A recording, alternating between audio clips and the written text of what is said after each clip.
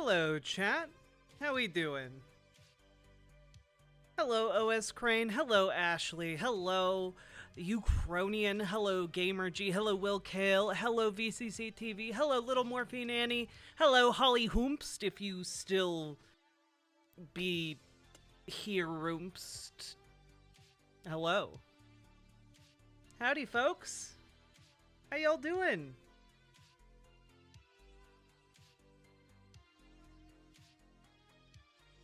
I just finished a shower, so I'm squeaky clean. Got a little bit of moisturizer on.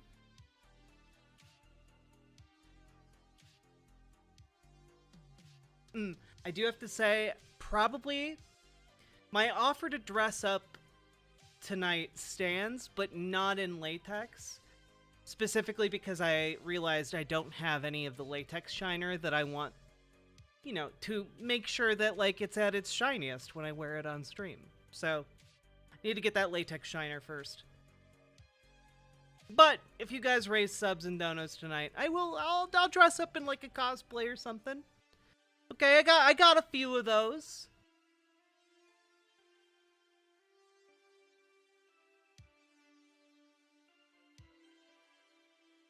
Erica wanted me to tell you she's doing okay and we'll be back soon.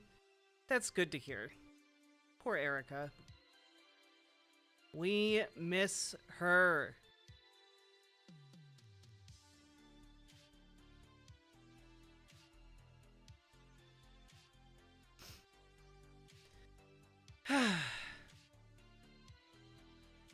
Hello, German Cow. Hello, Rambe. Howdy, howdy. How we all doing? Hello, Nine-Tailed Witch.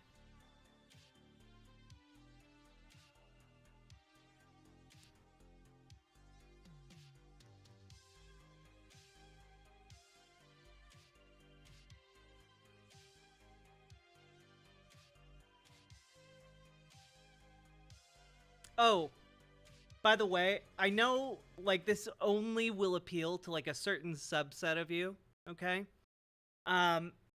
But I recently, like, right before stream, I had a brain blast about Elden Ring lore.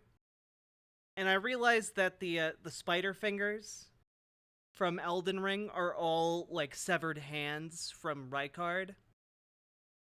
Which, I hadn't put together before. So basically, all of the, like, little weird spider hands you encounter in Elden Ring are Rykard's hands. Which is both metal as hell and also really disturbing.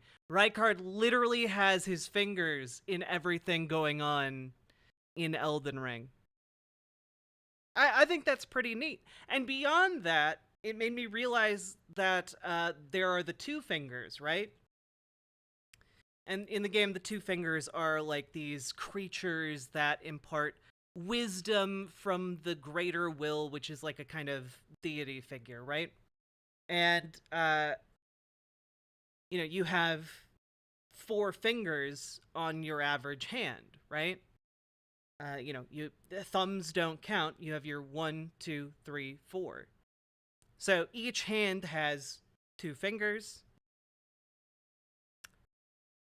As opposed to Rykard, each hand has 3 fingers. And this sign of, like, corruption is seen as kind of a blasphemy against, like, the universe, right? Well, there's also a 3-fingered deity in Elden Ring. Or not deity, but, like, medium to a deity, I guess. That has the 3 fingers that also speaks of blasphemy against the universe. I just thought that this was really interesting. You know, you can look at, like, the fact that, like, Rykard and what's his face, the guy who does grafting, Godfrey? No, not Godfrey. God, what's his name? Anyway, I was just like, oh, okay, cool. Like, I like this idea that, you know, 6 fingers is indicative of like these corruptions and whatnot. Godric the Grafted, thank you, Crane. Hey, Brian Maglinger. Thank you very much for watching the streams, and I will keep up the good work as best as I can. I know some days I miss it, but I miss the mark. But I do my best here with what I got. Anyway, I thought that was cool, and maybe some of you will too.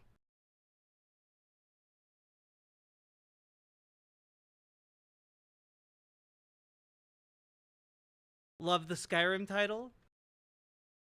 You know, I'm doing my best, Gloombops. I'm doing my best. Every stream of mine for like the last week and a half has had like a video game take on politics.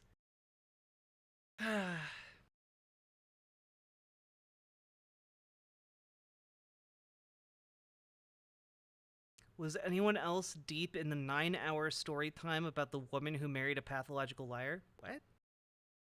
What?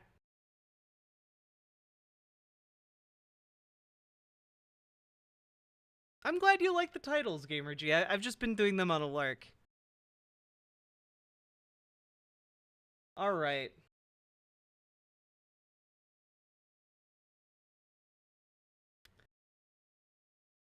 Oh, man. You know, I'm not gonna lie. I really want to talk about the Alabama Supreme Court ruling that in vitro fertilization embryos are protected under their abortion laws. But I also just, I don't have it in me today. Like, I also really want to talk about the murdered trans teen, but I don't have that in me today either. What I do have in me is the ability to go over brain rot. We can go over brain rot if you'd like. That I can do. That I can do. But as far as some of the harder hitting stuff today, it's you know, it's really hard.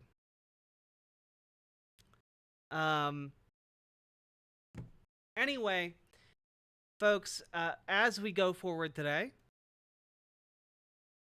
I'm going to put forward a couple of goals, okay?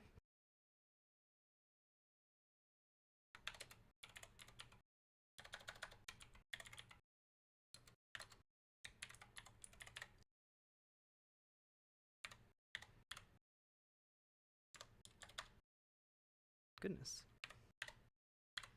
There we go.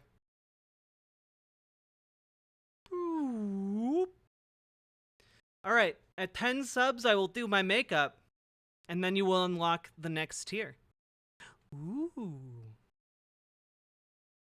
You know what? Maybe I should just add unlock tier 2. There you go. Now there are tiers. You're unlocking things. I've gamified it. Now none of you can resist the siren song of making subs and donos.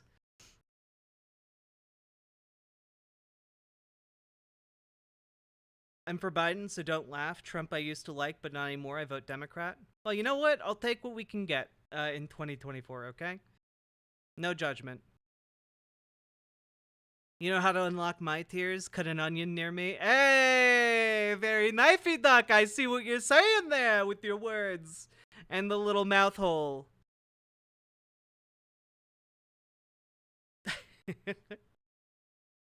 Also, look, I know I'm not the most attractive person, but I do have to say, like, people on Twitter coming at me for, like, having a masculine jawline. Are you kidding me? Are you kidding me? Like, I don't understand. Like, there will be on any given day, like 100 things I feel terrible about when it comes to my body. and like the dysphoria eats away like my part of my soul. But like somehow the transphobes lately have been, I don't know, whatever the reverse equivalent of Neo from the Matrix is, uh they've just been like completely attacking me for aspects of my physical appearance that I don't feel bad about. You know, like it's like transphobes who come at me for like having, oh, you have a prominent Adam's apple, I can spot it a mile away. It's like, no, no, you can't, bitch. No one's ever been able to see my Adam's apple. Ever. It's not a visible trait I have. It's not something I think about ever. The same with my jaw. My jaw's fine. At the very least, attack me for something I'm actually self-conscious about. My god. Their efforts have performance problems? Yes. Thank you, Omega Star. I appreciate it. And also, I think that this top makes my boobs look amazing. Don't remember if I mentioned this before, but I didn't realize you were trans for a long time when I first started following you.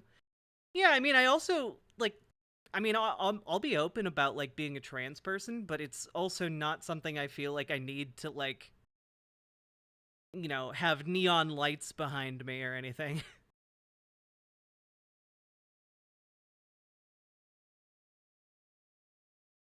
Although I have sincere religious objections to transgender behavior, arguing against people for their looks is basically wrong.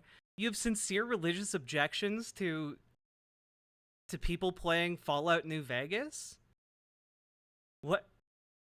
You have sincere religious objections to people being obsessed with trains? You have sincere religious objections to,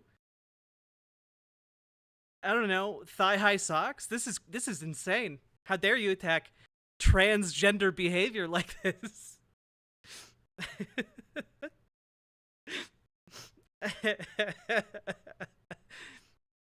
Oh my god.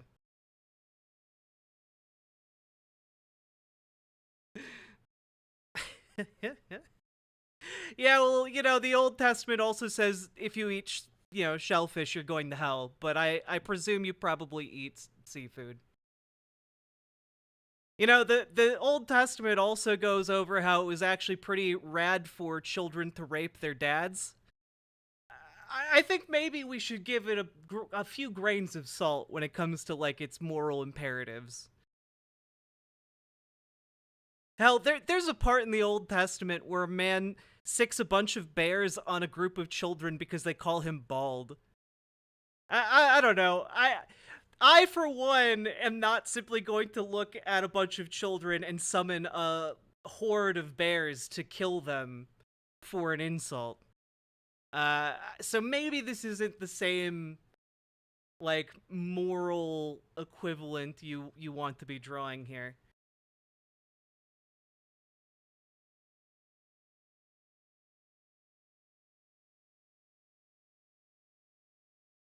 Oh, are you, like, I'm sorry, like, what? I don't, for example, agree with killing transgenders randomly. Well, thank God for that. Oh man, your beneficence of not outright advocating for just stoning to death every trans person you see. My heart overflows with your mercy. My god. You know, for what it's worth, I also don't agree that people should just randomly murder you. It's like the lowest possible bar to have.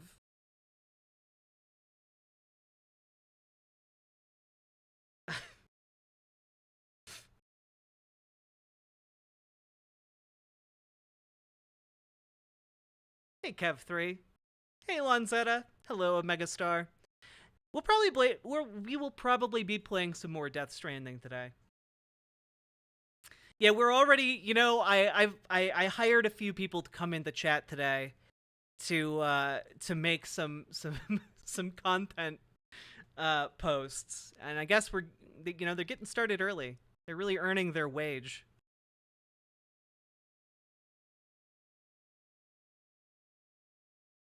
Well, no, you don't understand. I'm one of the good ones. I don't want to just immediately pull a knife and kill you on sight.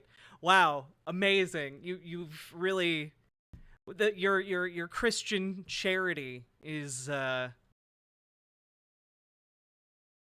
leaves me speechless. Where's my cash? It's right over there with my millions of dollars.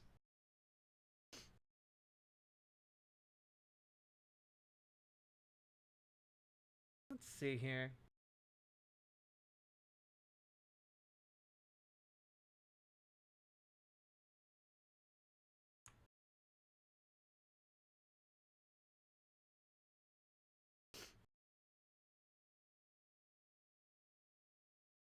Look, I view you as inherently less valuable than normal people, but I don't want to murder you on sight. My god, amazing. Amazing stuff.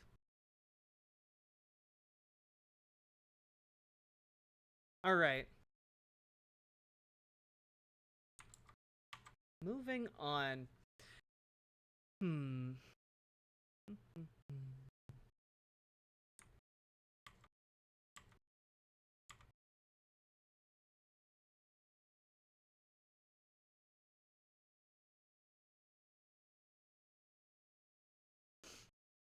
It's my spiritual beliefs. Why do you mock it and denigrate it? I don't know. I feel like when you walk into the room and you're like, hey, I think God's going to punish you in eternal hellfire and that you're an abomination in the eyes of all that is good and holy. But I don't believe in just murdering you on sight. It's not the ingratiating rhetorical stance that you seem to think it is. I'm sorry.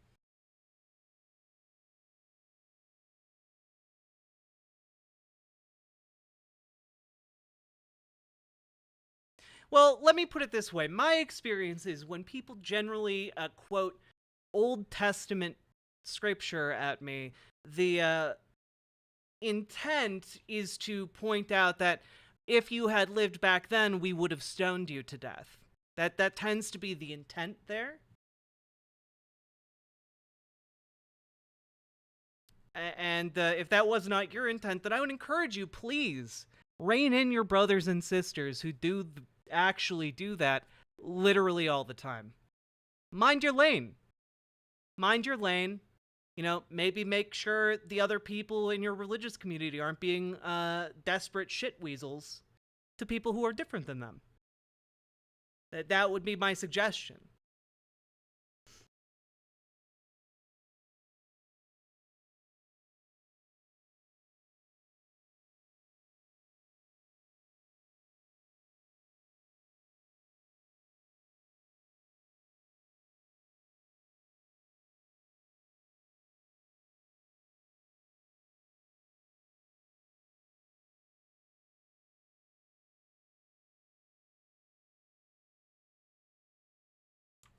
Let's see. Do we do this? Are we doing this? Oh god. Yeah, fuck it. We're gonna do this one. We're gonna do this one. All right. So I encountered a new conservative YouTuber who goes by Baggage Claim. And they put out a video about 4 months ago titled, Why J.K. Rowling Shouldn't Back Down. So let's find out. Let's find out. Why should J.K. Rowling, a billionaire, not back down? Why should she do anything?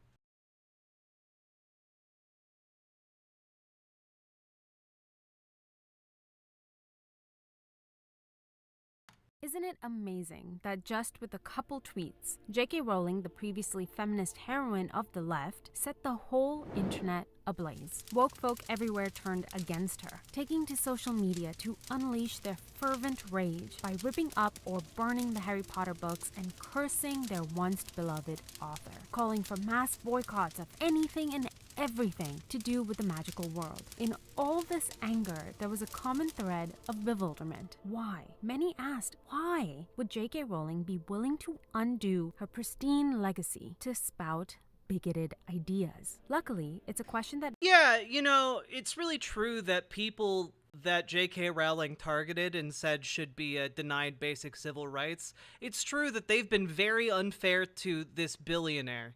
It's so unfair for them to disagree with their civil rights being taken away and being mad at the person who's largely responsible for lobbying toward that end in the UK. Yeah, it was really unfair of people to get mad at those brave white supremacists who were protesting Martin Luther King Jr. They were really unfair to the white supremacists.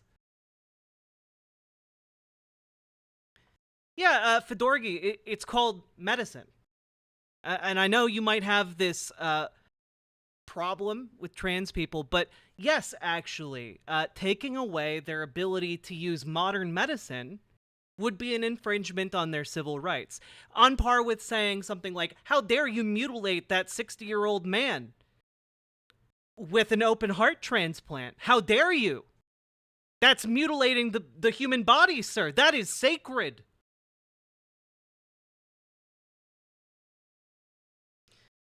Blacks are disproportionately homophobic, right? Okay, well, we know exactly where you come from.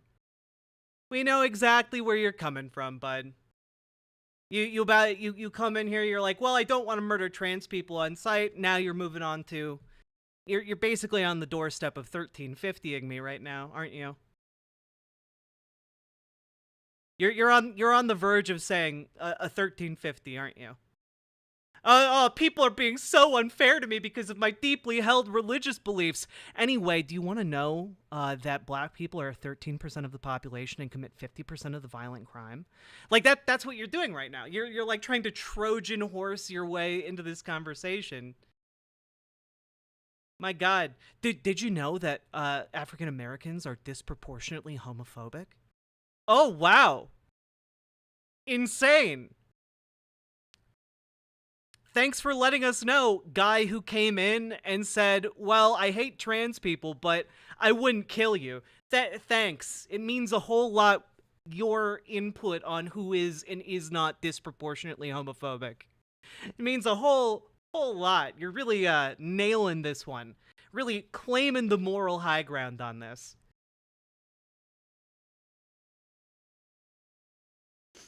You brought up Martin Luther King Jr. I did. Because I was demonstrating that the point you were making about J.K. Rowling was deeply flawed.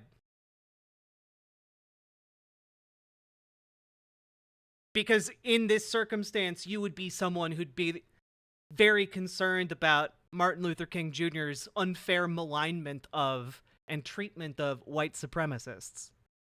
That was the reference I was making. If you were to be, drawing a parallel between the civil rights movement of the 1960s and today, which I think is pretty apparent and obvious to anyone with a half-functioning brain.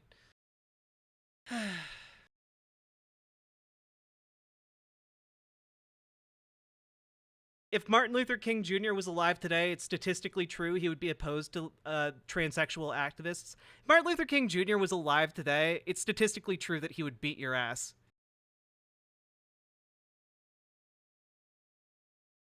Anyway, I'm done with that one, and moving on. That Megan Phelps-Roper was able to pose to J.K. Rowling herself when she interviewed the author for her podcast, The Witch Trials of J.K. Rowling, and her answer will completely change the way you look at the Harry Potter author, but I'll come back to that later. After Rowling published what are now commonly referred to as the tweets, many of the Harry Potter stars were quick to turn on her, starting with Emma Watson, who tweeted, "Trans people are who they say they are." And I did have fun with that. I did indeed.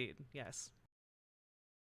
Deserve to live their lives without being constantly questioned or told that they aren't who they say they are. I want my trans followers to know that I and so many other people around the world see you, respect you, and love you for who you are. Bonnie Wright was next, tweeting, "If Harry Potter was a source of love and belonging for you, that love is infinite and there to take without judgment or question. Trans women are women. I see you and love you." Rupert Grint followed suit, saying, "I firmly stand with the trans community." Rupert Grint, as we all know, star of the incredible cult classic Thunderpants. And echo the sentiments.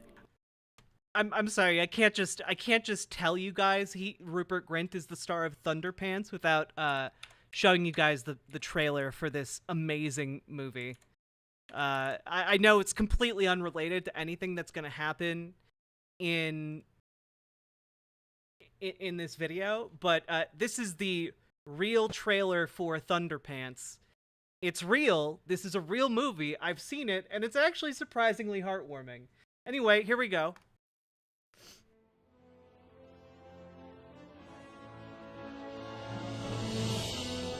We appear to have lost communication with the rocket. Expansion chambers primed for influx. What's the chances of this happening? We're plumb out of ideas. We're in trouble. We need a miracle. All right, then. The United States Space Center are on a constant search throughout the world to seek out children with gifts. That's why they came and found me. And that's why they found you, too. From the director of the Smash, Thank you, Mr. President. comes an adventure that will blow you away. Hot dog! Starring Rupert Grint from Harry Potter. You're going to be a spaceman. And introducing Bruce Cook as Patrick Smash. We're Patrick and Owen, the team. Get ready to reach for the stars as two best friends take one giant leap. We have a Yeah! Thunderpants. Genius.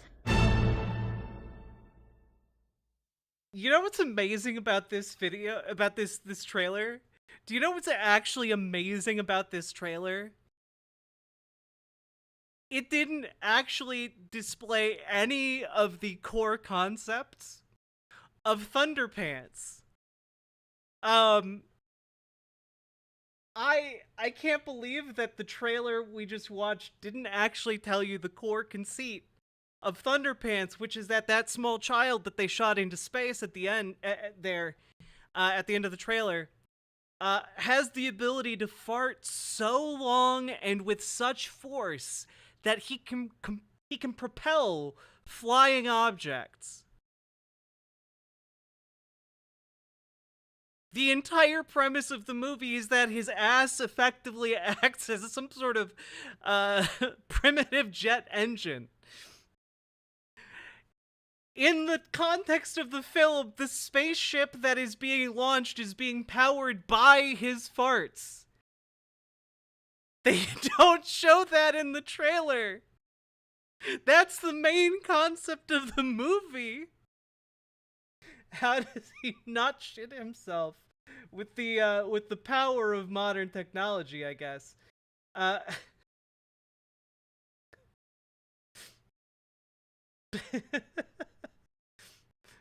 I guess this, you know what, maybe we'll take a risk here. Here's a 28-second, clip cut from the movie.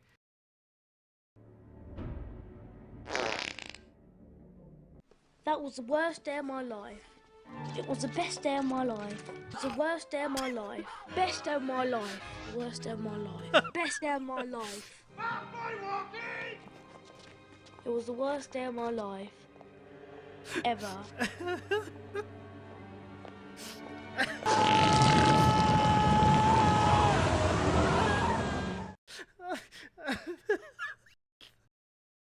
That still didn't explain anything. The lack of comprehensibility of everything I've just shown you. I feel like I've dug myself too deep. Anyway, thanks Rupert Grint for being a trans ally. Moving on.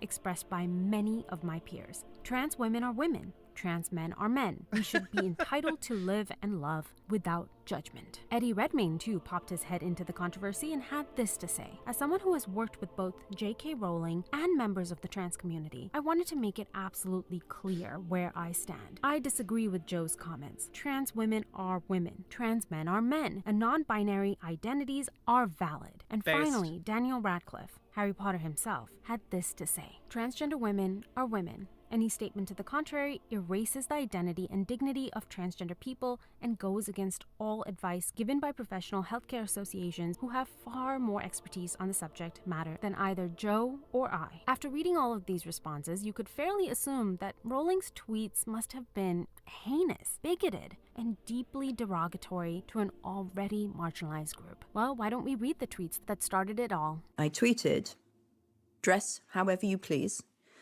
Call yourself whatever you like. Sleep with any consenting adult who'll have you. Live your best life in peace and security.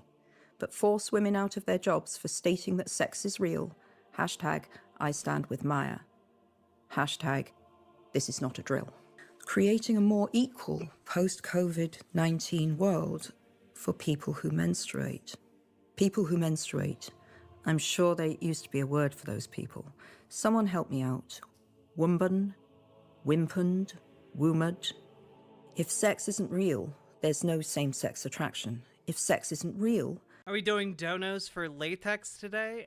No, today, but I will change into a cosplay outfit. I just realized I didn't have my latex shining stuff, so I wanted to make sure that if I did go through the trouble of putting on latex, it would at least be shiny for you guys. The lived reality of women globally is erased. Yeah, no, by the way, that when she was talking about this here, this is literally the birthing person discourse all over again, you know? Attraction. If sex isn't real, the lived reality of women globally is erased. I know and love trans people, but erasing the concept of sex removes the ability of many to meaningfully discuss their lives. It isn't hate to speak the truth. I respect every trans person's right to live any way that feels authentic and comfortable. By the way, this is just like the British way of saying love the sinner, hate the sin. I support everyone's ability to live in a way that is authentic and comfortable to them, but also I want to remove your civil rights because they're not the same as mine. Comfortable to them. Yeah, it's a lie. It's the same way people who say that they love sinners but hate the sin are also lying. It's just a pretext to hate people who they object to, essentially. March with you if you were discriminated against on the basis of being trans. At the same time, my life has been shaped by being female. I do not believe it's hateful to say so. Yeah, doesn't quite live up to the devilish reputation that J.K. Rowling's haters want us to believe, right? In fact, the tweets seem... I mean, the thing is, she keeps saying it, and she keeps aligning herself with, like, far-right organizations that are so far-right that, like, neo-Nazis show up to participate in their rallies openly. She gives money to these causes, and she fuels, you know, for all intents and purposes, she's the beating heart that fuels the transphobic movement in the UK. She's the one that injected this anti-trans panic into the UK's discourse. It's why you get the Prime Minister of the United Kingdom making jokes about a dead dead trans girl's expense on a national stage. You know, that doesn't just come out of nowhere. That comes from her. Specifically, it comes from her and her resources giving her the ability to impact the conversation far outsized to her, like, actual presence would indicate, you know? Quite reasonable. It's accepting of trans people, but also holds firm on the concept of biological sex. And a majority of people agree with this idea. The problem is that the silent majority lives up to its name and chooses to stay silent. Then how can you make an appeal to this silent majority? Citation needed. Again, this is what you find in a lot of conservative essayists, right? Like, it's all vibes. Oh, well, the silent majority, they agree with us. And, you'll have to take my word for it because I have no data to back up my point. Just trust me, bro. Most people agree with us. I can feel it in my bones, While the squeaky minority that is obsessed with identity is quick to write off anyone that deviates from their definition of acceptable ideas. This side is all for love and acceptance as long as their beliefs are fully embraced. But if yeah, it's the concept of the paradox of tolerance. That's conservatives have been struggling with that for like 100 years now. They can't seem to really understand that interaction. Yeah. Why can't you tolerate me just hating black people? It's not like that will seep into any of the decisions I make on a day-to-day basis. Like, no, of course it's going to do that. That's why we tend to discourage bigoted behavior, because it's awful and it seeps into everything else. Like, I'm sorry, you're not going to want, for example, you're not going to want to send your kid to daycare if they're mixed race or like black, if like the person running the daycare is like the Grand Wizard of the Ku Klux Klan. You're not going to want to do that. Even if they're like, oh, well, it's just my ideas. I would never do anything bad. Well, maybe we don't want to take you at your word for that. If there is even a whiff of dissension or even a request to discuss things further, they crack down hard, calling for all forms of violence against their newly declared traitors in the name of protecting marginalized groups. Citation needed. And the level of threats of violence that J.K. I love this. The level of threats of violence that J.K. Rowling has faced, and like the tweets that are being shown are like, shut the fuck up. I'm sorry, telling someone to shut the fuck up is not threat. It's not threats. It's not violence. You are allowed to tell someone to shut the fuck up. You're allowed to say that. J.K. Rowling has faced in the last 3 years is not for the faint-hearted. No wonder the silent majority stays silent. But the real cause for shame are the actors that chose to throw Rowling under the bus and use her as a stepping stool so they could deny biology and facts in order to... Citation needed. I love, by the way, when transphobes go this route. They're like, yeah, people who support trans people are going in the face of science and facts. As if, like, the vast majority of scientific consensus and facts are not on the side of, like, trans healthcare. Like, transgender affirming healthcare. Literally every reputable, like, scientific magazine, every reputable doctor, every reputable, like, piece of research into this finds in favor of gender affirming care for trans people. Frankly, most of it finds in favor of gender affirming care for cisgender people as well.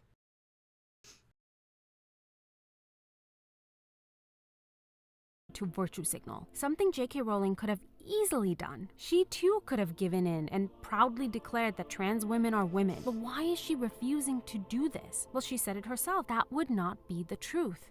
Why choose this music for your video? Like literally trying to like sanctify J.K. Rowling, like deify her. It's weird. Definitions matter. Truth matters. And if we cannot protect the definition of a woman, we cannot protect women. We cannot protect mothers, young girls. We cannot provide single-sex spaces like bathrooms, locker rooms, prisons, and... Hot take, maybe bathrooms shouldn't be single-sex spaces. Maybe we should just have unisex bathrooms.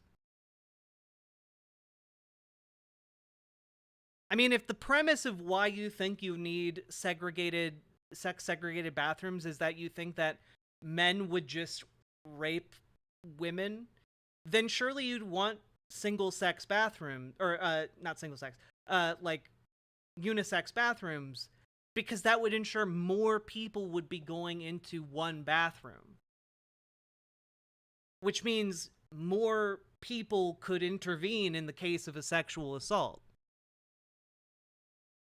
If this were to even happen, which, usually it doesn't just happen in a public bathroom. That's not where, like, sexual assaults happen. Yeah, gender-neutral bathrooms, like ones in airplanes, airports, public public amenities like parks, porta potties. Like, I'm sorry, every American home has a unisex bathroom in it, and you're expecting people to be afraid of these public unisex. No, you don't need this. This is strange, weird behavior if that's what you're predicating your entire bigoted position on, right? It's weird and off. Crisis centers to women at their most vulnerable. You know, there is power to words with history. I mean, yeah, I didn't know who Baggage Claim was, but they have almost 300,000 subscribers, and this video has 300k views. So I mean, they're fairly, like, well known here. Both good and ill. And to me, the word woman has its own power. And I do not believe we can meaningfully analyze the harms done to women and girls without using language that has concrete meaning. This is what J.K. Rowling is arguing for. Yeah, but trans people aren't arguing for no language with concrete meaning. Just that the meaning of words change over time as, like, new utility arrives in the form of, like, current events, in the form of culture, in the form of science, etc. Like, language changes. It's not a static thing. But also, on top of that, trans people are being more specific with their language than transphobic bigots. She's arguing to maintain the social taboo of keeping men out of these spaces, especially psychotic, violent men who use blurred definitions. Trans women guilty of raping 2 women remanded in female prison in Scotland. We've covered this case, but again, note that, like,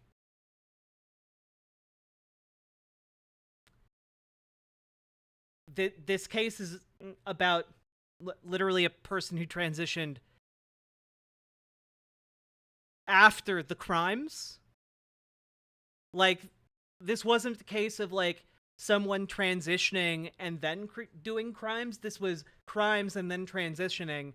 And I don't know if, like, TERFs know this or not, but there are women rapists in women's prisons.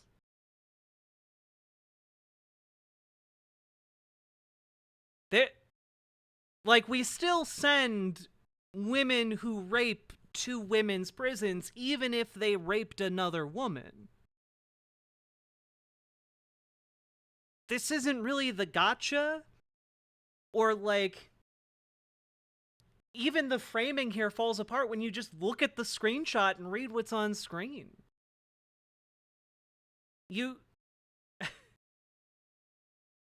And no one who's been caught for a crime and is now going to jail is like, hell yeah, I'm secretly a cis man, but I said I'm transitioning, and now I'm being forced to take HRT.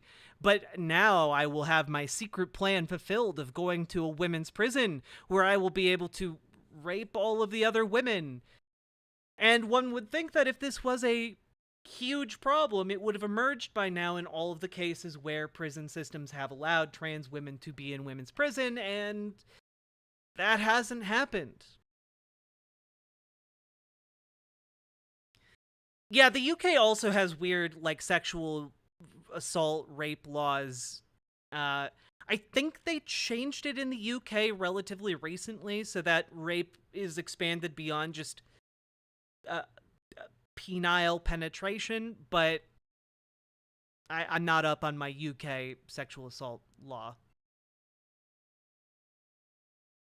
As cover to sneak into such spaces. And this is why we need J.K. Rowling, because she's willing to stand up. You know, again, if this is such a prevalent problem, then the citation should be out there, Baggage Claim. cite your sources in the video. Otherwise, you're just like, well, yeah, J.K. Rowling saying this is a real problem, and I think it's a real problem as well, but I'm not going to cite any data. I'm I'm just going off vibes. Makes me feel icky, so that's what I base my entire opinion on. Yep. Up for women to stand up for the truth where others dare not. When Rowling was asked about her fans who claim that she has ruined her legacy during her interview for the Witch Trials of J.K. Rowling, here's what she had to say. I think you could not have misunderstood me more profoundly. I do not walk around my house thinking about my legacy. You know, what a pompous way to live your life, walking around thinking, what will my legacy be? Whatever, I'll be dead. I care about now. I care about the living. And this response is... And that's why she's destroyed her entire career to try and strip trans people of their basic civil liberties. What distinguishes Rowling from the rest of the people rushing to virtue signal on this issue. Willing to lie that sex is not real, and willing to play into the delusion that anyone can just become a woman thanks to some hormones and a good plastic surgeon. Rowling's detractors have tried so hard to wrench her away from her work, separate her name from her creation, claiming that she does not understand the values that the Harry Potter books stand for. But they're wrong. Harry Potter is such an interesting hero. Despite being the main character of one of the most popular book and movie franchises of all time, Harry is surprisingly overlooked. People often talk about Hermione or Snape or even Dumbledore, but rarely about Harry himself. Yeah, because Harry Potter kind of sucks.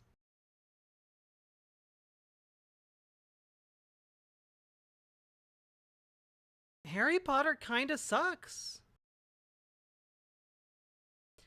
Like, his main power in the series is being wealthy. Like, that's literally his main thing is being wealthy. And he's weirdly mean to his friends. He's also pro-slavery. He also joins, like, the horribly inept, traitorous police force at the end. Like, not only that, he basically just lucks into killing the villain. He doesn't do anything clever. He doesn't, like, outfight or, like, out-clever the villain. He just dies. like, come on.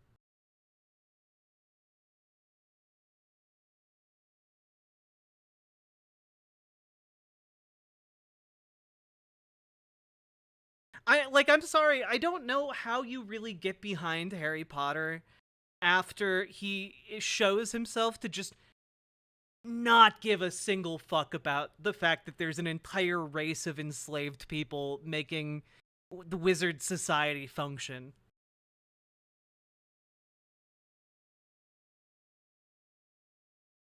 Anyway, yeah. That's the reason why people talk about Snape or Hermione or, like, you know, Rupert Grint. These people are more interesting. They're more interesting characters than Harry Potter.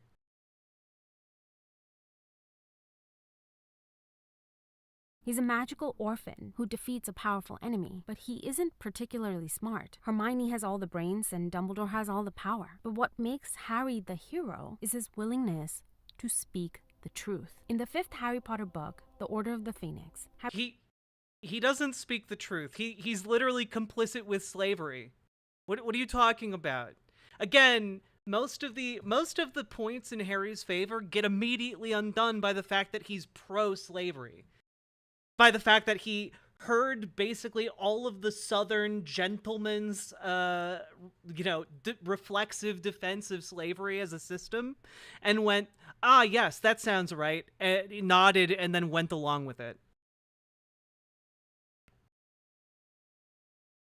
Harry clashes with the new teacher at Hogwarts, Professor Umbridge, over what constitutes as a lie. A clash that leads Harry to undergo a very cruel punishment. Reading this book as an adult, I kept wondering why Harry always insisted on speaking up, despite being warned many times, despite the act of telling the truth, making his already difficult life worse. Why was it important to him to stand up to Umbridge? But J.K. Rowling understands, and we all need to understand too. When lies are forced onto a society... Hey, remember when Harry Potter's best friend, Ron Weasley, like, broke his wand and couldn't afford a replacement wand because he and his family are poor?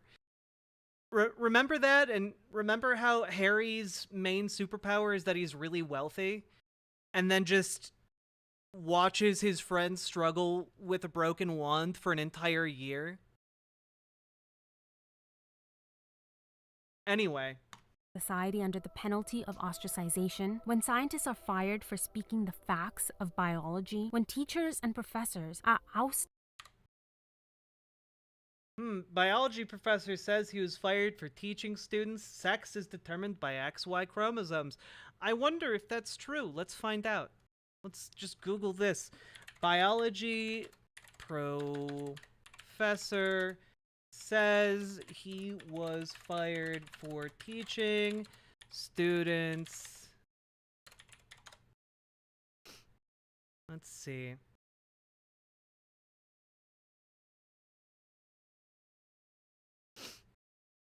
This would be by Courtney B, so it's not the New York Post's version. Let's see.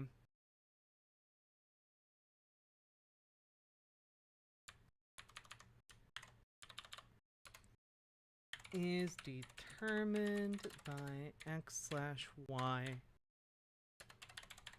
chromosomes.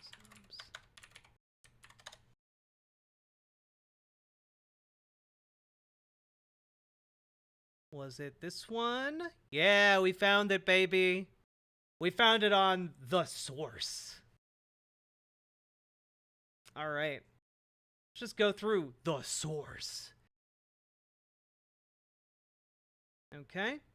A biology professor at a community college in San Antonio says he was fired for teaching students that sex is determined by X and Y chromosomes. He said he was told his lessons were offensive and unacceptable to homosexuals and transgenders. You know the tell here that makes me just doubt the veracity of this story? The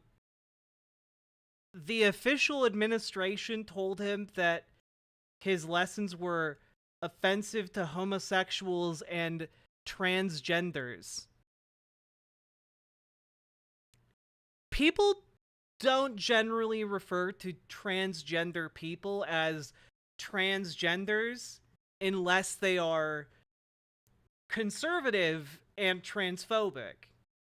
Or, you know, like, just kind of ignorant and trying the best they can. Like, well, those transgenders, they're not so bad. You know, like, that's like one of the other exceptions. But, like, generally speaking, if you know a trans person, you know not to call trans people transgenders. Because, again, that's like calling black people the blacks, you know? It's, it takes on a weird characteristic when you do it that way. Dr. Johnson Varkey claims he was terminated at St. Philip's College for religious preaching after his lecture about the human reproductive system on November 28th, 2022. So he wasn't fired for teaching students sex is determined by X/Y chromosomes. He was fired for religious preaching, which is not teaching how chromosomes work. I just want to point out these are not the same thing, actually. These are two different categories. Varkey is being represented in a possible wrongful termination lawsuit by conservative law firm the First Liberty Institute. Yeah. The college fired him for teaching basic and widely accepted concepts of biology. We're asking the community, or the college, to immediately reinstate Dr. Varkey to his position and clear his record of any wrongdoing, the law firm said in a statement. Varkey's lecture led to 4 students walking out of the lecture hall. The 4 students reportedly complained about the professor's religious preaching, discriminatory comments about homosexuals and transgender individuals, anti-abortion rhetoric, and misogynistic banter. You know, it's really interesting that they would complain about anti-abortion rhetoric if all he was doing was teaching about how sex is determined by X and Y chromosomes. If you were just teaching sex is determined by X and Y chromosomes, why would the complaint include anti-abortion rhetoric?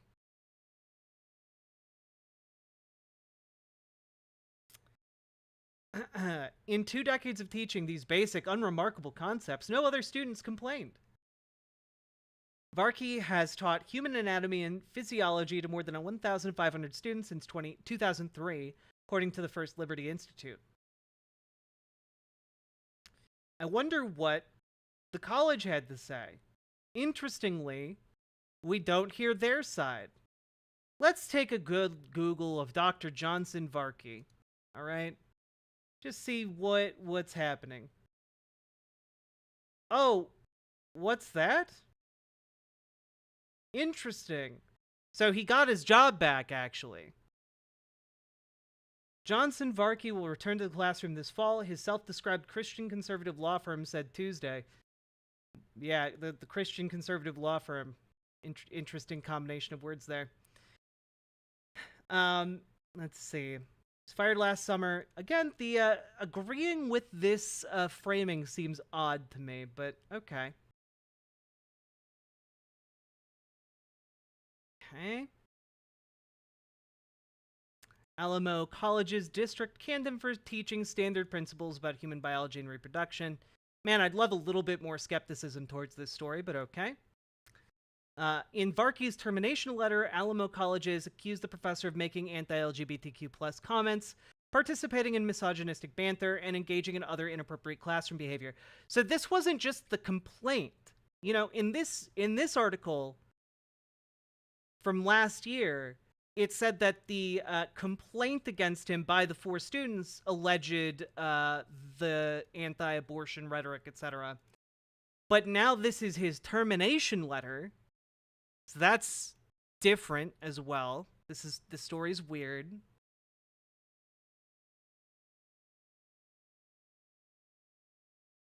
Okay. In an emailed statement, an Alamo College's spokesperson confirmed it had reinstated Varkey, but offered no additional comment. Quote, okay, this is from Liberty Institute. In a letter sent to Alamo Colleges shortly after his dismissal, Varkey's attorneys described him as a devout Christian who believes that one should not attempt to erase or alter his or her sex, and that absent of a compelling reason, one should not sterilize oneself. However, the lawyers said Varkey never shared those views during lectures. So what this sounds like is essentially a settlement. What this sounds like is essentially the college going, we don't actually want to litigate this because it could go on for a long time and make us look really bad, and also just like they probably don't have like hard evidence, like video of him in the classroom saying comments, stuff like that. So it kind of becomes like a he said, she said situation. I'm guessing that instead of litigating this, they wanted to settle, and the easiest way to settle would be to just give him his job back. That's me reading between the lines here, of course. But given that this hadn't actually gone to trial, that's kind of what I'm getting out of this. You mean the transphobe is misogynistic? Yeah. So, yeah, honestly, we don't actually see any evidence for or against this case other than headlines from conservative news outlets running with the law firm's narrative. So, interestingly enough, all we have in this case is actually just vibes. Are fired for speaking the facts of biology when teachers and professors are ousted from positions for arguing for the protection of women, when people are afraid to speak their minds. We are on a very bad path as a society. Harry needed to speak up so that the people around him too could find the courage to do the same and stand up against tyranny. The price for telling the truth is often steep, but the price of accepting a lie is worse. And that's Are they going to show the soup? Is the soup going to make an appearance? why J.K. Rowling is refusing to back down. Is she about to get souped? Damn it! I was really excited to see her get souped. I thought they were gonna try and use the clip of her getting souped to be like, see, the transgenders are are silencing their opposition. I do want to point out though that this lady who's been featured here many times throughout this video is Kelly Jean King. I think Kelly Jean. Wait, Jean. Oh God, what is her name? Is it? I don't think it's King.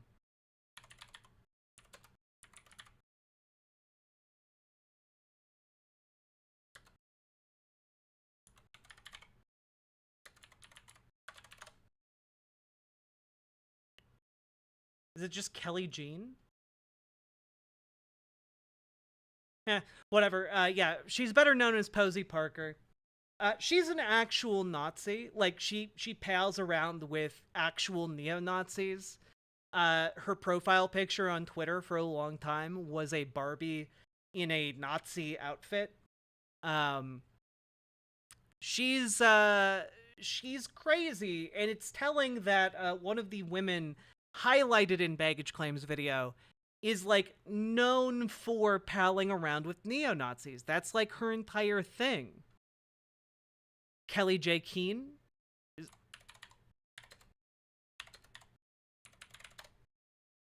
Yes, there we go. Thank you, Fought Knight. Yeah, anyway, she tried to go to New Zealand, and she got souped. Someone threw soup on her. It was great.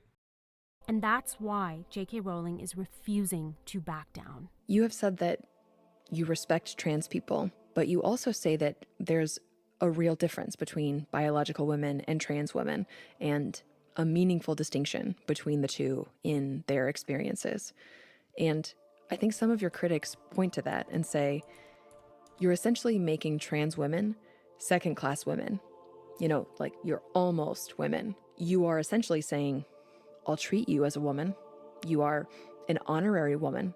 But this distinction that you are emphasizing, the biological distinction that you see as being so important, it can feel hurtful to them. Can you understand the pain that that could cause? Yes, is the short answer. Yes, I can understand that hurt. The thing is, women are the only group, to my knowledge, that are being asked to embrace members of their oppressor class unquestioningly, with no caveat. Now, on an individual basis... Yes. Trans women. The true oppressors of cis women. Indeed, truly.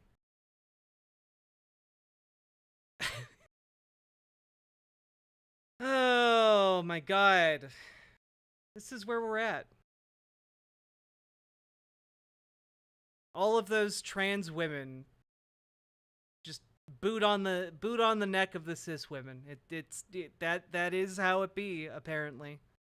And I think many people new to this argument would see it on that level, because many people have... Yeah, you know, I think African Americans and indigenous people might have something to say about that, J.K. Rowling, but okay.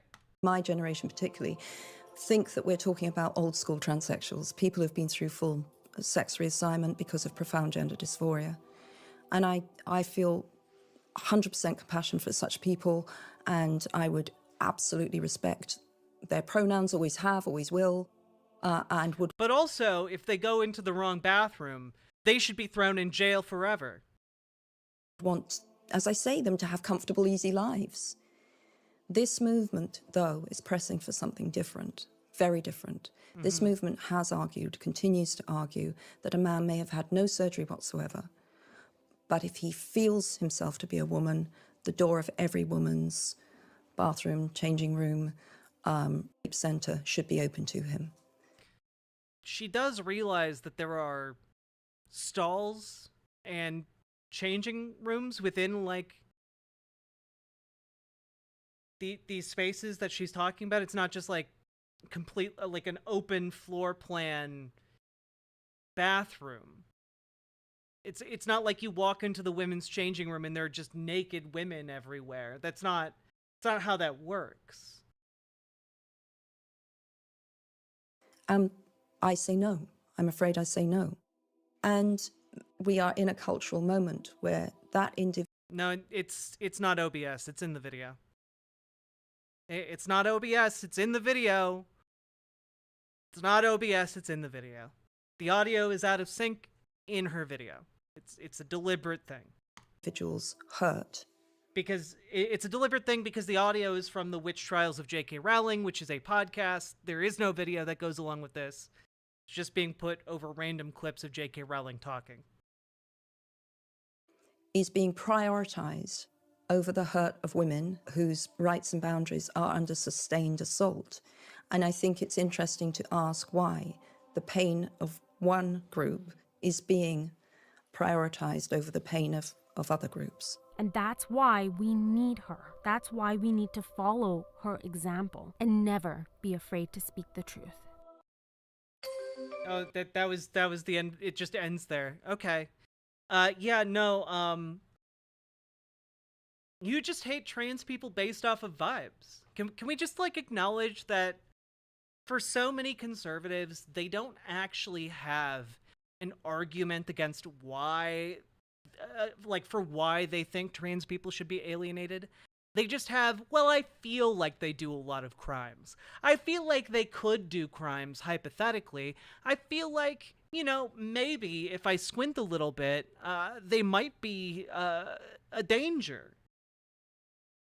And it's just like, well, I'm sorry, you don't get to legislate around that with no actual evidence. You actually have to make an argument that's rooted in actual material circumstances, not just hypothetically someone could maybe someday go on HRT for several years and get bottom surgery, playing apparently some sort of long con game to do better at sports and do sexual assaults in a bathroom. Like this, when you actually lay it out as like a plan that someone might do, it's insane. No one would do that. Trans people also would not do that.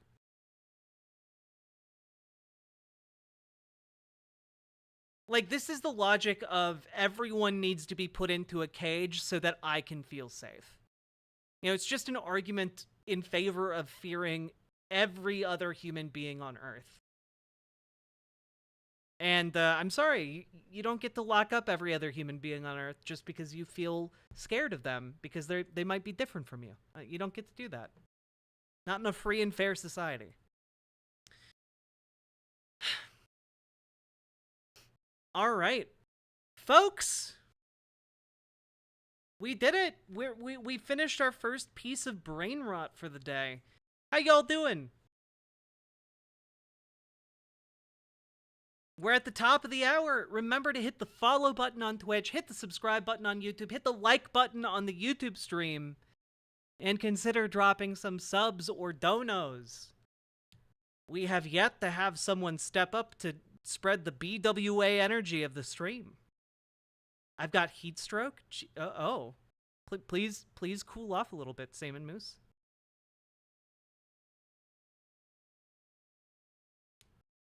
There's a really great Mumsnet post. I've been hearing that might be faked. I don't know.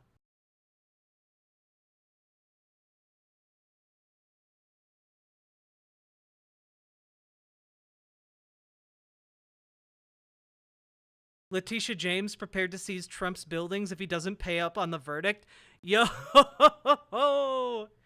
let's go.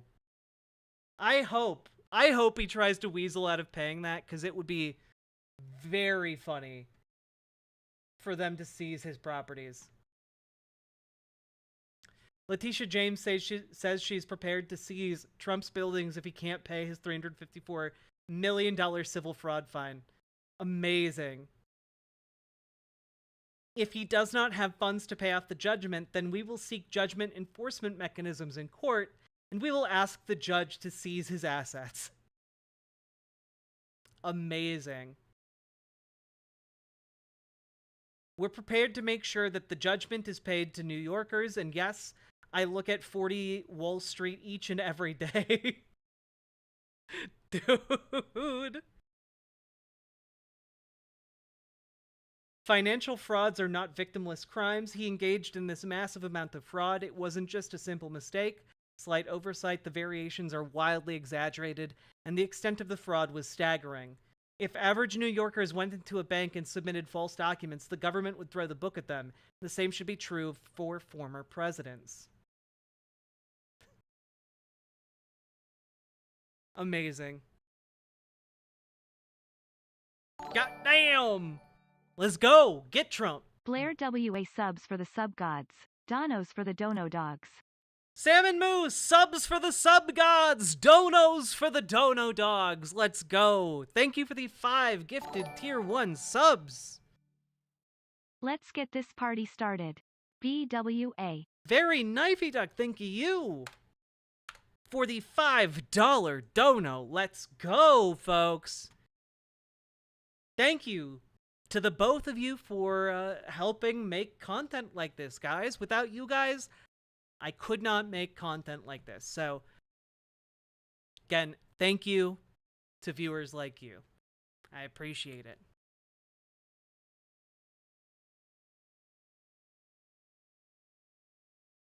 Beep, boop, boop, doop. And with 4 more subs, I will do my makeup. And look into which cosplay I might do.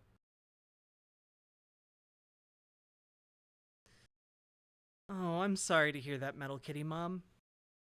Hopefully listening to us be silly billies helps lift some of that burden. We're all here for you, though.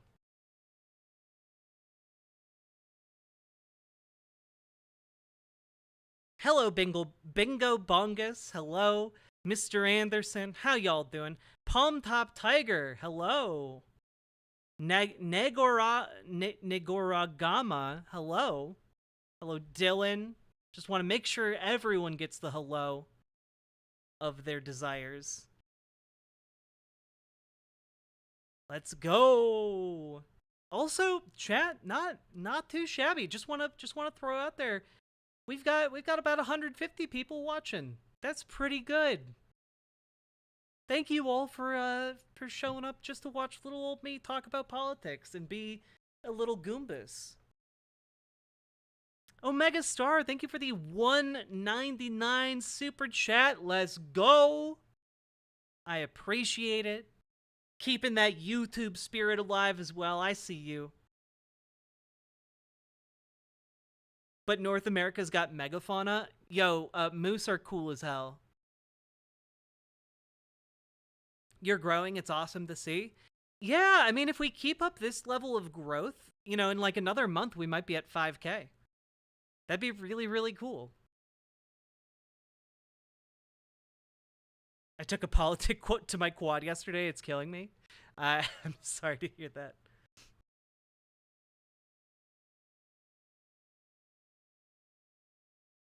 About to try my new headphones out on some Lethal Company. Ooh, have fun.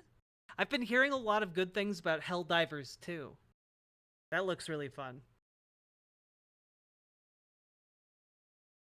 I'm so based. I mean, I'm all right. I'm not like, you know, there are cooler people than me. I'm willing to admit it. I'm okay admitting that.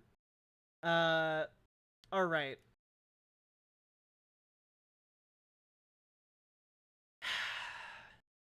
Do I grant you guys more democracy? Do I grant you democracy, or do we only get democracy if we get 4 more subs / their dono equivalent? What do you think, chat?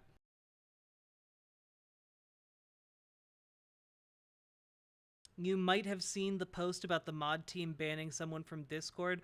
Oh yeah, I have seen that. The Helldivers 2 mod team, yeah. Helldivers 2 has just been like a wonderful PR coup by the company. I don't think we deserve democracy. I don't think you guys deserve democracy either. Unless we get some more subs or donos, frankly. Feel like I got re-traumatized by being harassed at work. They didn't even fire the guy. I think the guy that harassed me is a fascist. I'm sorry, Metal Kitty Mom.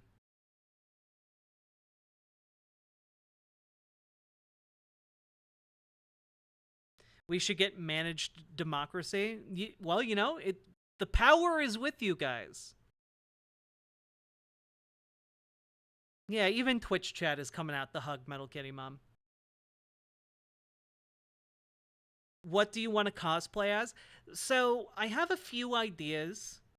We could do like a kind of a punk, like a punk Aerith from Final Fantasy VII.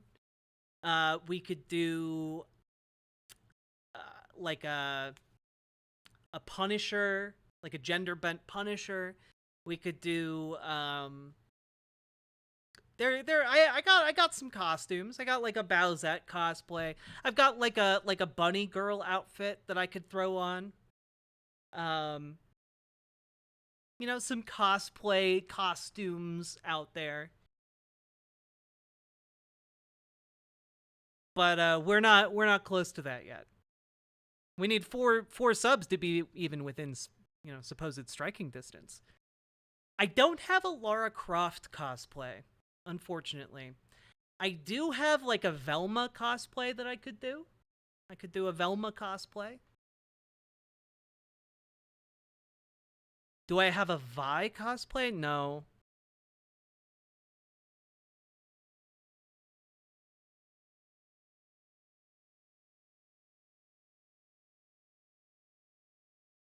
I want to put on some light muscle and go for a rogue in honor of new X-Men. I also want to put on some light muscle and do a rogue from X-Men.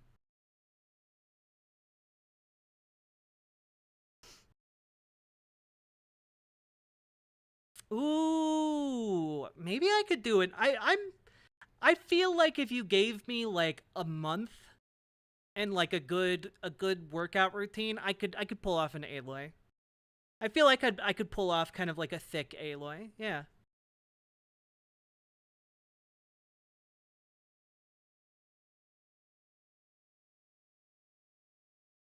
Aloy, I was gunning for silence. I don't think I should do that. I don't think I should do silence.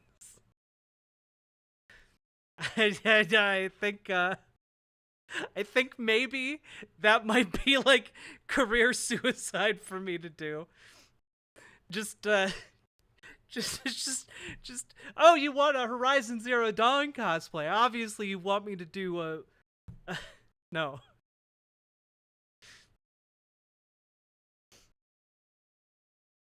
I could also do like a actually I don't know if I can pull that off now. The bodysuit I used for it is deteriorated. There's also like I could do like a Black Canary. I used to be able to do that one. If that outfit is still around, I could do that one as well.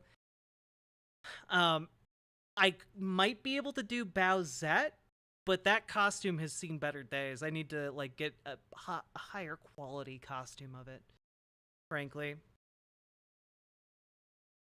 Supergirl just to make Shadiversity mold. Well, I don't have some of these things I just don't have like a costume for them, you know?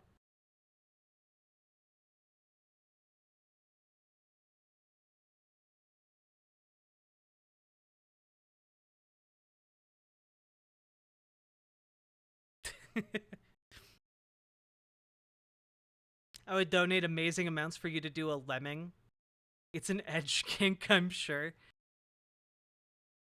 Like a lemming from the video game Lemmings, or like lemming as in like a rodent in real life.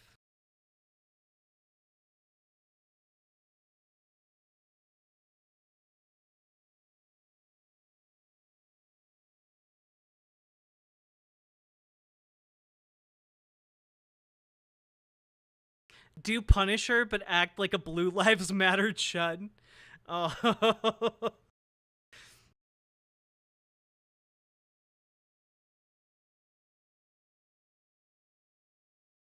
As in the game? Oh, I could do like a lemming, like a sexy lemming. She-Hulk just to watch Nerdrotic lose his shit. DWA.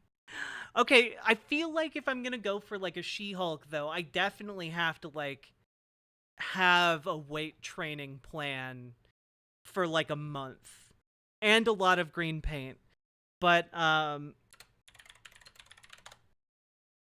also, my god, sorry, I was thinking costumes. Paladin, thank you for the 10 gifted tier 1 subs. My god. Yeah, I need the twerking practice. I'm not very good at twerking yet. Let's go.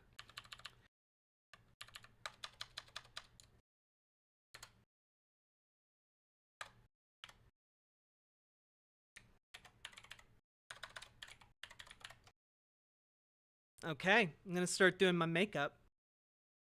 And you guys have officially unlocked democracy as well. A new feature. Asami? This is, you know, it's always interesting when you guys give me like cosplay ideas, because I don't think I could pull off Asami, but like you guys look at me and you're like, you could do that?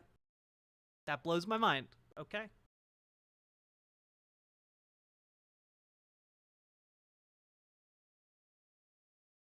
Yo, Crystal Hazer, that would be cool as shit. I would unironically love that. My main problems are just not having a ton of like excess time to do exercise routines, but I definitely could like make space in my day for them, you know? I would not mind one bit. Oh my god, Penny! EWA. Many buttons. Must mash. All right. Well, you guys have now unlocked tier 3. And,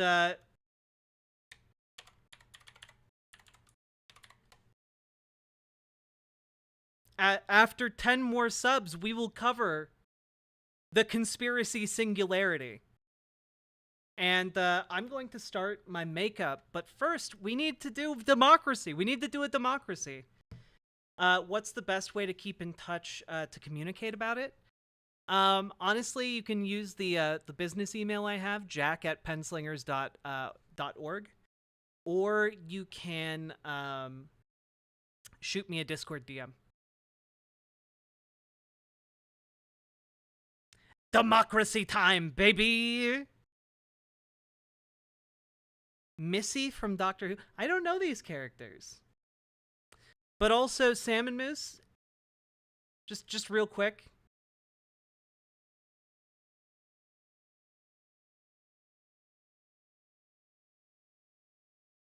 I could make this sexy. I could make this sexy. I could do this. Discord DMs are okay? Discord DMs are okay. I just am generally going to have a harder time keeping track of stuff on Discord. I did see what you sent me, though, Salmon Moose, and it looks really, really cool, and I will give you my thoughts on it. The main thing is I've just been busy editing videos, like, non-stop for the last several days, and there's also been a family emergency that I don't really want to go into on stream, but I will get to that, because it looks really interesting, and I'll give you feedback.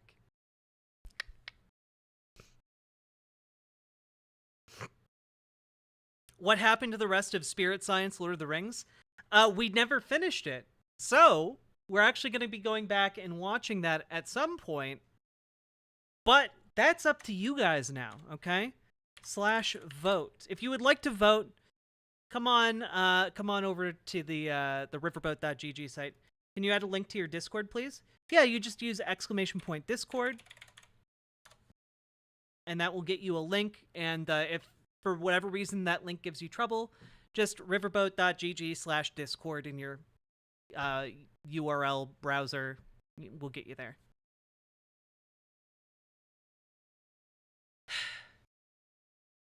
Okay, vote. What brain rot? Okay, number 1.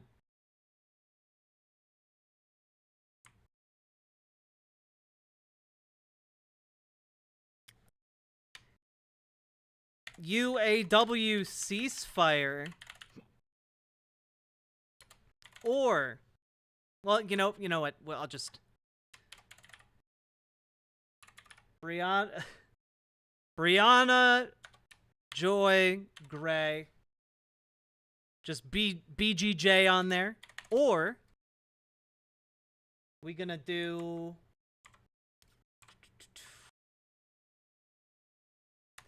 Shadiversity. Or are we gonna do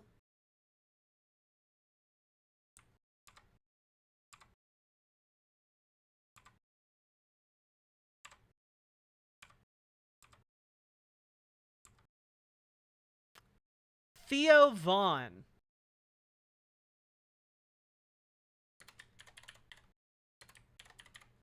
Or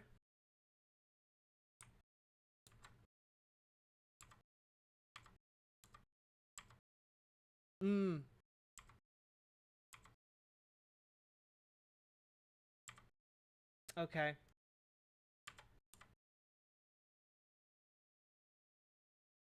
Or Weird Tech Bro. Okay, these are your 4 options, okay? Go. Fly, you have 30 seconds. Fly, you fools. Do do do do do do do do do do do do do do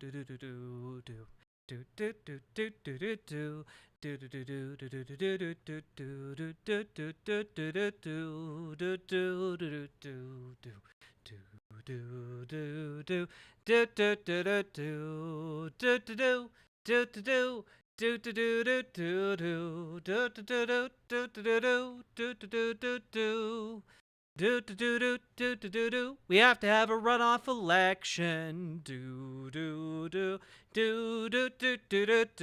Okay, so your 2 options were that tied here. Vote. What brain rot do you want?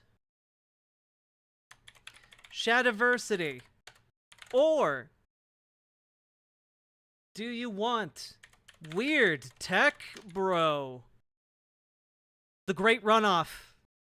You need to boost your voter turnout, okay? Here we go. 5 subs to corrupt the runoff? We'll see. We'll see. Vote, vote, vote, vote. 10 seconds left. Oh my god. You have to type it in chat. 1 or 2. 1 or 2. I can't believe that Weird Tech Bro won. Vote 1, you fucking bottoms.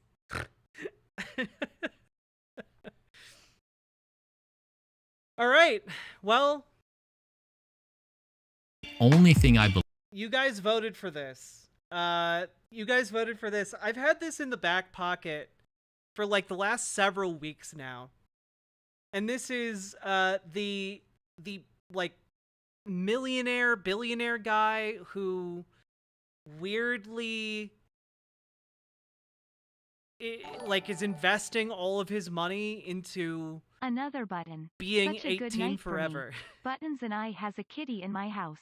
Oh, Penny, thank you for gifting a sub to Captain Crockpot. That's very kind of you.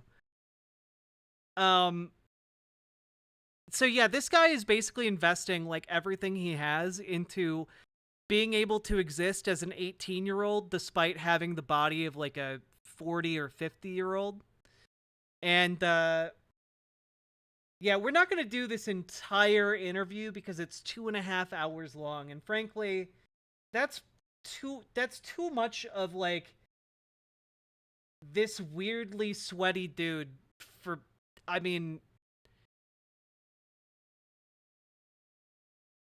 look, I know that after I moisturize, my skin is also kind of shiny, so I know that I don't necessarily have the high ground here, but this dude literally looks like he just got out of some sort of goop tank. that he like stores his body in until he needs to use it in like the the outside world. He looks like an altered carbon concept, you know?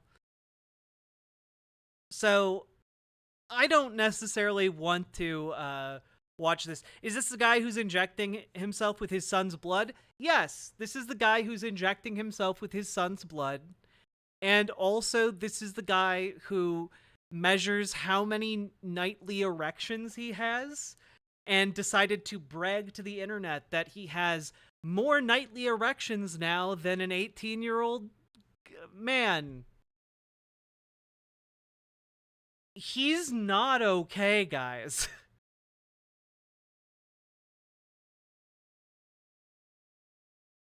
He's not okay. So I just want to look at some of the timestamps on this video, and we're gonna just kind of take a look at some of the interesting highlights here. I am kind of curious about his upbringing in the Mormon community and like leaving the Mormon community. And let's see.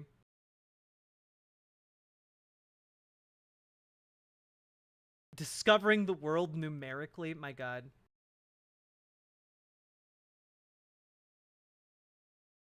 His thoughts on AI, ethical concerns and the fear of outsourcing. Mythology of sleep deprivation. Awesome, awesome, awesome.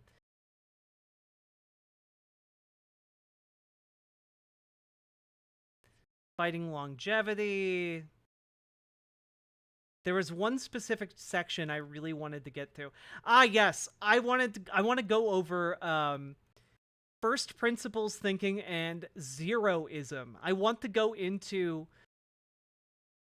what his philosophy is personally.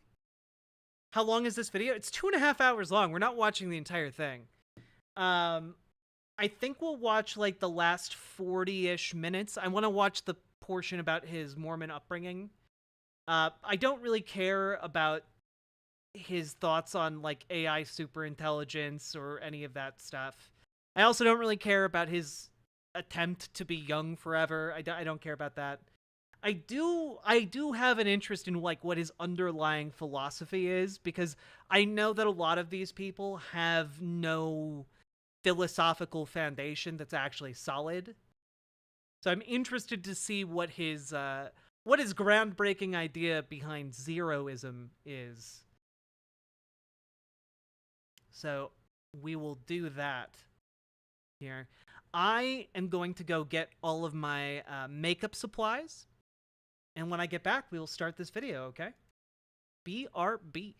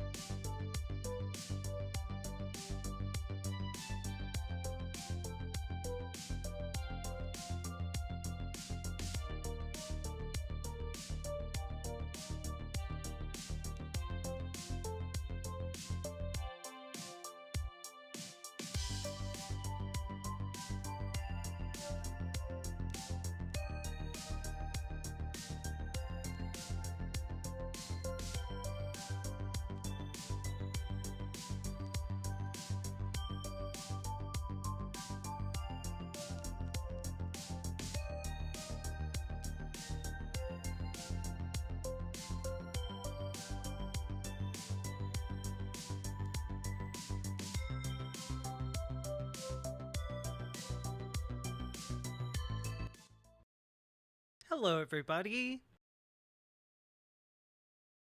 How you doing? Oh, good night, Penny. Thanks for dropping by. Hope you enjoyed the stream. Hope you enjoyed the stay. As for the rest of you, you little landlubbers out there,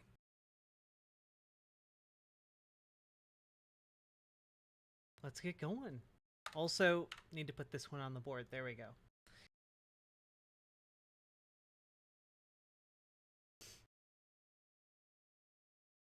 We get to suffer. Yeah, honestly, you have the pleasure of suffering in my company. Something not everyone gets the opportunity to do, you know? All right. Let's learn about this guy's upbringing in the Mormon community.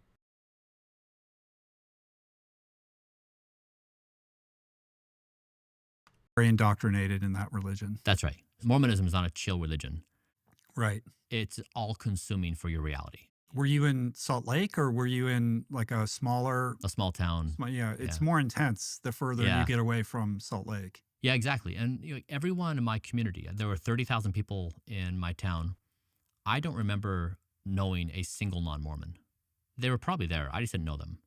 So everyone shared a singular understanding of existence. And you have the rules. So it's kind of like this thing where the religion says, here's the rule set, and if you play by them, you get this eternal life that's spectacular. All you have to do is play by the rules. So as a kid, it's like, that's a pretty good deal, right? I can obey rules. I can do that. You then become part of this culture, and you forget you're playing the game. You just are the rules. It's very hard to identify that you're actually in the game. So when did that begin to fracture for you? What does it mean to be in the game in this sense? Ecuador, which even hardened my beliefs even more. And then I came back, and I was 21 years old. And even on the mission, I started for the first time really thinking about the religion, because before it was more of a cultural thing. I was embedded in the community. It was more of a practice. And there you're deep in the doctrine. And I started asking questions like, this doesn't make any sense. Like, how do I reconcile this? This guy is like a millionaire, might be a billionaire, who is obsessed with being young forever. He thinks that he can basically be you know how they say, like, oh, with modern technology, some people are saying by 2050 people could have learned to live over 200 years. This guy thinks that he's the guy. He thinks he's going to live to be 150, 200 years old. That's his guy.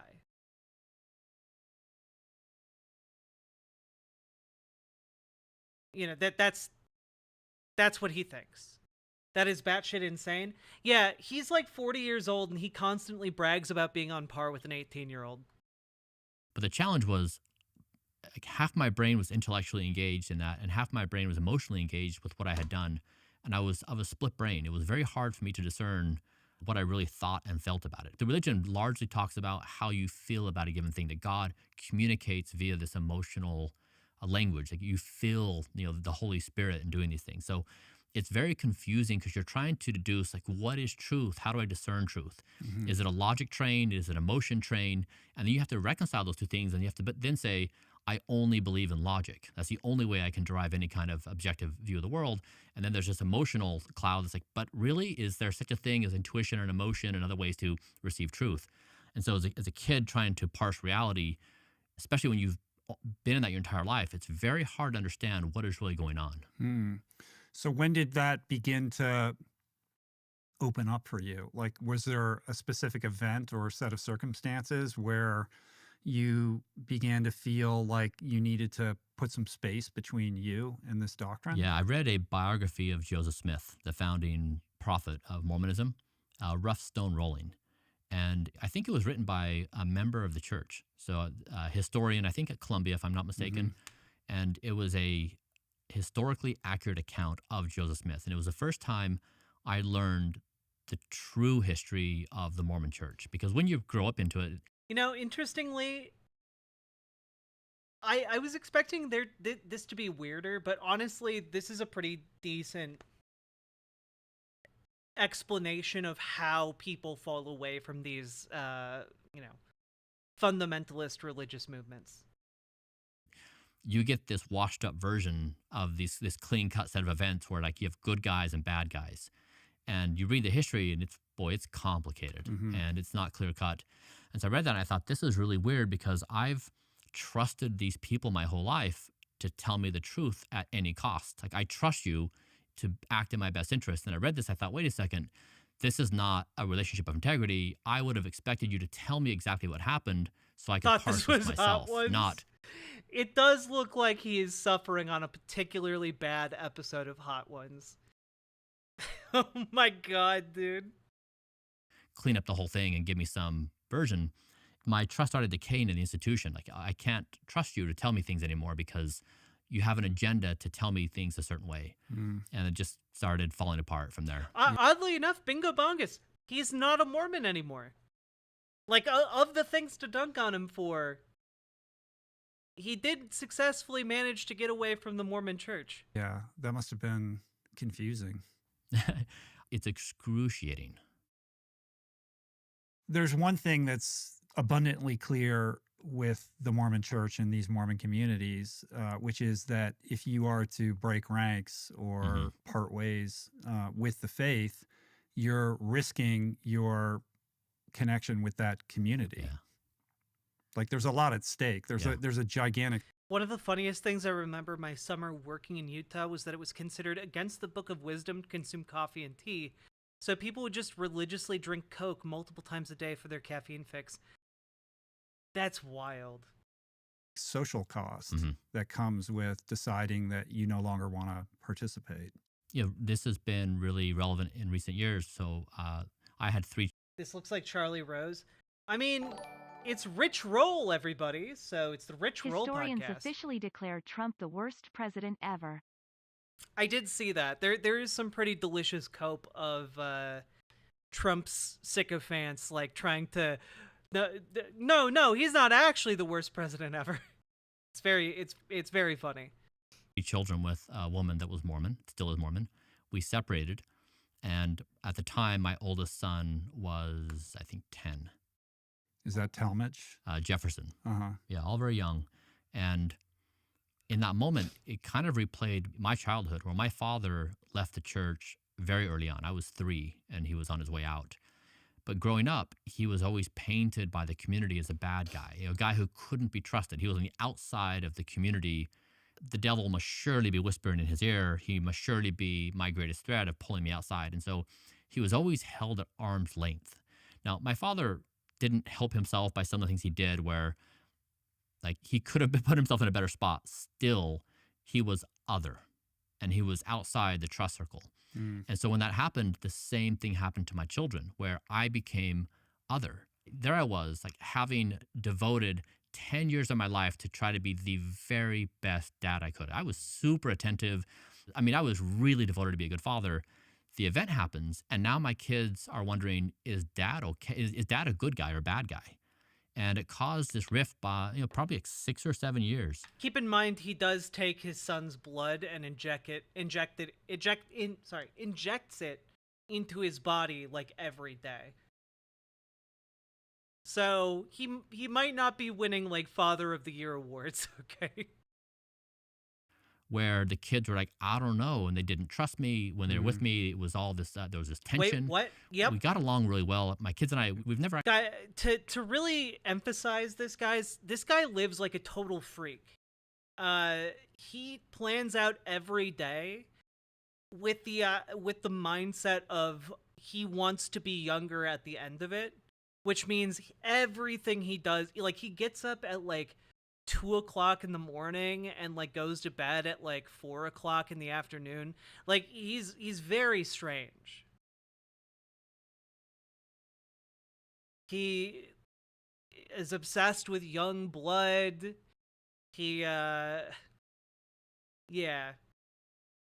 Like, every aspect of his life is controlled to try and maximize how long he will live.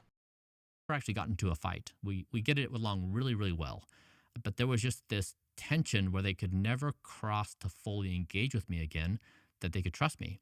Now, Talmadge, my middle child, when he was 16 years old, he left his mother's house and came to live with me to be like, hey, I'm with you, Dad, let's go. So he made the transition. But with the other two kids, like it's still kind of this mixed thing where I almost lost them as children, where it's like I can't be their father in a way where I could before. Yeah, that has to be additionally painful. You, despite your best efforts to be such a good dad, repeating a pattern that your dad did, and whatever pain that must have caused you as a young child, confusion about your relationship with your dad. And your dad struggled, right? Like he did, yeah. had substance issues and all kinds of things, right?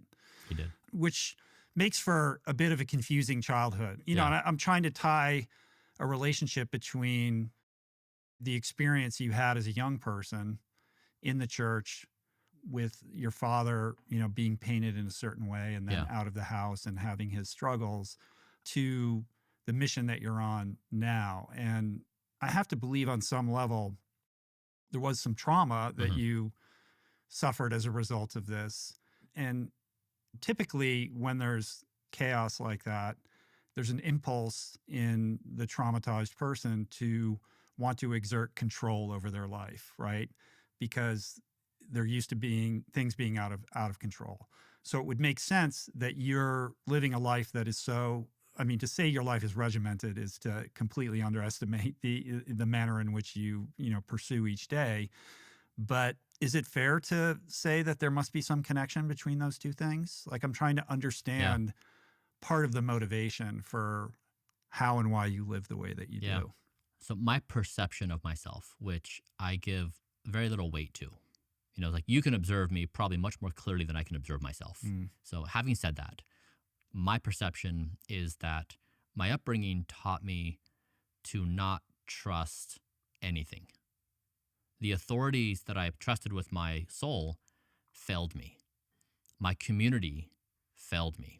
Now, their responsibility was not to help me acquire awareness of all possible realities, of different religions, of different ways of being, of a history. That was not their objective. Their objective was to keep me in the fold with this singular understanding.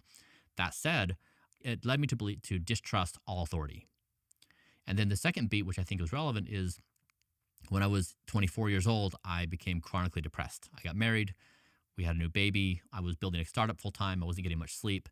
Speaking of, he has like a weird relationship with women that probably isn't going to be delved into here, but like apparently like the last woman he was in a relationship with, like he like tried to force her to sign like non-disclosure agreements when she left. Like it's very weird stuff.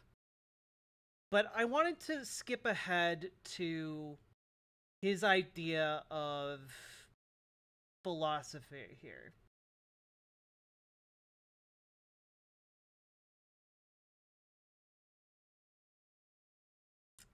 Let's see here.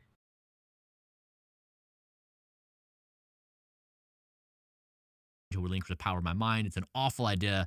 And the next character is like, just hold tight. Just like listen to this idea just for a minute and breathe through it. And it just swings back and forth to try to capture the various perspectives of how people think about these ideas.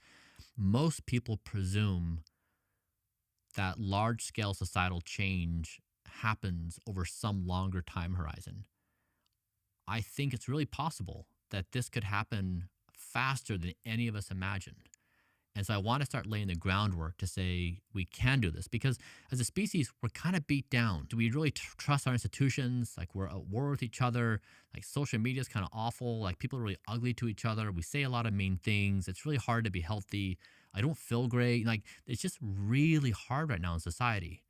And like, in the same way we imagine... Keep in mind, this guy is wealthier than you could ever imagine. Like, he's literally one of the wealthiest people on the planet. By the way, I hate everything about this podcast. I've learned more about these assholes on the right. He's a weirdo too. I do not like all of you who voted for this. Also, this podcast is long.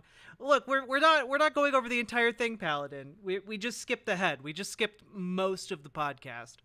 I just wanted to hear about his Mormon upbringing, and now we're going to learn about his idea of zeroism. I want to know what this guy's idea of philosophy is, I guess. Unadulterated ambition for our technology can we start having that same aspiration for ourselves? Can we start feeling bullish about the future of being human versus like succumbing to AI and where it's going to be on universal basic income, but we're all useless? Like, how do we create some grand vision for ourselves and motivate ourselves to build a spectacular future? We don't know what's in store for us, but why put our tail between our legs and why just mope into the future? And it's really missing. Like, where's the gusto of being human? Where's our gusto of doing this? We love our technology. We worship our technology. We're willing to die for our technology. But where is it on the human side? That's where I want to focus, because diet gets you so far. Yeah, look, we have to protect the sanctity of work, because how else would people derive meaning in their lives if they couldn't flip burgers at McDonald's?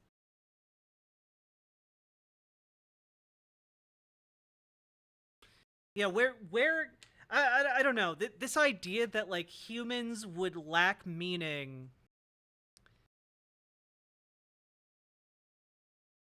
I do have mod powers on the site. You do, for some reason. I don't know why you yeah, please don't ban Spitfire. My god.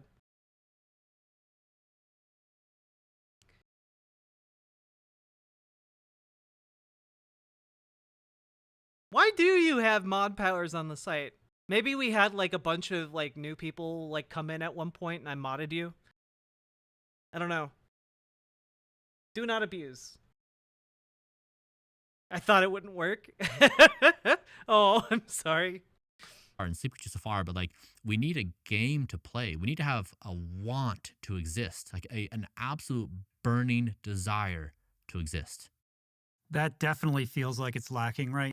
I love how he's like, yeah, I have chronic depression. Anyway, you need a burning desire to exist. And it's like, I feel like if you have chronic depression, you know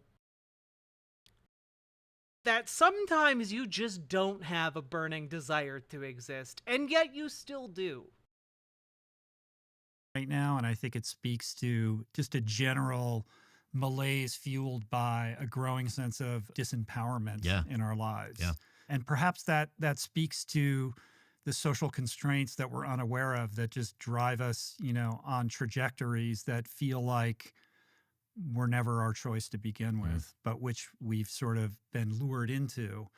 And with that, the creeping, increase in mental health issues and the like, you mentioned earlier, when you compare humanity to technology and we see all these advances in what we're able to do with tech, and then you look at humans and it's like a lot of mental health disorders, a lot of, increase in unhappiness and, people dying of all these chronic lifestyle ailments. And we're yeah, because people never died of chronic lifestyle ailments in the past. Nope, that never happened before.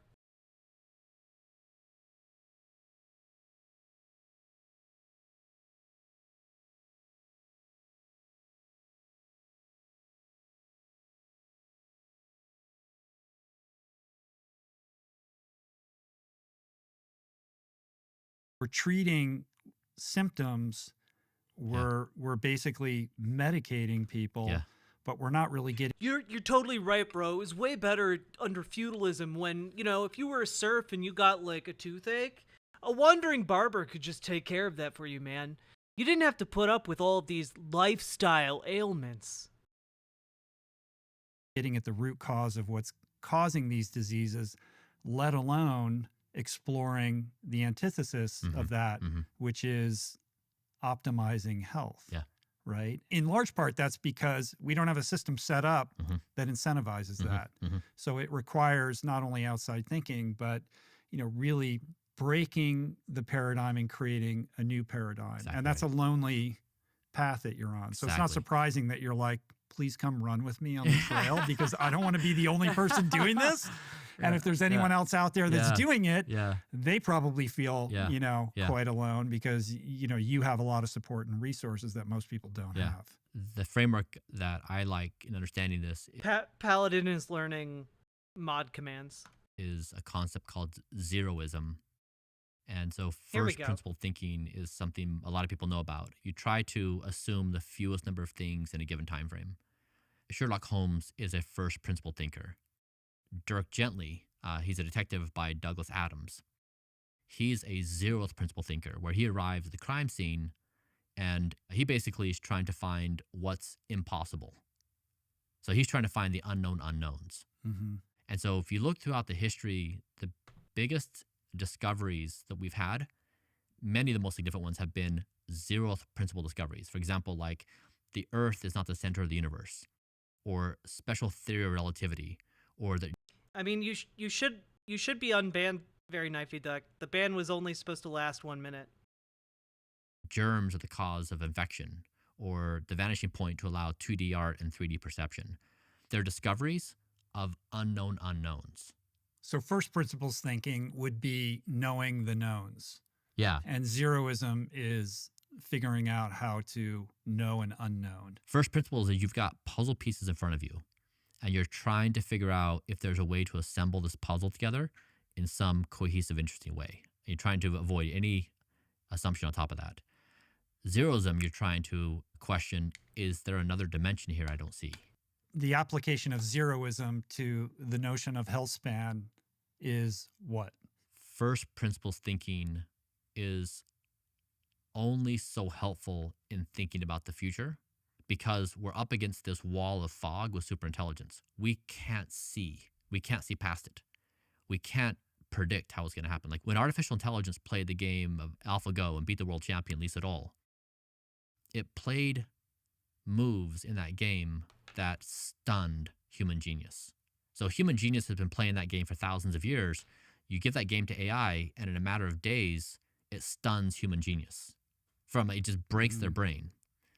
The moment you apply this superintelligence, computational intelligence, even its current form, not even future forms, it breaks humans' brains of what. Is this guy also taking estrogen? Yeah, this is the blood guy. This is the guy who like injects his son's blood. It's so weird. It's so weird. But yeah, I think he also takes estrogen. Like he like regiments his entire day. My God. What is actually genius? What is possible?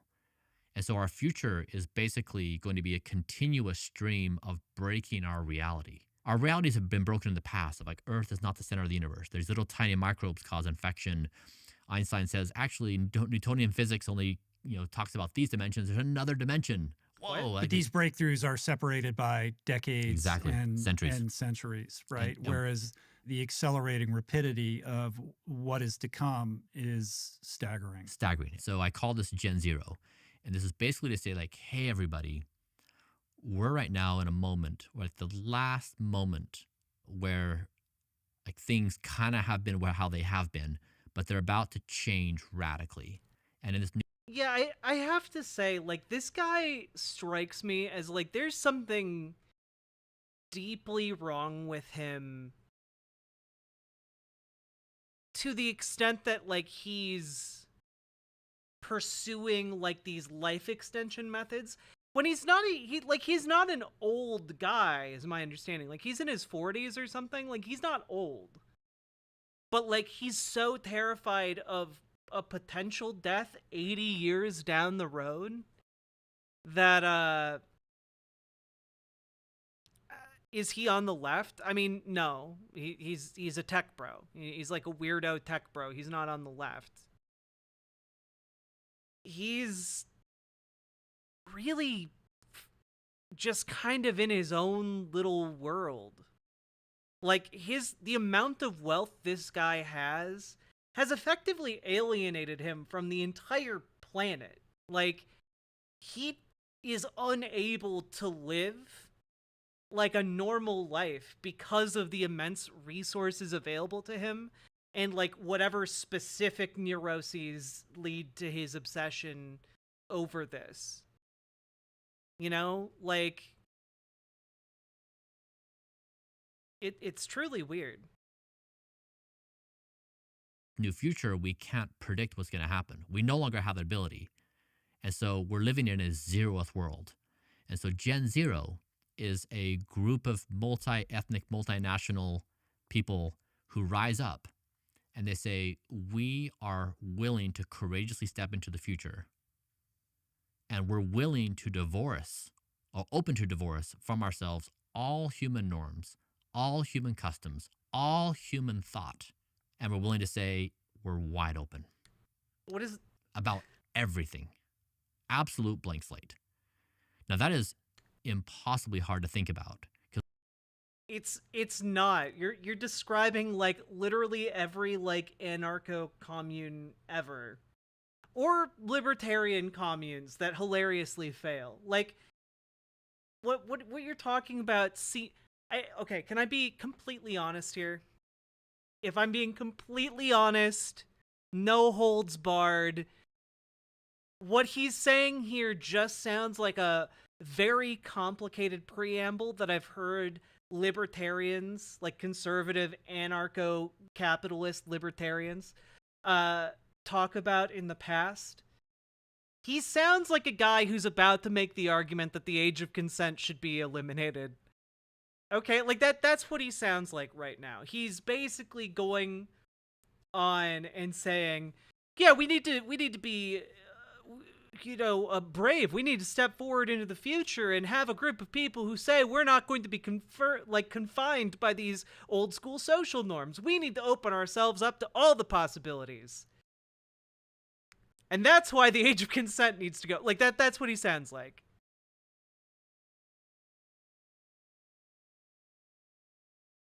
He wants to look young enough to hit on high schoolers forever without drawing attention. Yeah. Yeah, and I gotta be honest, it's not working. Like, if I had to, like, say which of these two men is more attractive, you know, there's a gun to my head, I have to say which one is more attractive. It's not this guy. It's not this guy. Because we have the things we care about, we have our preferences, we have our beliefs, we have our wants, and to basically say we're open to this being a blank slate of existence is the most challenging thing one could ever do. I think this is why, on some degrees, I get so much flack. Like, I think people kind of see this where I'm proposing something that is so fundamentally offensive at every single layer of what it means. This is something that, like, weirds me out about this type of tech bro, by the way. It's the way that they fall into the same, like, weird new age spiritualism that's like loosey-goosey, focused on crystals, and then they start hanging out with like the crystal moms, and then they start, you know, believing anti-vax stuff, and then they start kind of falling into like this conspiracy black hole. You know, like what he's talking about here is like new age spiritual nonsense. It's like the stories you would hear coming out of Silicon Valley like 5 years ago, 6 years ago, 8 years ago, whatever, of like hippy dippy bards being hired for tech CEO private parties, and like these like musicians would like show up at like these tech compounds and just like play like, you know, weird little like mushroom high type music and get everyone blasted on shrooms, and they'd make like $100,000 for showing up to one of those parties, you know? And meanwhile, everyone else that went to these parties now has all of these hippy dippy ideas going around their heads. And when I say hippy dippy, I hope you mean, you know, that I'm not like against like hippies as a concept, just that within the tech bro world, a lot of these guys get their philosophy from like the guy down at the crystal store, you know? Like this guy is talking about how having a brave group of thinkers will totally break the entire philosophical idea of what it means to be alive in the current day and era. It's like, no, it won't. No, it won't. Yeah, it's basically Joe Rogan Philosopher Hour. Exactly. Also, hello, Alana Farrell. Hope you're doing all right. It's nonsense. But it's nonsense being sold to people with like hundreds of millions, if not billions of dollars, and then that nonsense has knock-on effects with regards to like what they support, what gets mainstreamed by these people with tons of money and power.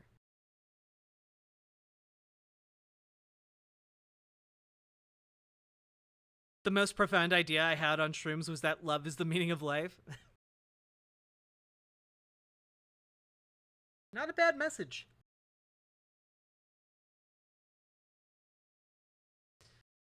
Whew. There are groups of engineers that think all problems can be solved with engineering. Yeah. Yeah. It means to be human today.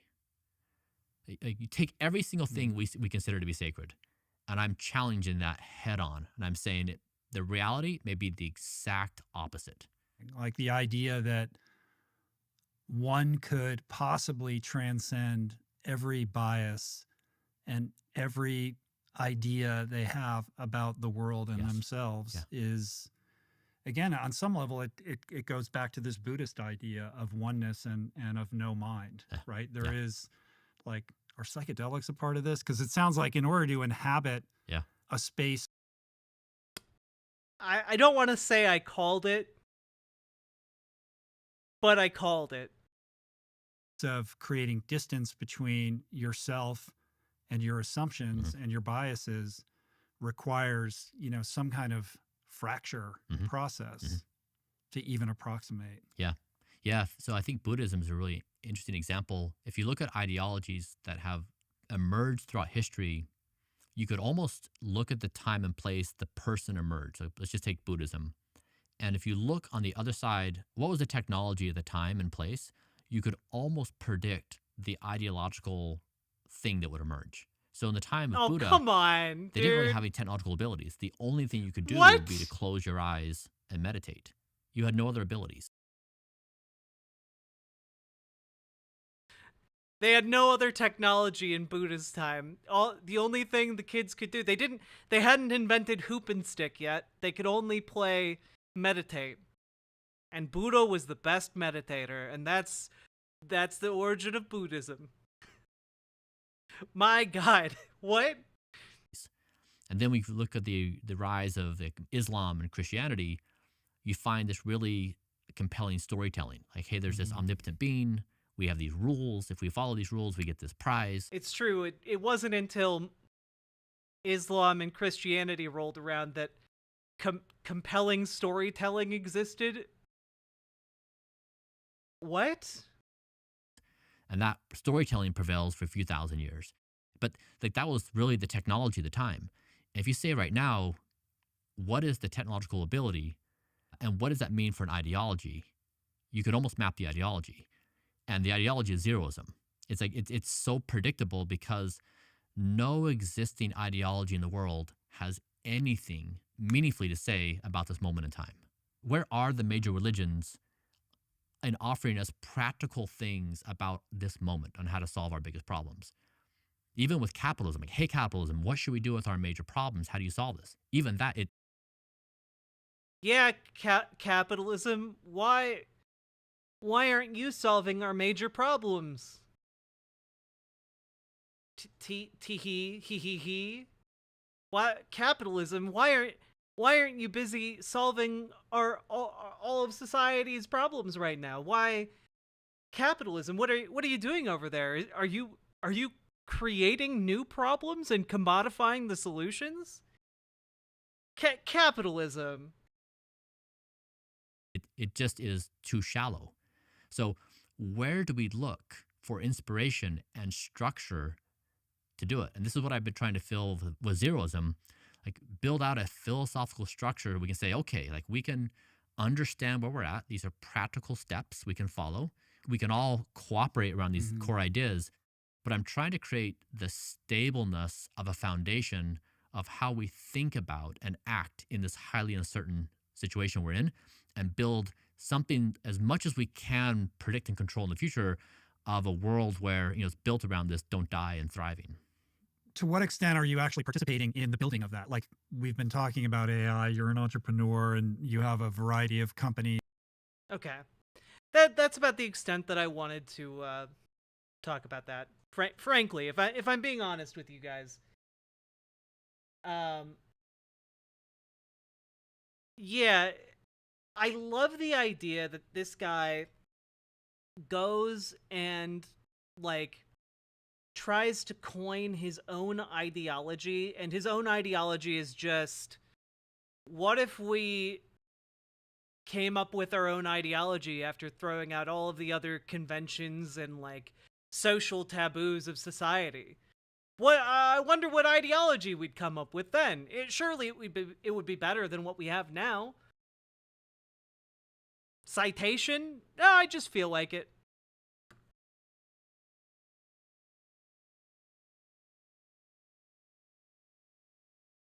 My eyebrows are not even, and they are bothering me. So I'm going to go fix that in my bathroom mirror.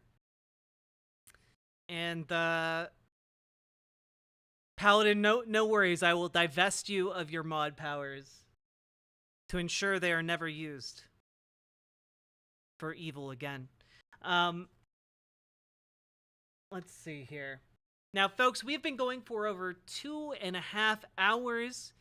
If you are enjoying the show, please consider hitting the follow button on Twitch, hitting the subscribe button on YouTube, hit the like button on the YouTube stream, and consider dropping some subs or donos. If I were a mod, I would only do evil. I believe it. I believe it. And, who does he think he is? Why isn't capitalism solving our problems, guys?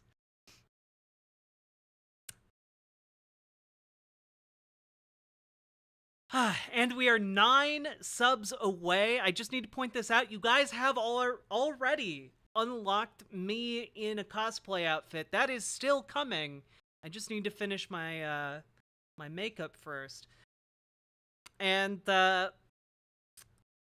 if we get 9 more subs, then we will cover the conspiracy theory of everything, as told to us by the critically acclaimed channel Spirit Science, which is indeed a YouTube channel run by a cult that believes things like Jewish people come from space, and you have the ability to astrally project yourself.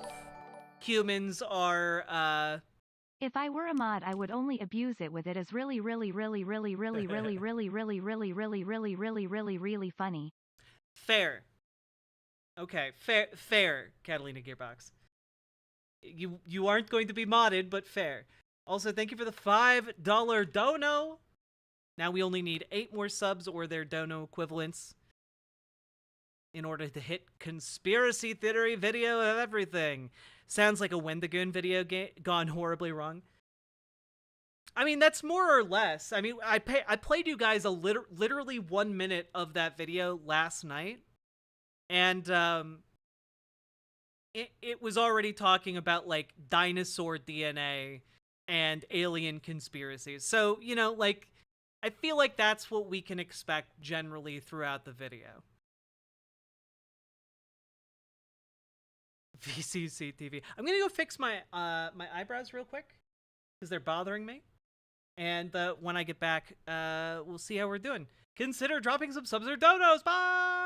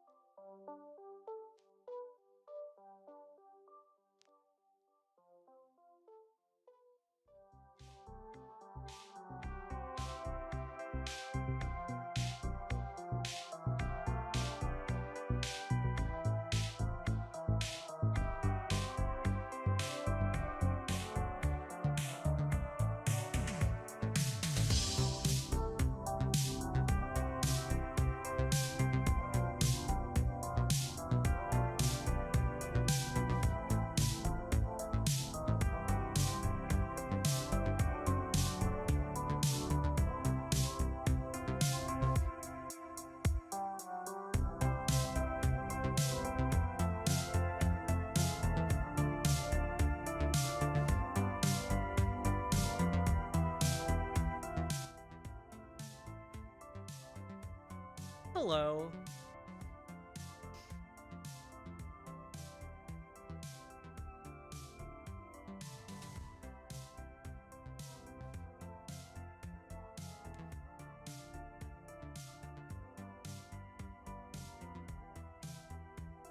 Okay.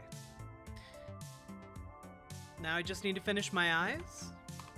Then we can talk about cosplay outfit. Mom said it's my turn on the meditative Buddhism. Hey Micah, hello Chaotic Kitten. How y'all doing?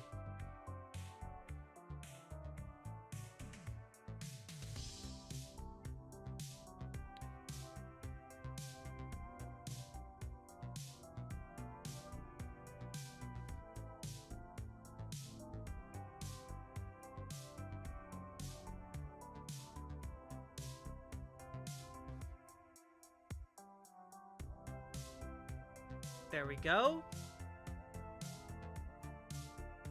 Bottom's done.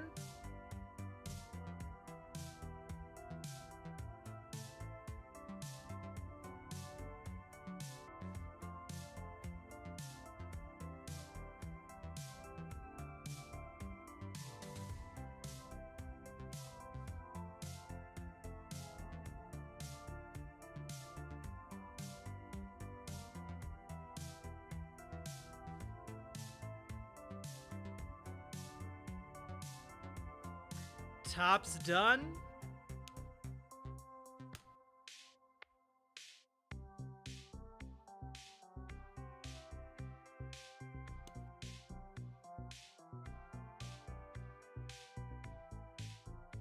I don't know why it helps to do like a funny face when you're doing mascara. I don't know why it helps, but it does.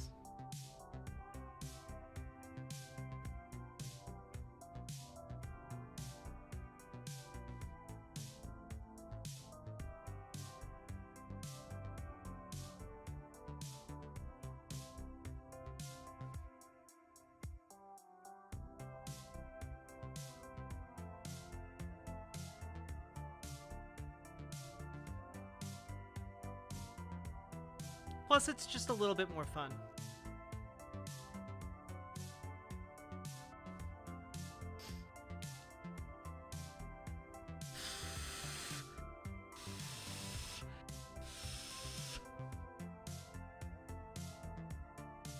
And then we have the finishing touch.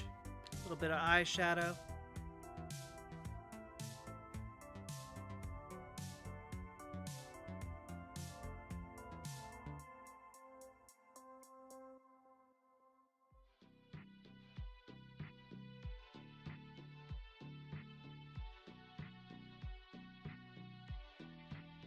There we go.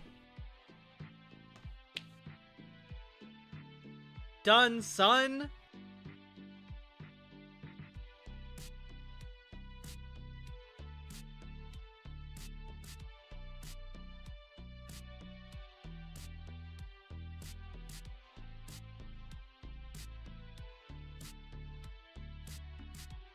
Hey Malachi, how are you doing?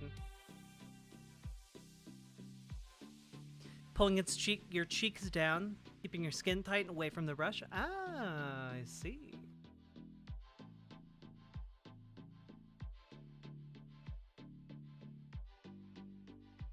Ooh. Salmon Moose, thank you very much. I didn't realize that this was actually a, like, separate game. That's cool. I'll check that out. I will download it when I'm not streaming. Thank you very, very much.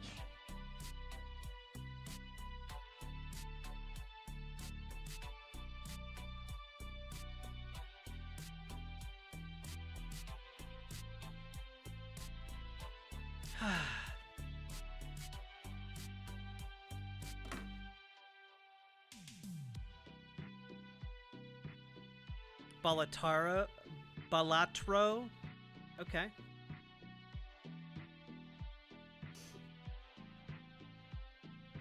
That's right. I have big breasts. And now I've done my makeup. I'm more powerful than you could possibly imagine. Just gonna pull up my top a little bit.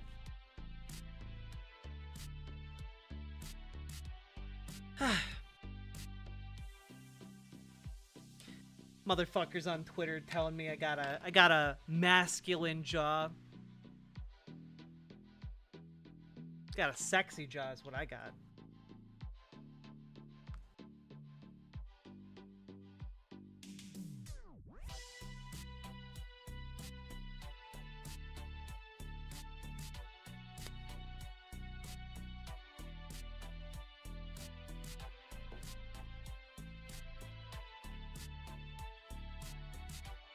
All right. Now, folks, I have finished my makeup for all intents and purposes. Squish.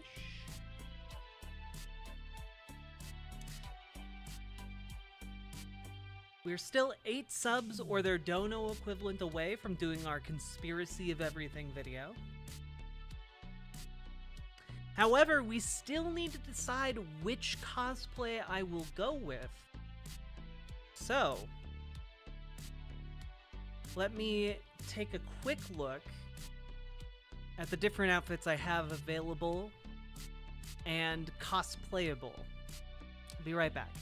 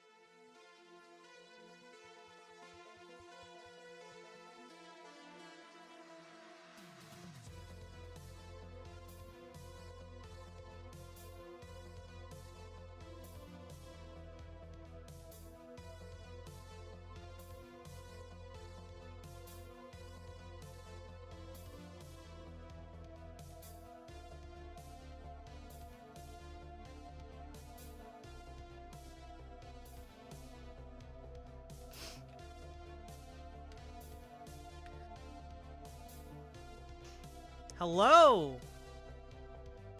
I return! Good night, winners and losers. Now, hello, Insomnia Noir. You and Riverboat Chat, y'all can decide my cosplay. Because you have unlocked democracy. So, who will I be?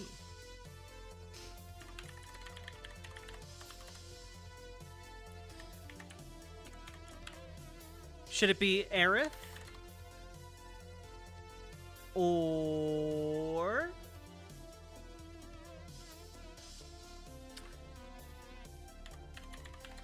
Bunny Girl?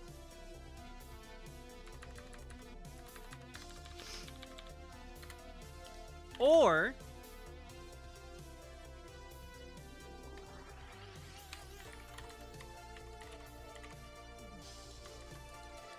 let's see.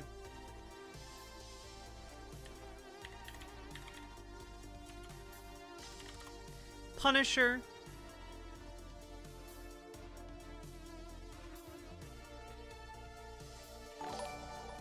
Abyssal, my god.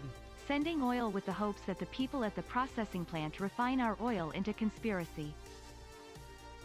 Abyssal, thank you for the 2 gifted tier 1 subs. Getting us ever closer. Let's go. Or, what was the other one I was going to put on the list? I have a Catwoman costume, a Wonder Woman costume, or like a Black Canary costume. I was going to add one of those on the list.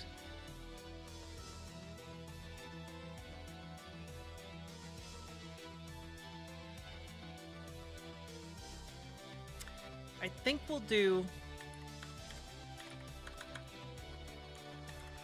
Black Canary. There we go. Those are your options. Go. 1, 2, 3, 4. Ooh, hope you enjoyed Fall of the House of Usher. I liked it.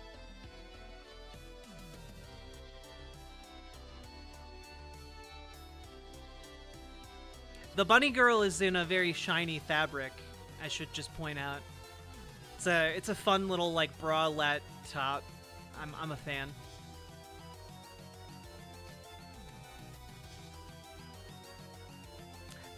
Bunny girl takes it. Let's go. Voting for Jackrabbit. Excellent.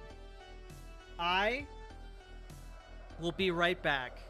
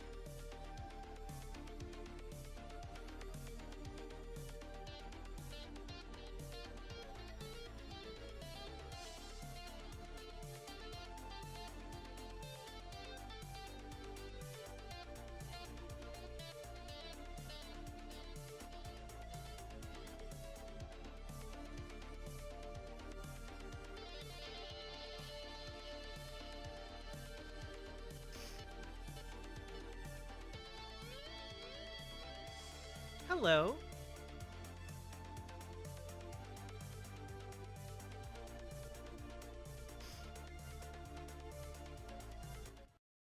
Hello. Awooga indeed.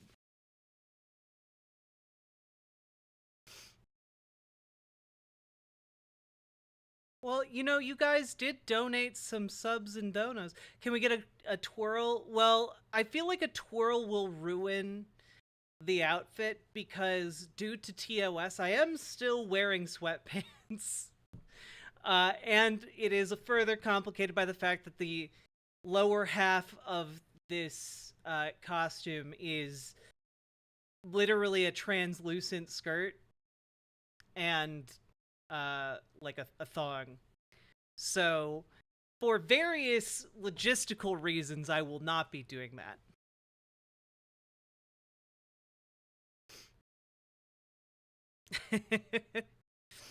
We don't deserve this. Look, you guys donated subs, okay? You deserve it. Also, MinMax Show, thank you for the raid. Welcome, raiders. Should I take a gummy? If you would like to. Also, thank you for the $5 dono. We are now 5 subs away from our conspiracy video, where we go over the conspiracy theory of everything as put forward by a literal YouTube cult.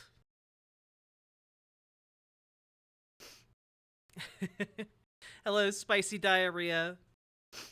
Hello, one and all. Thank you, Chaotic Kitten. I think this is a good. You know, I haven't broken this outfit out in a while. I think this is fun. I'm having fun with this, and I hope you are all too. Obviously.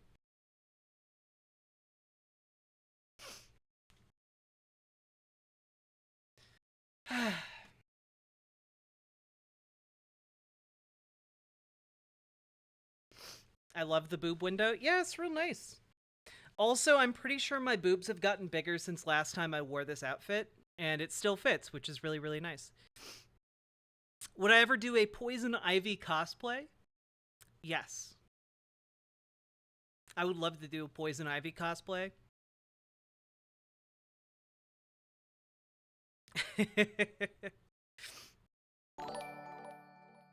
Insomnia Noir, thank you for the $5 This is dono. democracy in action, and I am here for it.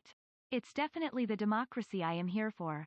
No question. It's true. Look, frankly, I'm glad that you guys are here for the politics, but also I'm a little bit glad some of you are here because I'm hot. Like, I don't mind that. Squish.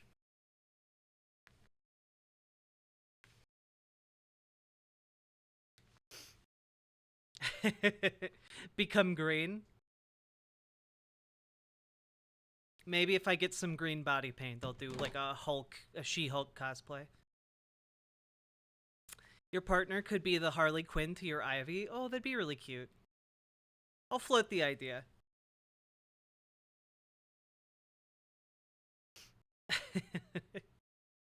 All right. Now, when it comes to brain rot, folks, we are 4 subs away from our true quarry. However, if we are short those 4 subs, we will have to cover a different piece of brain rot.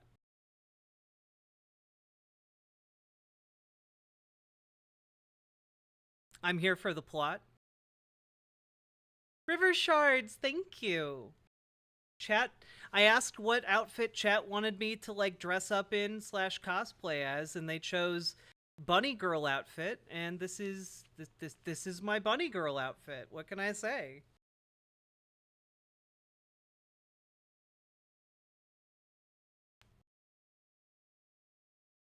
I'm missing what is conspiracy. Conspiracy is the conspiracy of everything video put together by Spirit Science. It purports to unlock all of the conspiracies at play in our world today, and I, for one, would love to see his theory at work. Look at the size of that plot. I know, like my boobs have gotten so big they're kind of like overfilling the bralette, which I like.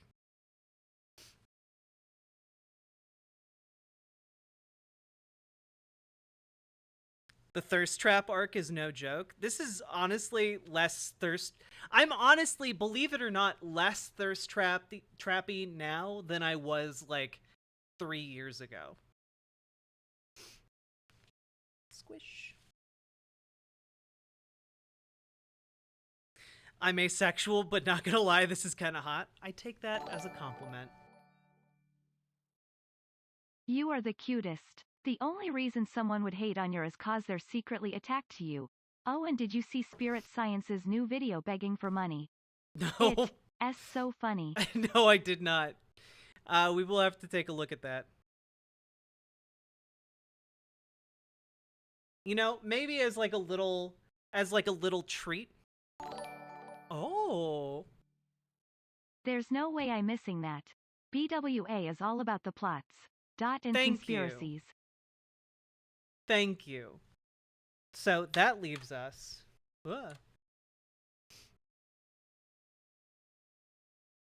At tier 4. Our next unlock in 10 subs will be. What should it be? What should it be in 10 more subs? Like, what would be like a really great thing you'd want me to cover on stream here? And Paladin with the BWA energy unlocking it. Excellent work. Riverboat hot tub stream? I mean, I could technically do that. But it's also technically too late for me to do that for a variety of reasons. It's going to take a lot more than that for me to restart only farmers content, Paladin.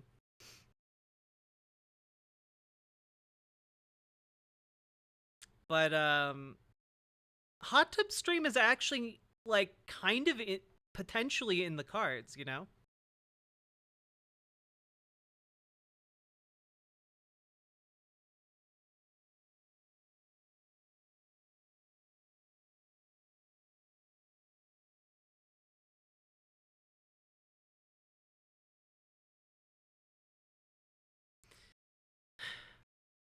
You could do this something like how actual Jake dresses up as Corn, but instead do Riverboat Bun. Well, the thing is, we already have the Manatee Jack. We already have Manatee Jack. This game is real fun. Okay. Maybe in 10, if we get 10 more subs, I will pledge to do a hot tub stream. Yeah, I have a manatee onesie that I dress up in on stream sometime.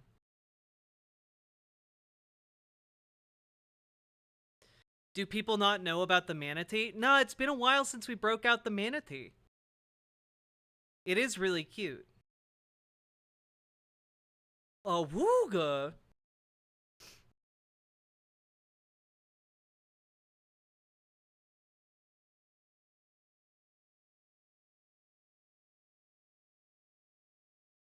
Okay, you know what? 8 more subs.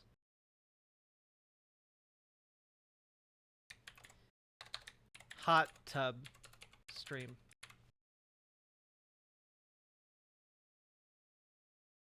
There you go.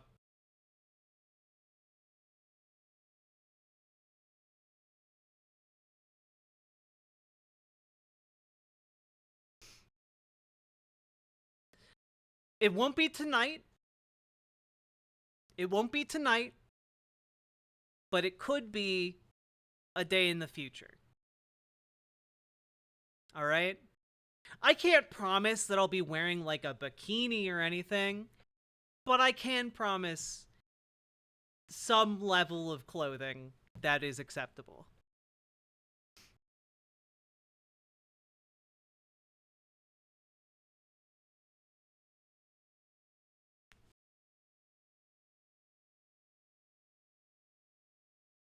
Here's the video. It's 5 minutes long. Well, we're actually going to preface the conspiracy video with a different one that I personally wanted to cover because it looked funny. Okay, so, Spirit Science did a video recently called What Exactly is the Clown Chakra? And frankly, I also want to know what the clown chakra is. So we're just gonna watch this really quick. Apparently, don't open the clown chakra because it's evil and will turn you into the Joker, maybe? It is about as much as I can pick up from what they're putting down. So let's find out why you shouldn't open up the clown chakra. Inside of you are two clowns. Ever since that last clown chakra video, this has been on my mind. A lot of people, like a lot of people, statistically significant numbers of people, have been experiencing this whole clown chakra vibe. And yeah, I gotta say, that's been a trip. If we needed more proof for collective consciousness at work, there's that. So a lot of people also weighed in on what exactly is the clown chakra, and one particular member of the audience submitted this. Hey, y'all at Spirit Science, thank you for putting up this video. You had mentioned that anyone who has had similar experiences to share, and I have. I've been visited by a mad clown figure during my times of what felt like sanity dissolving. What?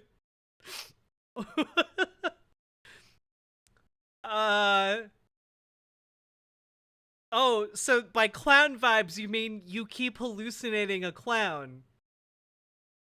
That's the clown chakra?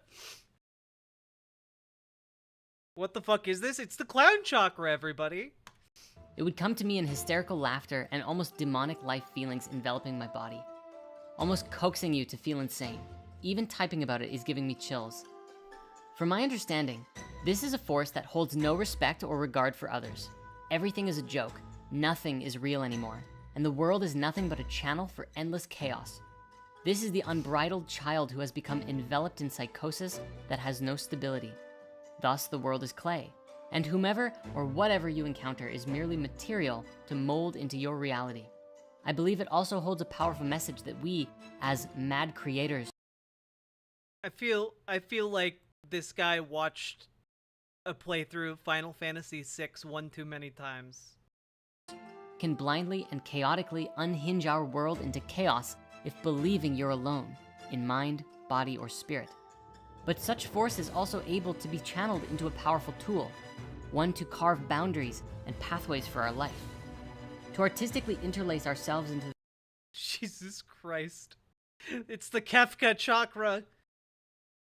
This is what happens when you unlock all of the gates of your body. This is what Rock Lee dealt with, okay?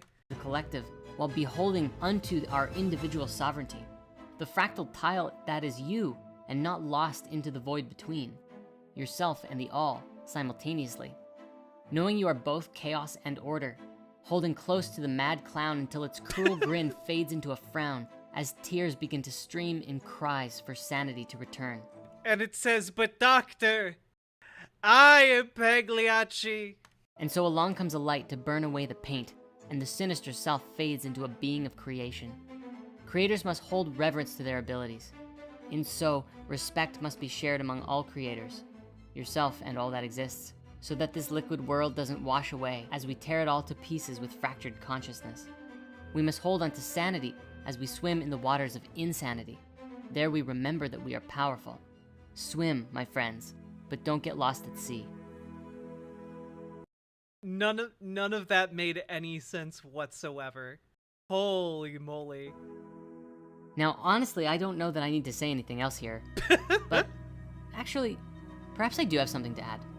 Yeah, all of that was totally comprehensible. I don't need to say anything else.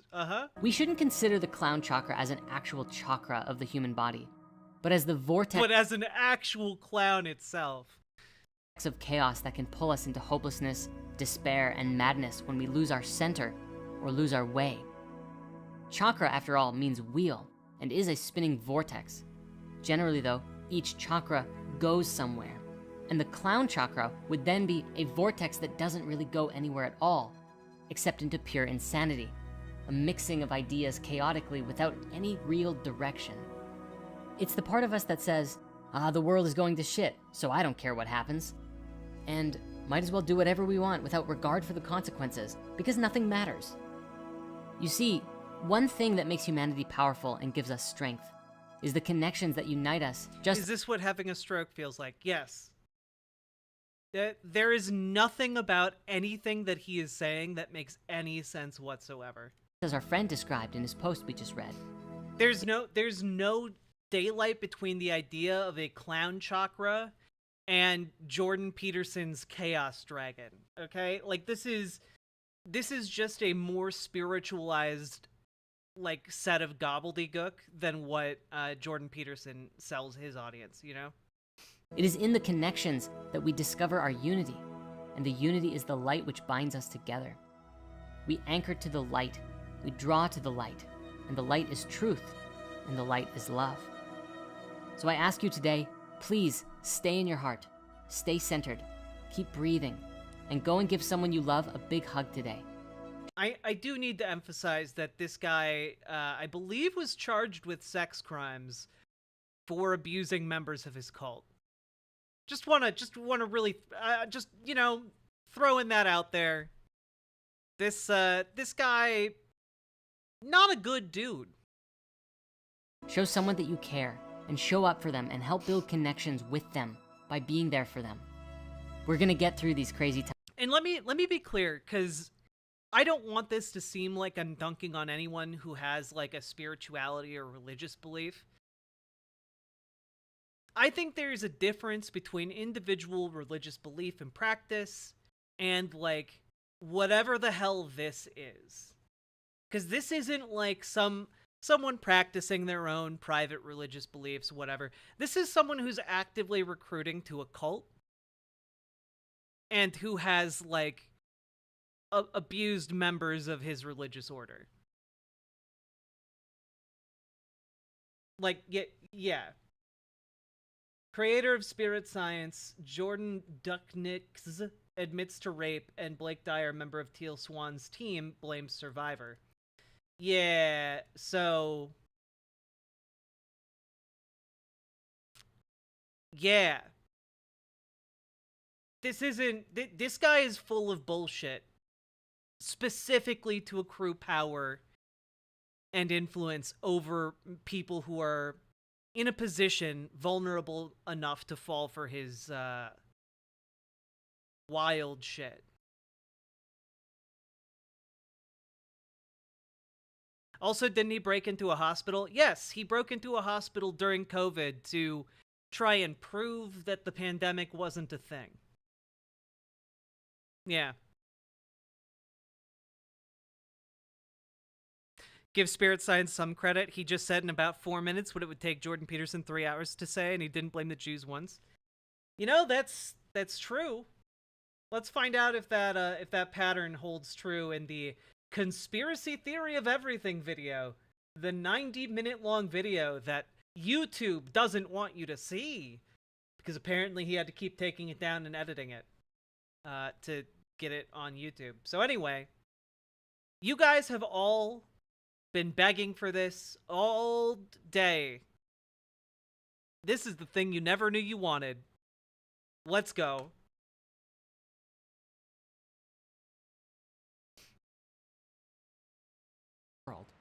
He actually urged Dr. What?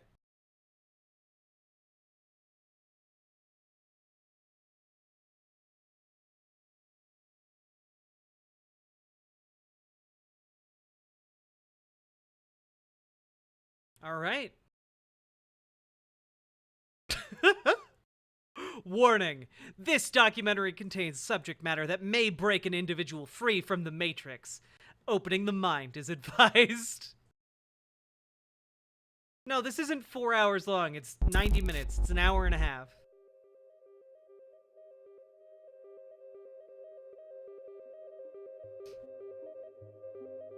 It's a feature-length documentary, boys. Welcome to what may very well be one of the most important videos we've ever made. Now, in order to even begin this video, I must first establish this disclaimer. This video is a set of hypotheses, an exploration of the world, and while many ideas will be explored... Man, it's great how the editing of random imagery matches the random mishmash of ideas we are about to encounter. It's like poetry, it rhymes. What we are sharing here is not meant to be taken as Oh, it said it was edited from 4 hours long? Oh my god. definitive truth. We're not claiming this is entirely made up of facts. Rather, we are attempting to explore a deeper... We're not saying our documentary is plagued by things like facts and logic or reason. But we're exploring these concepts without those pesky things. Perhaps darker area of human consciousness. I know I'm being real pause champ right now. To explore a deeper, perhaps darker. But what the hell stock footage are you getting? Like what is this? I guess this is the deeper, darker side of humanity. Someone wearing what appears to be the anonymous mask if it had sex with, like, the Gorton's fisherman. Or the Pringles can. That is the darker side of humanity. Truly, the clown chakras have been opened. Area of human consciousness, and see the bigger picture of what is really going on. Please have your own experience, do your own research, and don't be afraid to go deeper down the rabbit hole. For the truth is often stranger than fiction. There's no denying that the collective human consciousness is in quite of a pickle today. It is chaotic and overtaking itself and all of nature. Because of the internet, we have nearly real-time access to information. And yet, most people are only seeing a particular slice of the story. For example, the algorithms behind what you find when you use Google, Facebook, YouTube, and almost every other social network 20 seconds in, release the clowns! Are designed to show you what you're already looking for. Did I say the clown chakras? Why, yes, I did. We just watched a video about how you definitely shouldn't unlock your clown chakra. Computer code thinks you want to see. No, I do not want to do a book review. Unless you're actively searching for new information, to find something different, or follow someone who is... You mean to look something up? You need to know to look something up? That's crazy, dog. What a revolutionary idea you've discovered. You know, you're never going to encounter this idea if you aren't looking something new up. Yeah, of course not. No one's... My god, yeah, that's how research works. Creating content that is going down rabbit holes and sharing what they find. What you get is generally what you're already accustomed to seeing. You only see what you want to see. Thanks for restating the same idea 5 times in a row. Further, due to the controversial nature of many ideas, especially those labeled as conspiracy theories, many ideas are not explored by the masses. Yes, we've given up the scientific pursuit of anything labeled a conspiracy theory. Yep, you know, if we had just kept digging farther below the earth, we would have found the hollow earth, you know, if we just kept digging. Because when they hear about it, they see that these ideas are ridiculed, and they write them off as nonsense or dangerous extremism. Oh, the Illuminati, Following baby. the herd mentality makes it easier to dismiss exploring new ideas, so people can easily go along with their lives. This is critical because the ability to change one's belief changes your experience of life, and most people are... Did you know if you change your beliefs, you change the things you believe? Did you know that? Are happy just... Is this a documentary by the Spirit Science guy? Yep, it's his latest documentary. Letting things be as they are. A minority of people are compelled to seek higher truth at all cost, and certainly most of us know that sometimes it can be very hard to empathize with those who choose comfort over following their passions. As the saying goes, you can take a horse to water, but you can't make it drink. And trying to convince others to think and all y'all are horses, and I'm here to try and make you drink differently only leads to distress on everyone's part. As many ancient texts will suggest, this is not how true wisdom is passed on. This creates a sort of self-created deception and distraction from the bigger picture, which is rarely explored. If you're already familiar with spirit science, we've talked before about how everything is connected.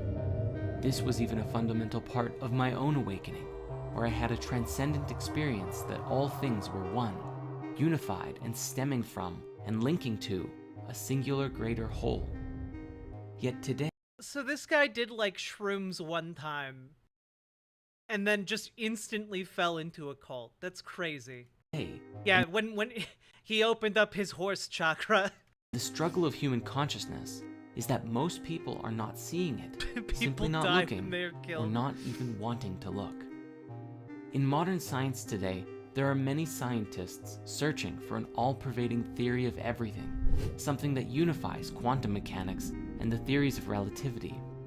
And so today, we respectfully present to you the conspiracy theory of everything. Yeah. So what does the conspiracy theory of everything have to do with what you were just talking about? Unifying different scientific theories. I invite you to watch this with the intention of self-reflection, for as is the nature of consciousness itself, pointing the finger and blaming others only creates more of the same cycle that we've been trapped in. Liberating ourselves from the illusion is the only way to really break free of the shackles that bind us to our lower state of being. Yeah, little did you know, when you were born, all of you signed up for a BDSM class, and now you are all shackled, and he's the only one who can free you. Apparently.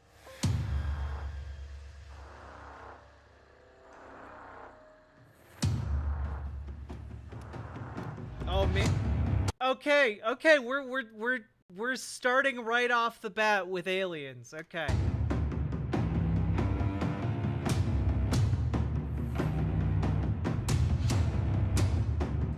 Lizard people, aliens, scary music, fractals, fractals.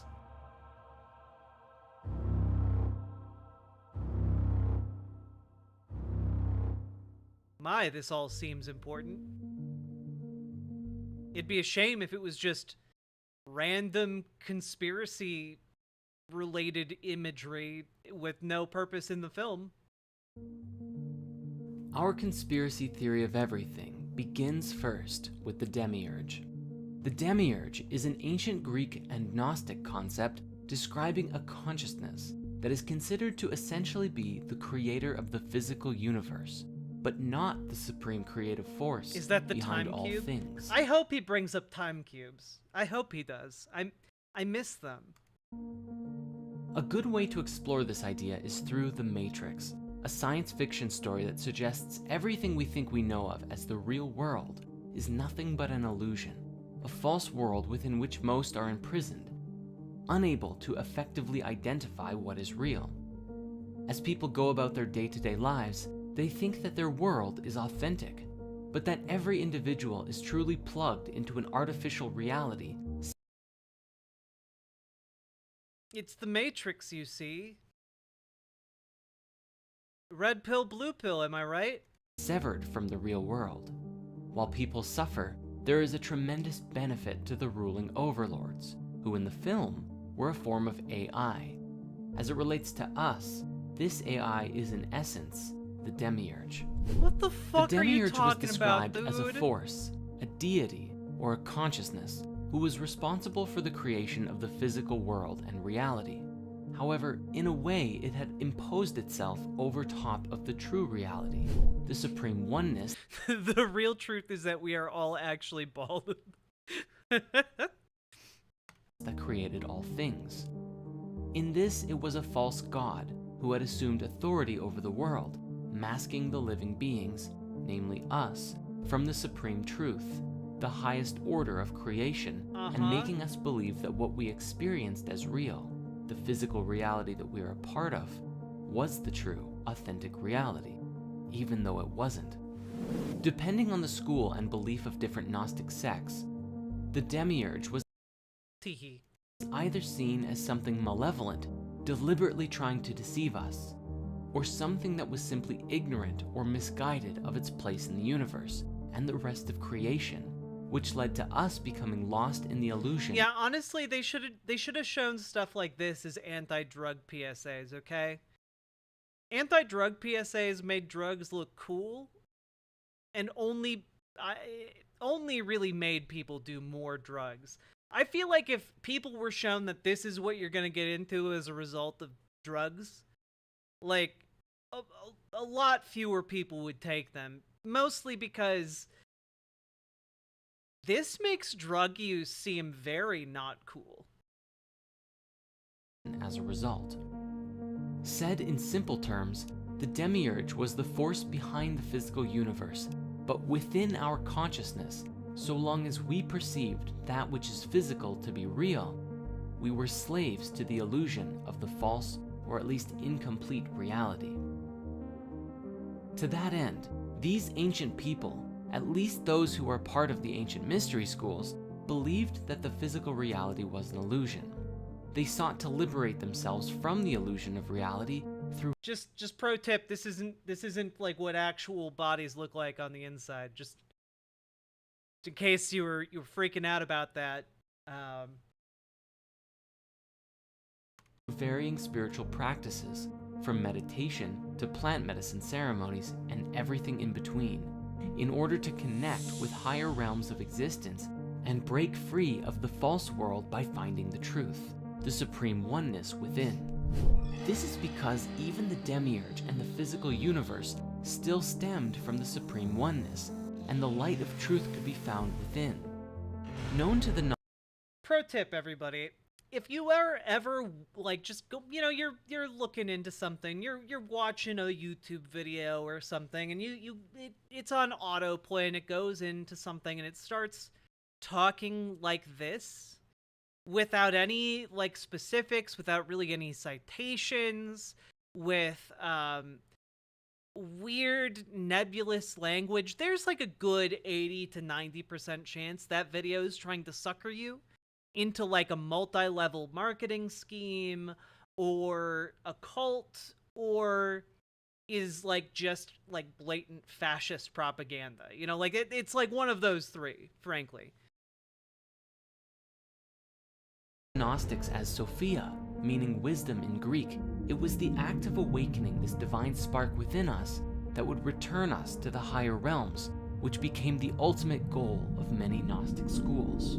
This is where we find the roots of enlightenment and light concepts from around the world, which teach that within this world of suffering, we can release ourselves from the illusion through various forms of mastery and self-discipline, both physical, emotional, and mental.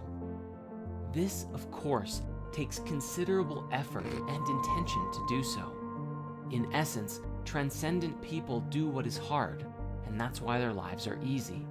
People in suffering do what is easy, and that's why their lives are hard.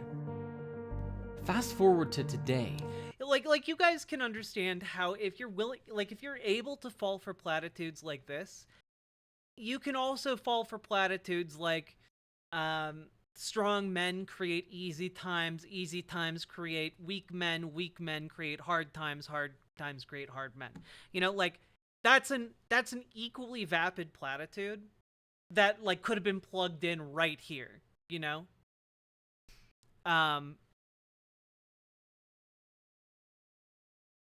It's why this type of like spiritual gobbledygook is essentially a fantastic inroad into like fascist ideas. You know, it's why the like new age spiritual movement has like mainlined a bunch of like wine moms into becoming like crazy QAnoners, you know? There is a tremendous volume of voices from across the internet, exploring ideas, concepts, and sharing a metric buttload of memes. But amidst the voices of the masses, we find Good night, a new Ashley. concept Get sleep. emerging and being discussed in scientific and even some mainstream circles. An idea that proposes that the entire universe as we know of is actually a hologram or a simulation. Of course. Of course, yep, the universe is a simulation. Of some kind. Scientifically speaking, if we look at the cosmos from the perspective of quantum mechanics, there is a general acknowledgement that we really don't understand the universe like we thought we did. We are seeing the building blocks of the universe, the subatomic particles, the waves, behaving in ways that do not make sense in the context of classical mechanics, which revealed discrepancies in the laws of physics. Yet, the laws of physics still stand and apply in a practical sense when talking about our macroscopic world. But the fabric of the reality that we live in operates by rules that we have yet to uncover. The holographic universe seems in principle to be very much like how you might expect a movie and a projector to work in tandem. When you watch a movie, you enjoy it linearly, going through it one frame at a time, usually at 24, 30, or 60 frames per second. The stories on the screen follow a narrative of some kind, and generally speaking, there are definite laws that make up the universe you are experiencing in the film.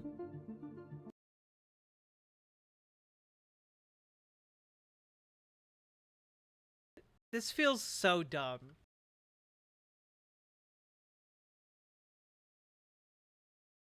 Like, it's so dumb that I, like, don't have, like, an explicit argument against this. It's mostly just, like, you think so little of your audience that you have to walk them through how a movie works as they're watching your movie. Yet, the quantum world, on the other hand, is like being able to observe the entire roll of film timelessly at any point, which you can't observe the quantum world. With your day-to-day life, you aren't observing the quantum world. I don't care what level of multi-reality you're operating on here, bucko. Quantum Mania is a fiction film. Includes zooming in on individual frames, playing things backwards, forwards, the sequels and prequels all at the same time.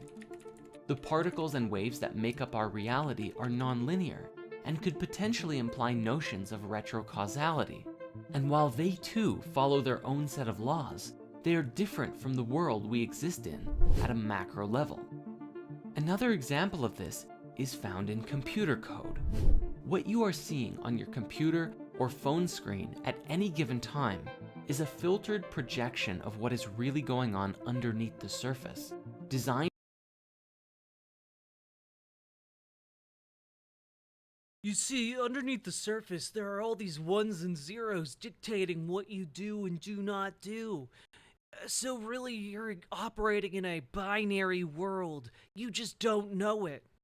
You just don't know, because it's hidden behind the projection of the world. Designed to be easy for you to interpret.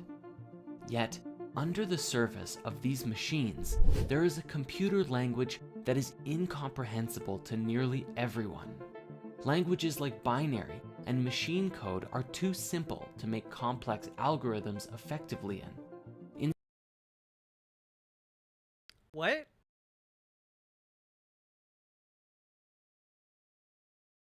I'm paying attention to him and my brain hurts and I feel angry. Yeah.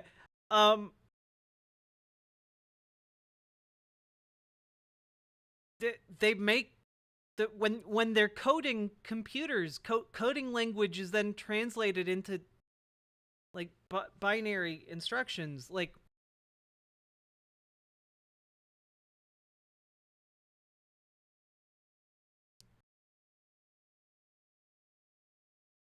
the algorithms are literally programmed in that language. Instead, programmers use higher-level languages designed to be understood by humans to write code that is then translated into the lower, base-level machine code and then binary at the bottom. But that means it is still written in at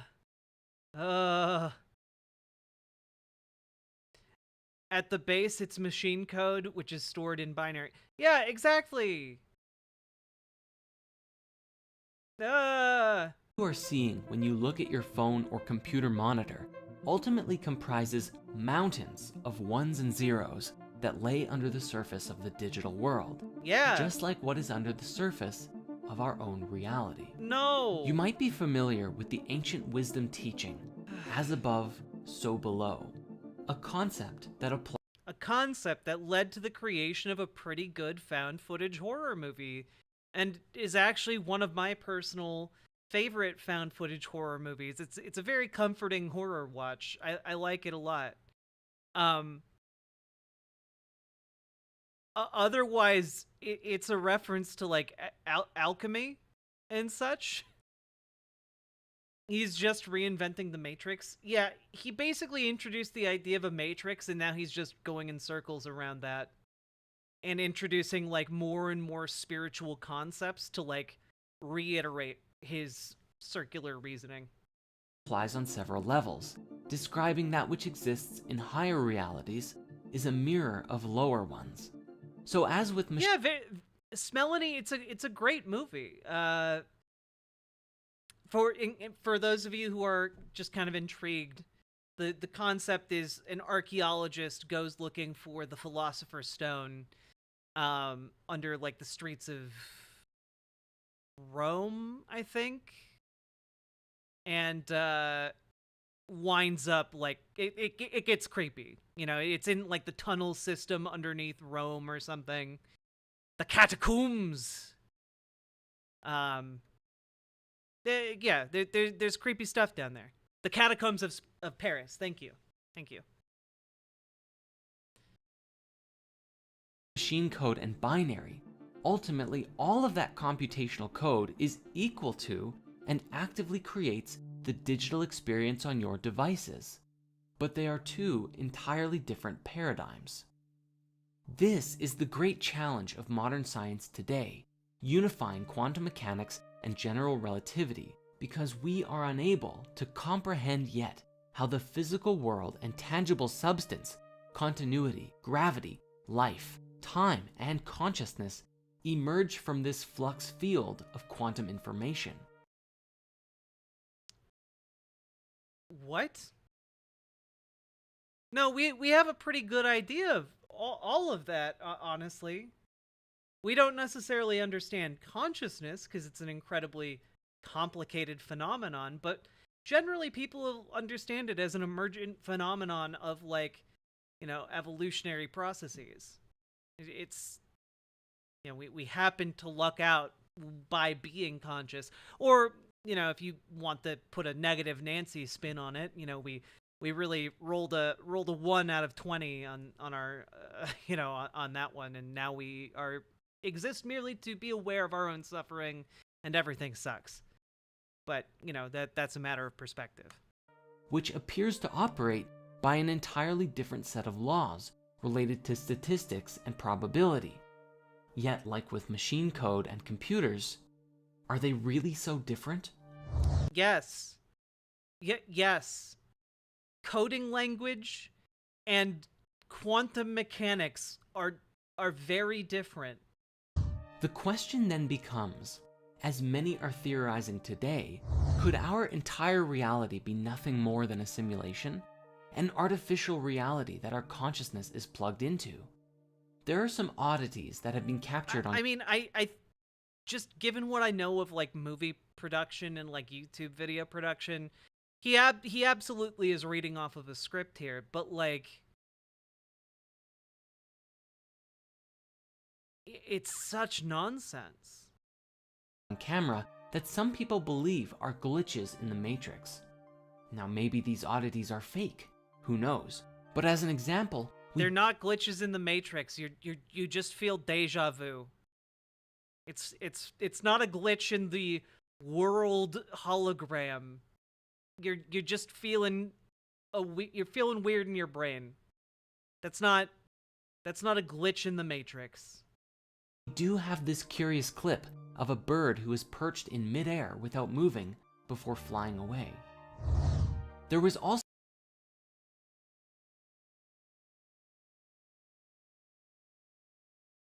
Well, I mean, if that's your evidence, checkmate, I guess. No one could ever explain random YouTube videos. No one could ever explain that. Checkmate, atheists. Also, this news footage from Russia several years ago that someone caught and How deep into this video have we gotten? We are 14 minutes into this video. It is an hour and 30 minutes. So yeah, we're almost 20% of the way through. individual levitating on camera. But when the guy with the camera called out to them, the girl dropped down and ran away. Now, again, I'm not trying to say this is hard evidence of a real-life matrix, but it certainly compels curiosity. And upon that evidence, we are going to base our entire next 80 minutes. And this is what it's really all about. Humanity living in the question. This was debunked to hell? Yeah, of course. Of course these videos were. In the mystery of life. And these strange occurrences that beg us to ask the question, what is the true nature of reality? Now, on that note, I encourage you to please do your own research and go down these rabbit holes yourself. Nah, he's not a credulous troll. He's a cult leader.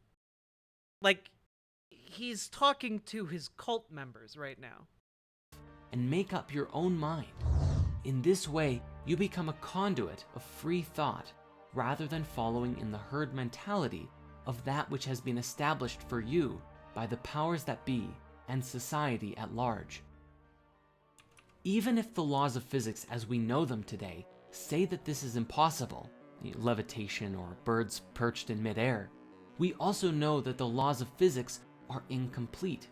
We don't even know how to properly fit gravity into our standard model of physics, and perhaps unlocking these secrets will change everything for us. And this brings us to our primary key, where we begin with our conspiracy theory of everything, the basis from which everything to come will build off of.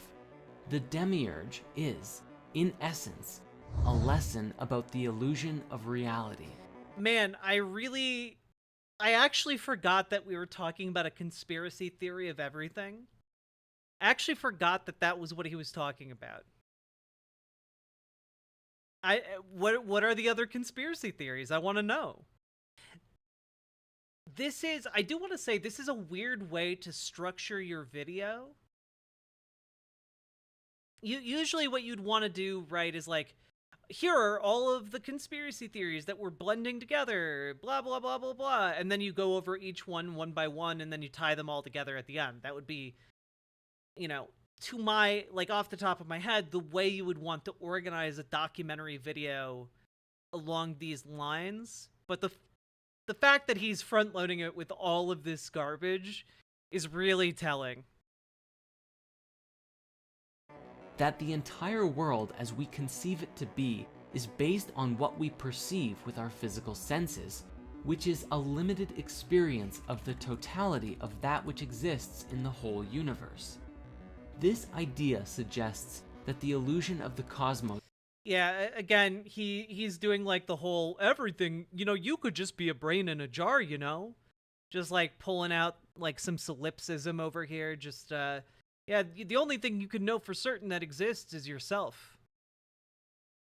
But use that certainty and now you just pretend everything else doesn't exist, you see?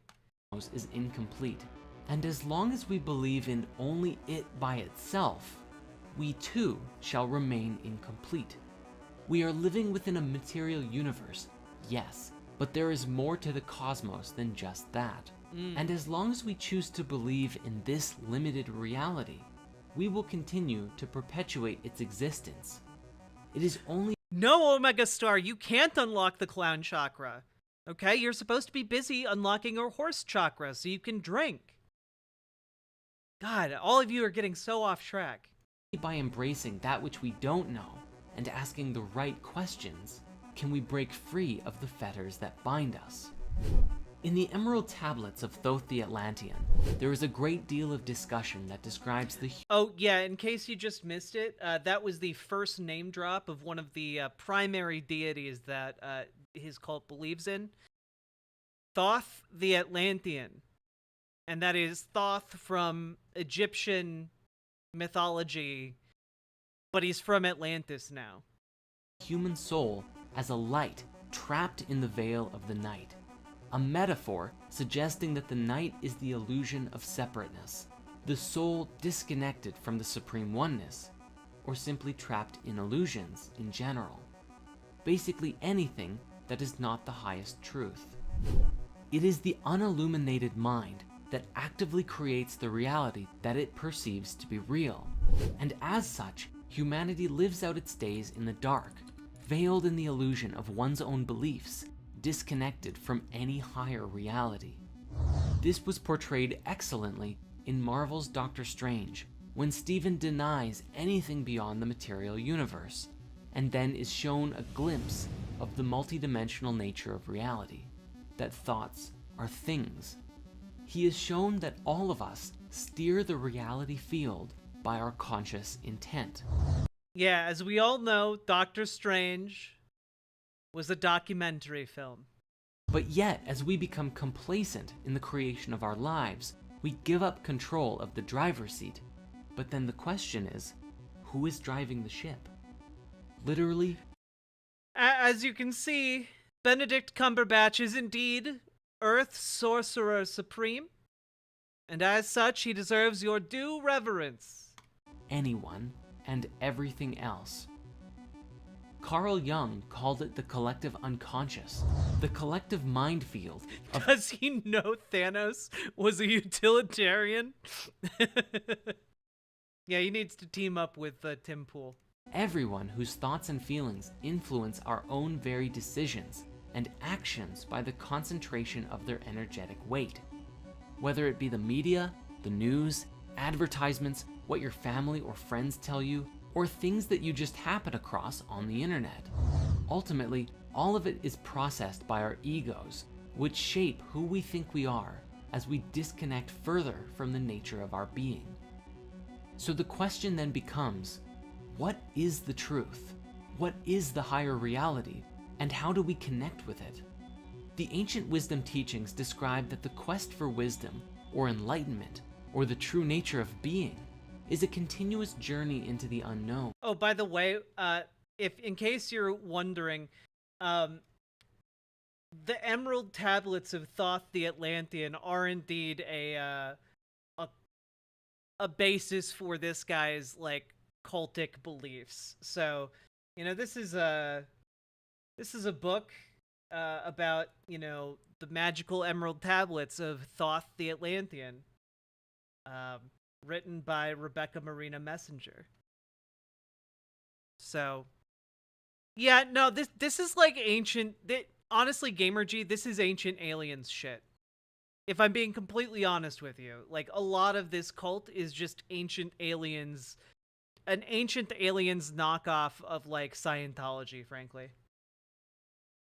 And the illumination that we are active creators of our lives, not simply beholden unto the preconceived patterns that we've been following in. Oh hey, this is the second time I've seen him use this clip. The great truth we must understand about the demiurge is that we are the ones who actively perpetuate its existence by believing in the physical universe as the ultimate reality. Your beliefs shape the reality that you experience, as Dr. Bruce Lipton has demonstrated through his work with the biology of belief. The beliefs and ideas that we hold in our minds can be scientifically proven to affect how our DNA and cells express themselves. If you believe you are a lowlife with nothing going on and will die alone and miserable, guess what kind of life you will lead? If you believe you can change the world, guess what kind of life you will lead? In order to break free of the limitations that we feel are imposed upon us, we must first believe.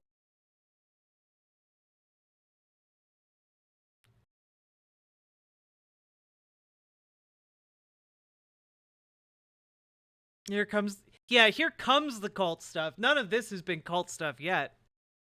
I still have to say we haven't reached conspiracy yet. So far, there hasn't been an explicit appeal to a conspiracy. merely just doing a lot of legwork to talk about this demiurge character, essentially. Believe that it's possible to do so. We must open ourselves to a greater truth, a greater reality, one that is beyond the demiurge, and perceive a cosmic truth that forever changes life as we know it. Yet, humanity is not paying attention to messages like this in mass, and there is a reason for it. It is a very significant and critical thing, for this one piece of the puzzle must be resolved in order for humanity to truly advance as a species and break free of illusion collectively. What is a demiurge? Let's see if I can give you like a more succinct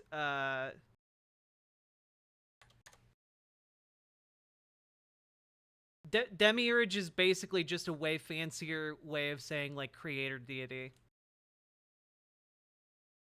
In Gnosticism specifically, like what he's talking about, the demiurge can at times be considered like a subordinate to like a one true deity situation, and is in his framing here, like antagonistic to life.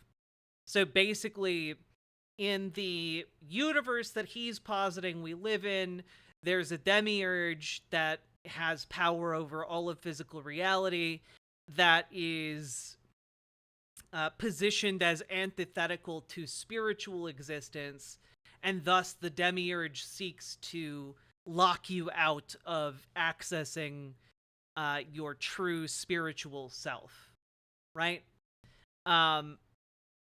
That's essentially what he's trying to say it is in the world. There's really no evidence of that, obviously, and he didn't really provide any either.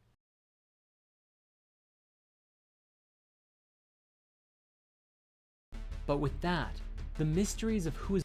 Wait, what? 20 minutes have been removed from this point? Gotcha. ...who's behind all of this aside, how exactly do the world elite control human consciousness? Due to the sheer volume of control... Ah, there we are, the world elite.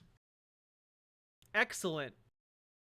So we have a 20-minute cut, and already we're at the world elite phase. Gotcha. Hey, Charlie. ...mechanisms, here we're going to provide a lighter overview, and you are encouraged to explore these as you see fit. Fear and scarcity. At the highest level of control, fear is one of the most easiest methods to control the population in mass. One of the most easiest methods. If you wrote this out beforehand, you don't need to say most easiest. You would just say easiest. You can get rid of the word most, because the S at the end of easy is already doing the same lifting. That's just some friendly feedback from someone who has a degree in English literature. Appearances notwithstanding. This is a two-way street that binds the influence from the elite and us together, for we actively perpetuate the problem when we live from fear and scarcity, spreading it around to each other like a nasty virus. Fear can be used to corral people in all manner of directions, to take actions that are not in their best interest, or to give up their power and control to others. Okay, but this isn't a conspiracy theory.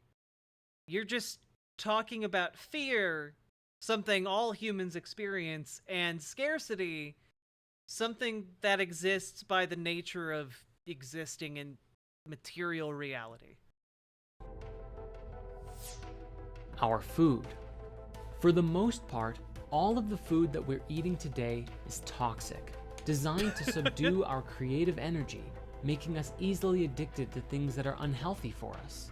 Whether it's processed foods, rich with salt, sugar, and... I forgot. He claims that if you eat, like, donuts, you go farther from God. Essentially, eating anything that's been processed or anything that's unnatural will bring you farther away from the divine reality.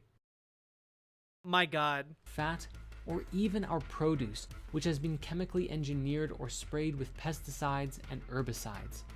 We can see this with Monsanto, who have actually patented seed and GMO production, disallowed the ancient practice of saving seeds, and ultimately controlled the food supply, but have masked it as providing the world food. We recently published a movie called Healing Your Body with Food, Spirit Science 33, which reveals the truth about food and where it comes from today. So we won't get super deep into it here, because there is a lot to cover. But if you want to go deeper into this, please watch that. I know it's totally not, it doesn't have anything to do with what he's talking about, but she is not pulling off this fedora. I'm sorry. It's just not working for her. That movie after this one is done.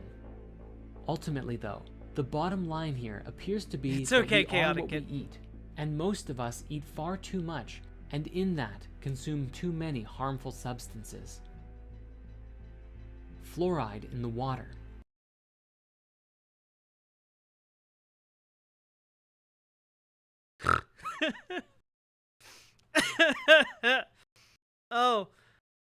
Oh, yeah, the fluoride in the water that protects all of our teeth from just instantly crumbling to dust.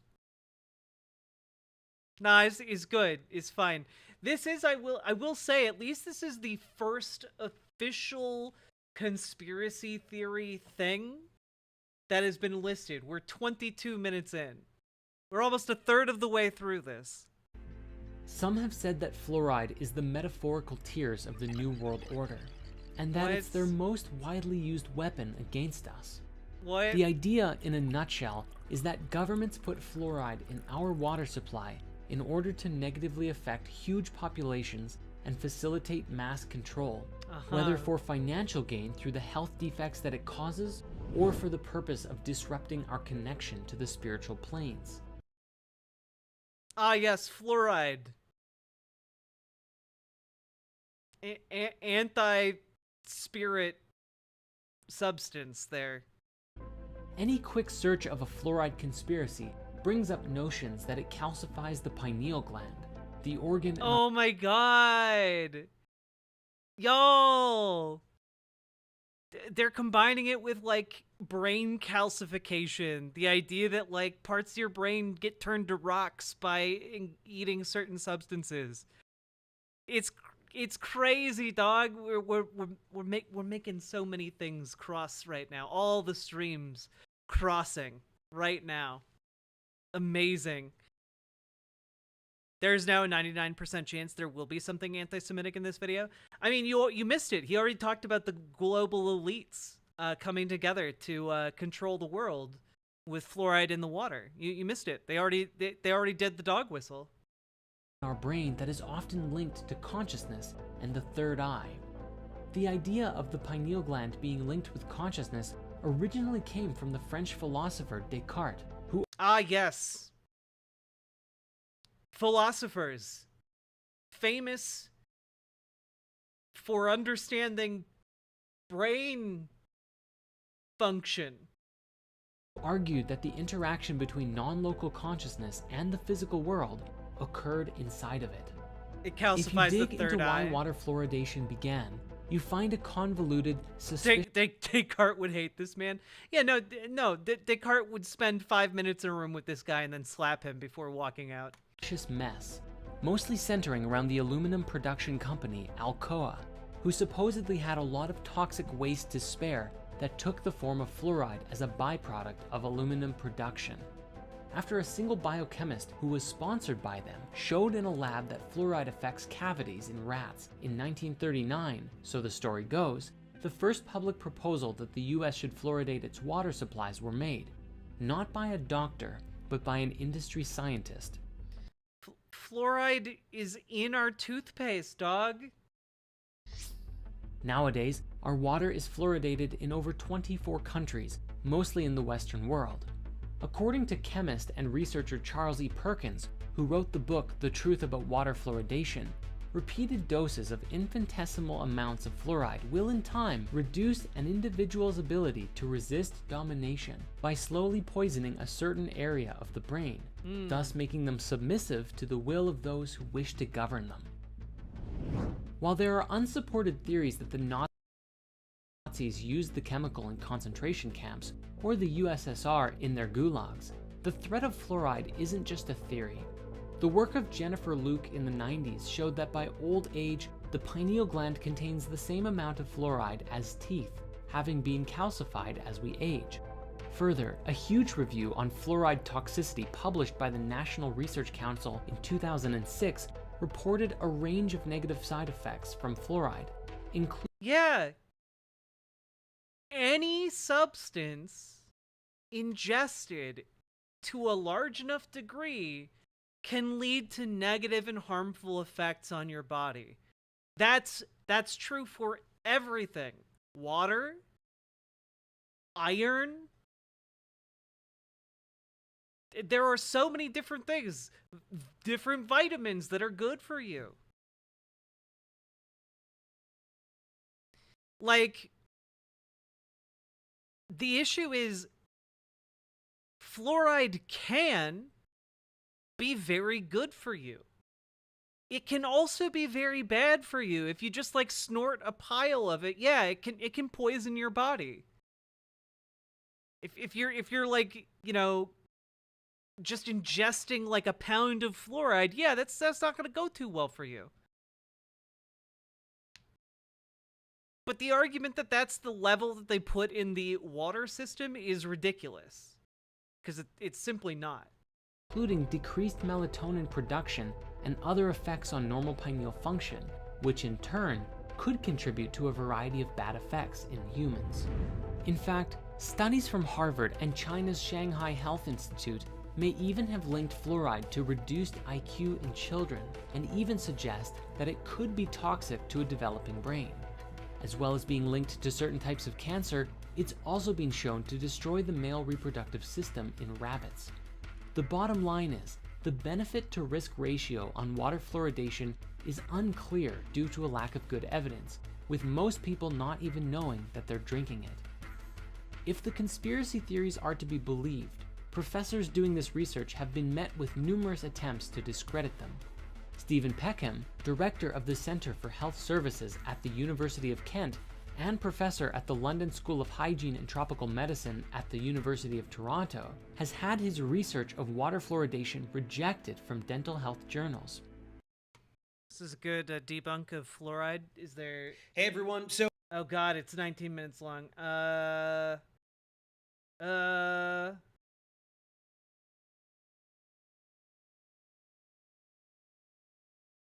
mean, this seems fine. I'll trust chat.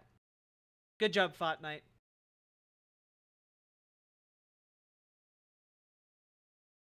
He's even spoken out about being accused of statistics hacking and for research that made the link between fluoride and hypothyroidism. It seems as though someone does not want this info getting out. Someone doesn't want this info getting out. Entertainment and subliminal messaging. The entertainment industry has been a source of conspiracies for a long time, with often disturbing subliminal messages in children's entertainment, such as references to suicide and sex found in everything from Disney movies to SpongeBob. But it often goes deeper and darker. The entertainment industry, especially Disney, has seen several instances of hiring young children, making them into massive fluoride has a connection to Florida Man. I don't think so. But thank you for the $5 dono. Yes, Disney hiring child actors for their child programming. That's the conspiracy now. Celebrities, making a fortune off of them and driving them insane. No, they don't drive them insane. It's just that the intense pressure of being a child star, and also this is your career now, and also people obsessing over you, like, tends to have pretty detrimental effects on kids. That's not, this isn't the conspiracy. This is just like, the entertainment business is not good for kids or their psychosocial development. That's not a conspiracy theory. This has also happened with the K-pop industry, with their so-called slave contracts that force the young singers into decades of servitude, having them work endless hour days and running them to the point of exhaustion. There are actually many instances of these young singers collapsing on stage due to exhaustion. This also links back to the conversation of pedophilia networks, for many celebrities have now spoken out about how bad Hollywood really is for pedophilia, including people like Brad Pitt, Elijah Wood, Evan Rachel Wood, and Corey Feldman. The news. The news often perpetuates a story that things are bad and getting worse. There is a consistent theme from the news of toxicity, and as people watch this in mass, we come to believe it, and thus perpetuate it. The people running the news command more attention by spreading this kind of information because bad news gets more attention than positive stories, and therefore, we continue to create this reality. When you're constantly looking at the world in a negative light, you are not looking at your own light. Good night, Robert In fact, Adset. you don't even know that there is light within you. This is so much nonsense. Just say what you want to communicate to us. My God. There's only darkness, shadows, and frightening imagery. And so what happens? But humanity falls further and further into a world of self-created delusion. It's also worth mentioning that even the local news is ultimately both written for and controlled by a unified source, regardless of the network. Just watch this clip and you'll see how bad it really is. Our country. All of these news stations were owned by the same company that forced them to deliver this message. This was to protect that private company's bottom line. I believe that the company in question is Sinclair Broadcasting, a company that owns all of your public news broadcasts. All of your public news is bought and owned by Sinclair, or increasingly another company called Gannett. So that's where this comes from. It's not the New World Order trying to brainwash you, or the demiurge trying to keep you away from the spiritual plane. This is just capitalism at work. Sharing of biased and false news has become all too common on social media. The sharing of biased and false news has become all too common on social media. More alarming, some media Well, that's the thing. That's the thing, Fastwalker. My hope would be that when I put out this stuff as like segments, my hope would be that it would guide people who might otherwise fall for this away from this dangerous organization and this dangerous man, you know, who's like just feeding desperate people misinformation to try and take advantage of them, you know? aren't true without checking facts first. Unfortunately, some members of the media use their platforms to push their own personal bias and agenda to control exactly what people think. And this is extremely dangerous to our democracy. Mass surveillance. The Medal of Honor for revealing this really goes to Edward Snowden, the whistleblower who brought to the collective attention how the Secret Service of the US and UK governments had the ability to spy on literally everyone, tracking metadata, watching everywhere that you go, and what you're up to. The first program to be revealed was PRISM, which allows for court-approved direct access to Americans' Google and Yahoo accounts and everything in them. Then came Tempora, a British Black Ops surveillance program run by the NSA's British partner, GCHQ. This includes stuff like call databases, numbers, text messages, and even a secret court order requiring Verizon to hand the NSA millions of Americans' phone records daily. One of Snowden's most frightening statements came in 2013, when he explained that by using the X-Keyscore program, I, sitting at my desk, could wiretap anyone, from you or your accountant to a federal judge or even the president, if I had a personal email. The NSA's top-secret black budget, obtained by Snowden, failures of over 16 spy agencies comprising the US intelligence community, and revealed that the NSA was paying US private tech companies for clandestine access to their communications networks.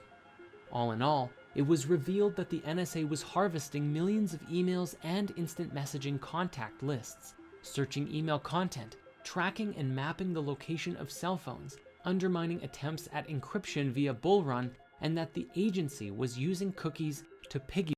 Yeah, by the way, this isn't a conspiracy theory. This is just accurate information that got leaked to the public. Like, if you want this information, just go look up the Edward Snowden leaks. Don't watch this video. Go look that up. Go look up what Edward Snowden leaked. That's not a conspiracy. That's real. He had to flee to Russia. Piggyback on the same tools used by internet advertisers to pinpoint targets for government hacking and to bolster surveillance. And yet, after all of this info being dropped, it has mysteriously disappeared from mainstream discussion. Our belief systems, we do it to ourselves. At some level, we have to take responsibility for ourselves. As easy as it may be to point the finger at the ruling elite, and there's no question, justice must be served, we must also recognize ourselves as a part of the problem through our own beliefs, herd mentality, and lack. Yeah, exactly. Every time he ends one of these conspiracy theories, he's like, what are they not telling us? You know, them. Like, every time he says it, without elaborating, the echo marks get more and more defined. Lack of mindfulness and unwillingness to strive for wisdom. If we wish to truly be a part of the solution. Did all of this disappear, or did people stop talking about it because it's been like a decade? The second one. None of the programs, to my knowledge, that Edward Snowden revealed were ever stopped. I know you've heard this before, but it's more serious than ever. Be the change you wish to see in the world. As Bruce Lipton has demonstrated with his groundbreaking work in epigenetics, our very beliefs affect our biological systems in deep and very impactful ways. If we can believe we can live a happy life, then we can. And if we believe that it's impossible, then we actually shut off ourselves and our bodies from receiving and experiencing satisfaction. That's right, guys. If you have to, make sure you ignore your material reality, and just believe that you can be better. Ignore your material conditions. Just believe that it can be better blindly, and it will become so. Further, people will often try and rope their friends into their belief systems in order to validate their own opinions and perspectives. And so what we're dealing with here is a mass field of consciousness that is trying to push its beliefs onto everyone else, and the truth is muddled and lost. Generally speaking, all of this unconsciousness keeps us small, and we do it to ourselves. The collective mindset often appears to lack any interest in education, learning, wisdom, or connecting with truth, and in this may compel us to outrageous levels of stupidity. Now, at some level, we must be able to laugh at ourselves, because humans are notorious for often doing very dumb things. And in today's day and age, these things are often captured on camera and shared for all to see, which fills up Reddit and YouTube channels to no end. For example, scrolling through Reddit's Our What Could Go Wrong channel will bring endless laughter at the ridiculous things that people do every day. Yet, it is also a clear reflection of our lack of ability to generally exercise a higher consciousness on a regular basis. If we really want to evolve, we have to do better. From the very top of the chain to the very bottom, it seems clear that there is a problem. At the beginning of this chapter, we said that there is a sickness running through the underbelly of human consciousness.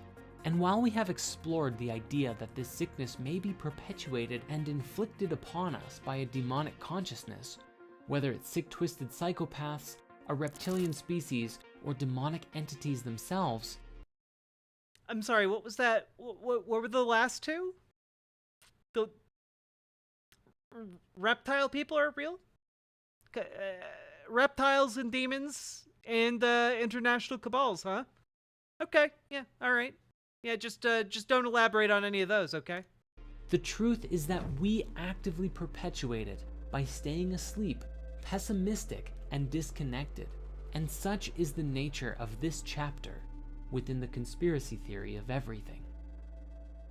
Upon exploring the spiritual path, we can see that we remain complacent due to the disconnection of our souls. For when we live just from the ego, we live... Oh no. Consciousness and to staying asleep chapter exploration of our souls. For when we live just from... Oh no, it's me. It's literally me. Oh no!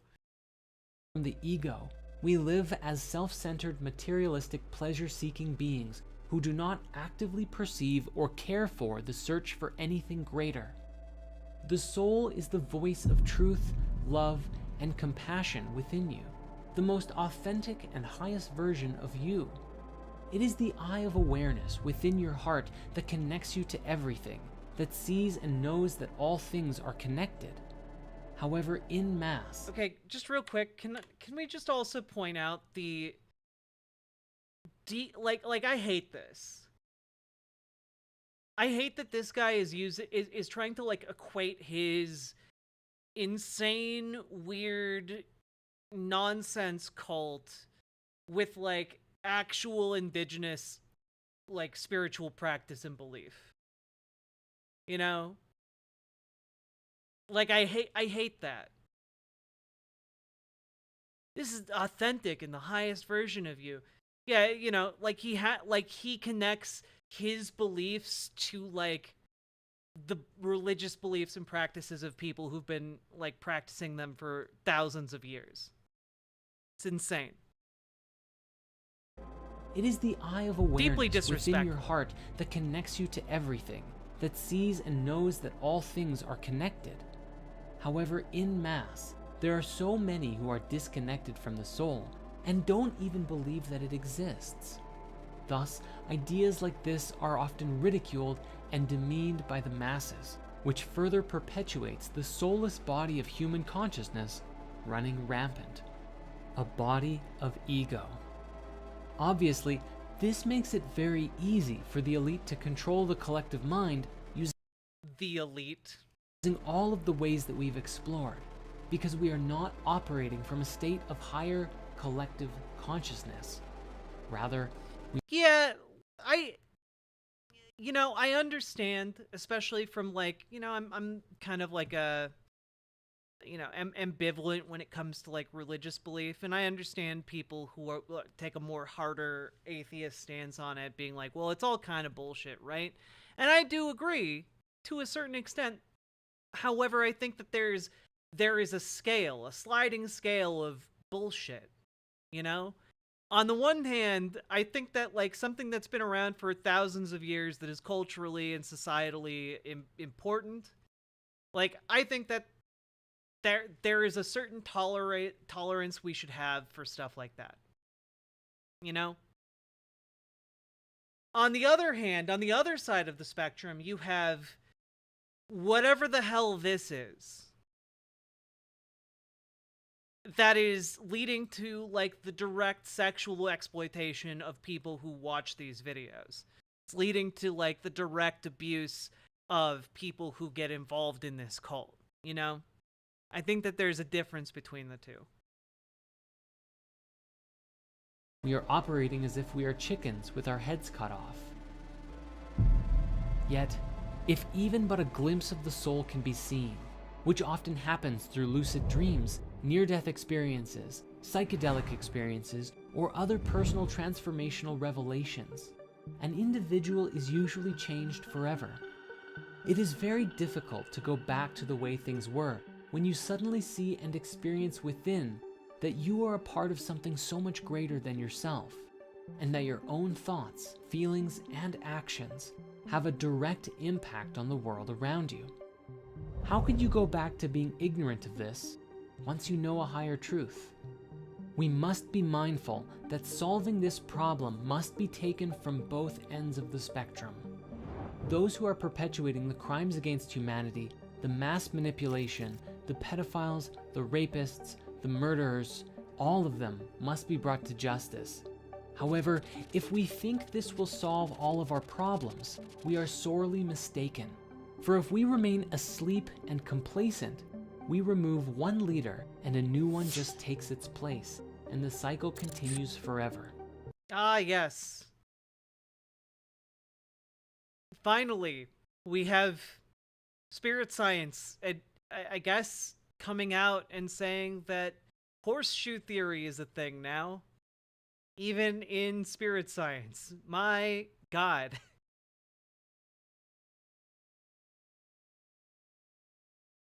Remember, chat? This guy had an experience with psychedelics in which Emma Watson told him profound spiritual truths. You're not kidding? My God. Practice this. I'll practice some twerking. Thus, the other half of the equation is that we must also take it upon ourselves, each of us, to evolve our way of thinking, to heal the connection with our soul, and to be examples of what it means to be virtuous, soulful, and compassionate.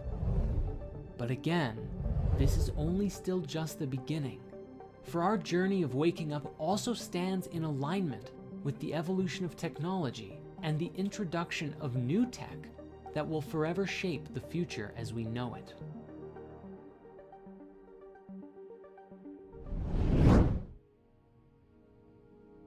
The subject of extraterrestrials has mystified humanity for countless generations.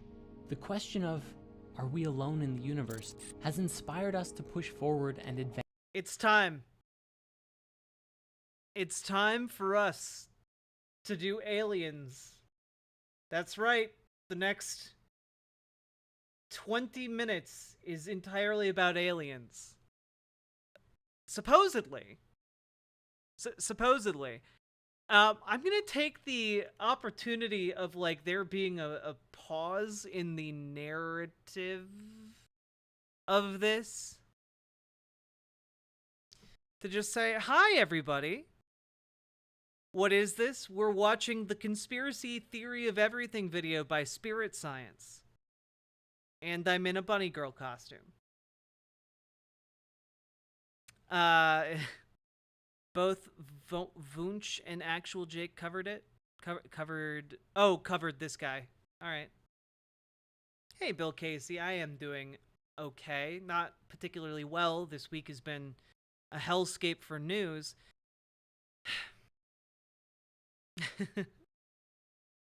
Berserk Jazerk, thank you for watching 7 streams in a row. I appreciate it. Well, chat unlocked the bunny girl costume, Trans Girl Jade, so I can't take all the credit here.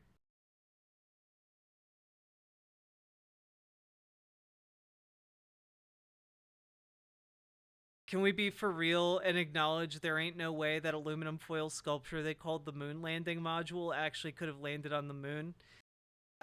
We went over, we already did the anti-moon hoax video. You'll have to wait for that. But if you're gonna be here, like, just be spewing conspiracy theory nonsense about how the moon landing was faked, like, you'd be better served elsewhere, okay?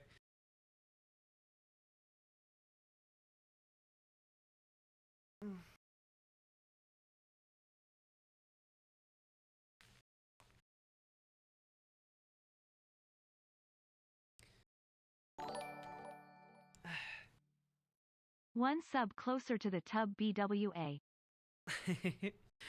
Very Knifey Duck, thank you for gifting a sub to Lady Raincloud. And yes, we are now only 7 subs away from a hot tub stream. So, y'all get on that. Yes, I will do a hot tub stream. There is, in fact, a hot tub in my building. So, I could feasibly do a hot tub stream. I can't guarantee I'll look good doing the hot tub stream, but I could do a hot tub stream. This is not a bit. It's true, it's not. Offer's only good until the end of stream, though.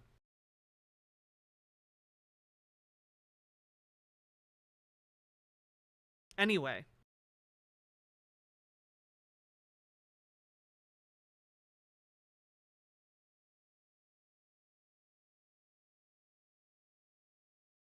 Where do you draw the line on crazy when you're dating? If something indicates, like, a very unreasonable pattern of behavior with, like, a lack of communication, I guess.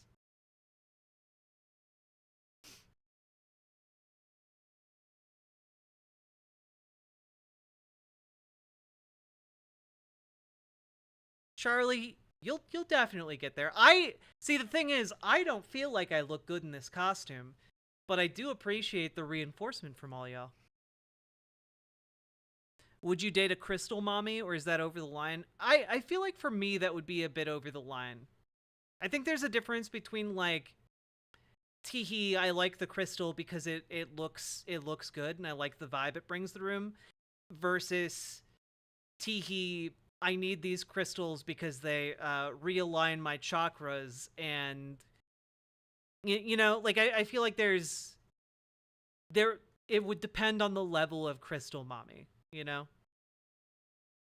Like, the same if somebody's, like, super into astrology, I wouldn't be into that.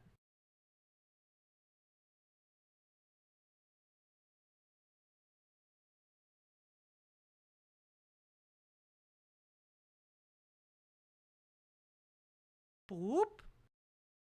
All right, back we go. But, oh, wait. Wait, hello, chat. Remember to hit the follow button on Twitch, hit the subscribe button on YouTube, like the YouTube stream, and, we'll get back into this, okay?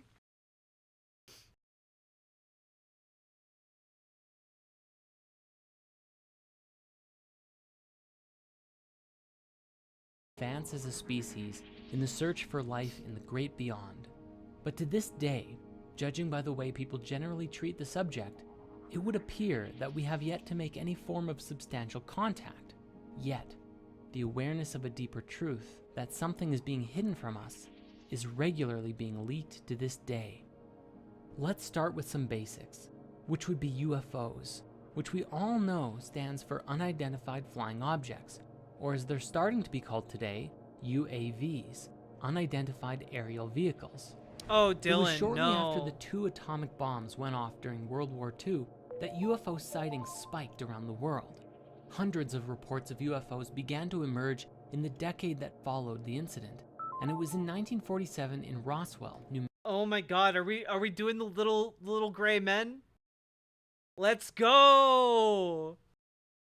Real alien hours here. Mexico, that things got really interesting. Reports of a UFO crash landing in the shape of a flying disc inspired tremendous interest in possible alien activity as the US military quickly quarantined and cleaned up the site, claiming it was simply a weather balloon. This was really the beginning, and today, thanks to modern technology, especially cell phones, we have access to thousands, if not tens of thousands, of seemingly unexplainable UFO sightings from around the world. My own personal favorite is the Dome of the Rock incident from 2011, where several independent people caught footage of a bright, glowing, and oscillating orb that descended over the Dome of the Rock in Jerusalem. After hovering over the sacred temple for several moments, it shot upwards with tremendous speed, disappearing into the sky. In more recent... Yeah, totally real. Totally real. No special effects arenas over here. Times, a video that was leaked several years ago was released by none other than the Pentagon, featuring 3 separate accounts of US military pilots attempting to track and follow incredibly fast-moving aerial ships without any clue as to what they were. Along with curious phenomena like these, we also have a long list of ex-military officials who have either claimed to have seen or even had some level of interaction with these crafts, identifying that not only are they real, but they have no idea what they are. One particular interesting subject in this discussion is the work of Robert Dean, a retired command sergeant major who, after that job, became a U.S. So the thing about all of this, chat, is that the Pentagon releases these. If these were proof of aliens, the Pentagon wouldn't be releasing these videos.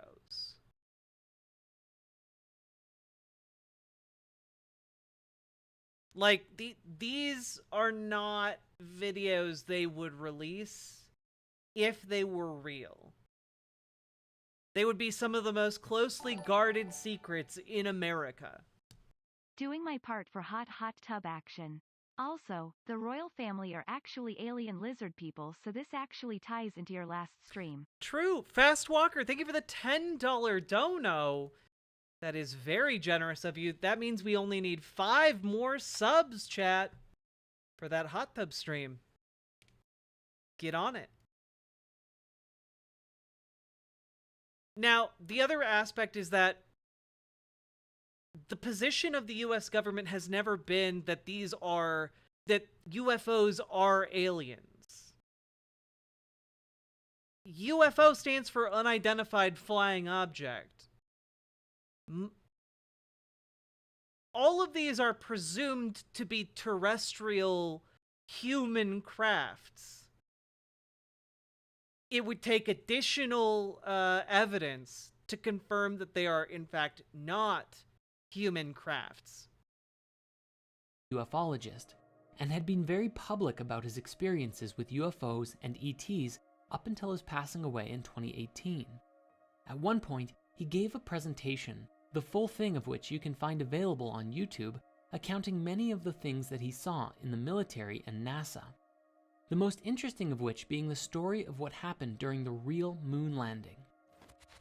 Now, many people today believe that the moon landing itself is a conspiracy, that it was faked because of certain things that stand out about the moon landing that don't make sense, such as why the crosshairs of a camera are appearing behind a particular object on the screen, or the strange objects in the reflection of the astronaut's visor. But what Robert Dean has described... Yeah, there couldn't possibly be any explanations for those. Definitely don't look up any information, just take it directly from this video. Or, I guess by the time this takedown of the conspiracy of everything comes out, I have another video where we go over how the moon landing wasn't actually faked. That video is 2 hours long, so maybe you watch that one and then come back and finish watching this.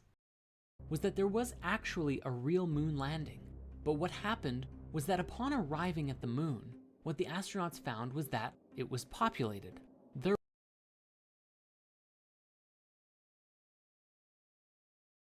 Citation needed to the greatest possible degree. There were, according to him, little alien people walking all over the place, ships flying through the, well, I'd call it air, but I guess they don't have oxygen up there, do they? This was such a shock to the astronauts that after their visit they returned back with 40 rolls of film of what they saw, and NASA supposedly destroyed it. The thinking seems to be that the revelation of this truth was so out there that NASA buried the truth because of what would happen to the world if this was to get out. Now, I'm not saying that I'm in support of hiding the truth, but at the same time, think of how many... Man, that was a whole lot to drop on us with absolutely no citations to back up your claim. That's insane. Religious beliefs would be shattered from this truth. How much chaos would be caused if all of a sudden our entire global paradigm was to change in an instant. Again, I'm not saying that they're destroying the footage, if it did happen, was a good thing, but at the very least, trying to see things from every perspective. Honestly, Fortnite, we don't even know what his claim is based on. Because he he's so unwilling to cite anything, either for or against his ideas, that like he just moseys through all of it, glossing over any actual like evidence for or against. It's crazy. Specifically, there was an ex-CIA operative who spoke with AJ Plus at one point, and she described that the single most important thing that she learned from her time as basically a spy was that everyone believes they are the good guy. So even if this event did happen, whoever it is at NASA who controlled all of the information probably did it believing they were doing the right thing. We will return to Robert Dean at another point soon because he shared something else that was very interesting. However, first we have to discuss this. You may be familiar with a man named Bob Lazar, one of, if not the first, to come forward with inside leaks about the secret government UFO programs. He claimed to have been hired in the late 1980s to reverse engineer purported extraterrestrial technology at what he described was a secret site called S4, a site similar to, and rather close to, Area 51. He described that he had access to a recovered UFO ship and for several years was attempting to discover the secrets of how it worked. Lazar claimed that the propulsion of the studied vehicle was fueled by the chemical element with the atomic number 115, known today as moscovium, or E-115, which at the time was named unumpentium, since it hadn't been created yet. However, it was first synthesized in 2003 by a joint team of Russian and American scientists for real. He said that the propulsion system relied on a stable isotope of E-115, which supposedly generated a gravity wave after being excited by livermorium, element 116, during proton bombardment. He argued that the decay products brought about by the reaction between the two elements would include gravitons, a hypothetical quantum particle that is thought to be responsible for gravity. In his new Netflix documentary, he used the analogy that the craft is kind of like a bowling ball.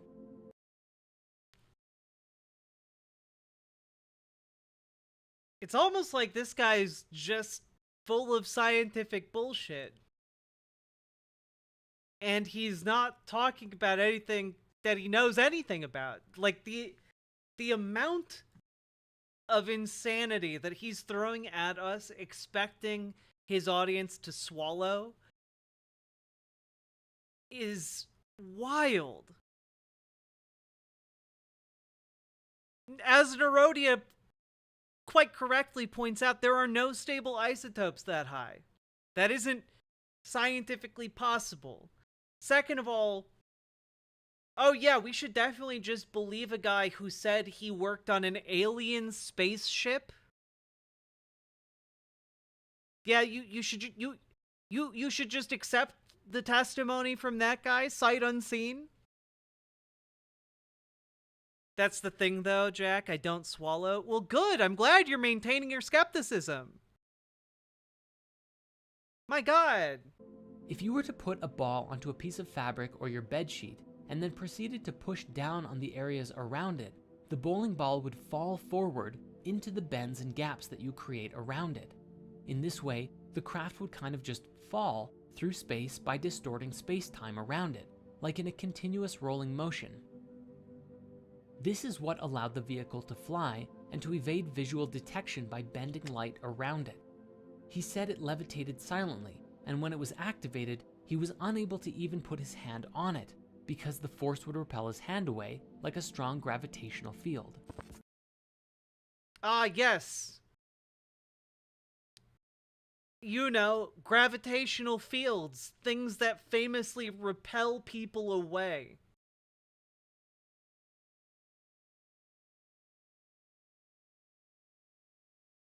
My God. Also, my dude, thank you very much for the raid. Welcome, Raiders. We're talking about spirit science and going over their theory, their conspiracy theory of everything, and it is infuriating because it's a bunch of conspiracies as argued for or against by a cult, and it's about as crazy as that might lead you to believe. We're currently talking about aliens. Also, hello Corey the Ander. Welcome. Welcome, my dude raiders. I hope you had an excellent time over on my dude stream. And folks, go give my dude a follow over on Twitch. Go let him know. Go let him know that you're going to check out his content, okay?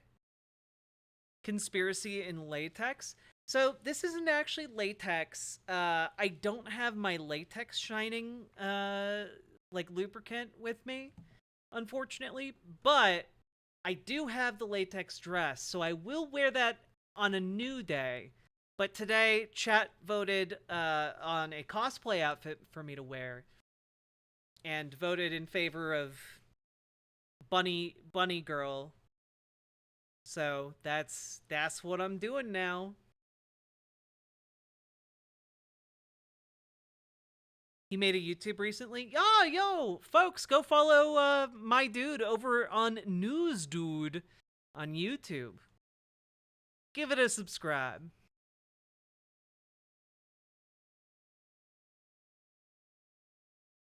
All right, back to Pain. According to intel that he received while at S4, the ship, which was one of 9 that the military had access to, was originally from the twin binary star system called Zeta Reticuli, and had belonged to the Greys, which are the most common visual of aliens that we generally see today when you think of what an alien might look like. We even have an emoji for it. He also explained that the way that the military worked was so secretive that they wouldn't even let the various divisions studying the craft to communicate with each other, so progress on reverse engineering the technology was very slow. While one group kill would these be guys working in on XCOM, controls, another on propulsion, and another on, well, you get the picture. But due to this isolation, they wouldn't easily be able to identify how the different parts of the ship were interconnected and worked together, and thus reverse engineering became very difficult. This was especially challenging because supposedly the ship was entirely interconnected. There weren't really any moving parts. It seemed to be one singular solid object. The seat and floor and panels and walls were all one singular material, with no sharp edges anywhere, an entirely different kind of machine than anything we're used to today. Now, after Lazar came out publicly about this, his life fell apart. Many people quickly looked into his life and found that he seemingly never had any of the education degrees that he claimed to have had. Oh, well, you know, that would tend to destroy someone's credibility. Yet, upon deeper investigation, documents stored away in his old university proved that he was telling the truth. Bob explained that after he came out publicly, he received a phone call from his ex-employers who said, "Do you have any idea what we're going to do to you now that you've done this?" And for many years... Ah, yes. They conspired to destroy his life. Bob suffered as much of his past was erased, and he was made to look like a fool in front of the masses. Now, Bob's story is a very interesting one. My highest recommendation... Yeah, why... I can't conceive of why a guy who claimed to work on an alien ship with no receipts would become a laughingstock to the masses. I can't possibly fathom that. Recommendation is checking out the documentary he created with Jeremy Corbell called Bob Lazar, Area 51 and Flying Saucers, as well as the Joe Rogan podcast that they appeared on, where Bob goes deep into the story of what happened and what he learned. But Bob isn't the only one to come forward with some fascinating stories, and this brings us to Dr. Stephen Greer, who founded the Center for the Study of Extraterrestrial Intelligence, or CSETI, in 1990 to create a diplomatic and research-based initiative to contact extraterrestrial civilizations, along with the Disclosure Project in 1993, a research project devoted to disclosing to the public information that the government and military supposedly have had regarding the existence of UFOs and ETs. The organization claims to have over 3,000 confirmed reports of UFO sightings by pilots and over 4,000 proofs of what they describe as landing traces. And yet again, I need to point out that having proof of a UFO is still not proof of any kind of extraterrestrial.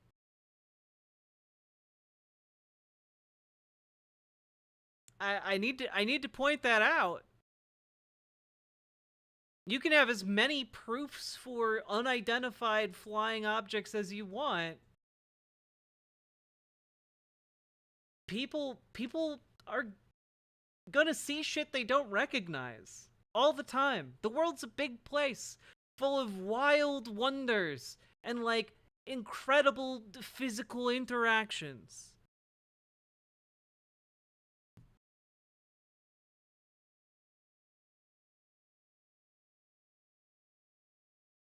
But that doesn't mean all those things are aliens. Evidence of UFOs landing on the Earth and leaving behind a sort of electromagnetic signature.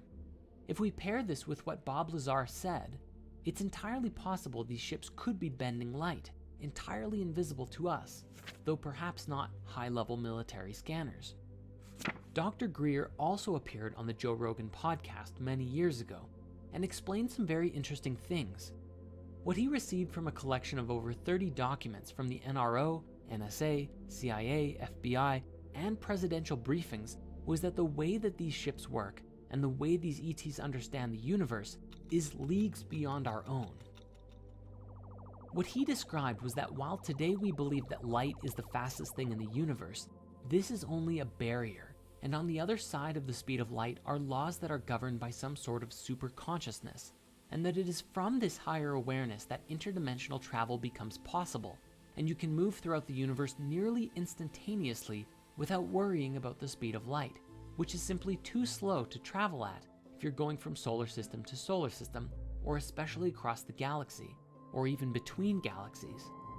This is incredibly important to us because it's relative to the idea that consciousness and conscious thought actively steers the field of reality that creates the experiences that we have. Oh yeah, he believes in reality fields.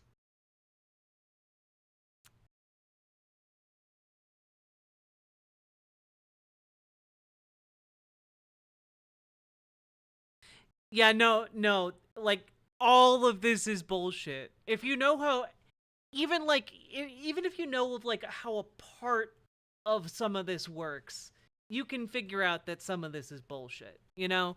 Like, for some of this, you might not know your periodic table. You might nod along with that. But, like, this isn't how top secret information works, guys. This isn't how reality works. This isn't scientific. This is, like, effectively, like, as if they got the script writer from all of the Star Trek shows, but specifically only the Star Trek writer that does, like, the tech speak, you know, to write an entire cult's philosophy. You know, this is like flux capacitor lingo. This is a subject we will return to shortly. However, this conversation has one massive implication. You see, one thing that Dr. Greer explained was that the significance of alien life to us isn't really all about ETs at all, but about technology. The very instant that it became available would completely transform life on Earth forever. Imagine suddenly being able to travel to distant planets or explore the universe and forget about having power to fuel the entire world's energy requirements forever. You'd have enough power to blow up a planet if you wanted to. This has tremendous implications to it, and may even be part of the reasoning for keeping the technology hidden for now. The question arises, is this technology hidden so that only the secret rulers of the world can have it? Or is it because humanity is not yet ready to inherit such a gift? One final piece in the ET and UFO conspiracy is the concept of the hoaxed alien attack.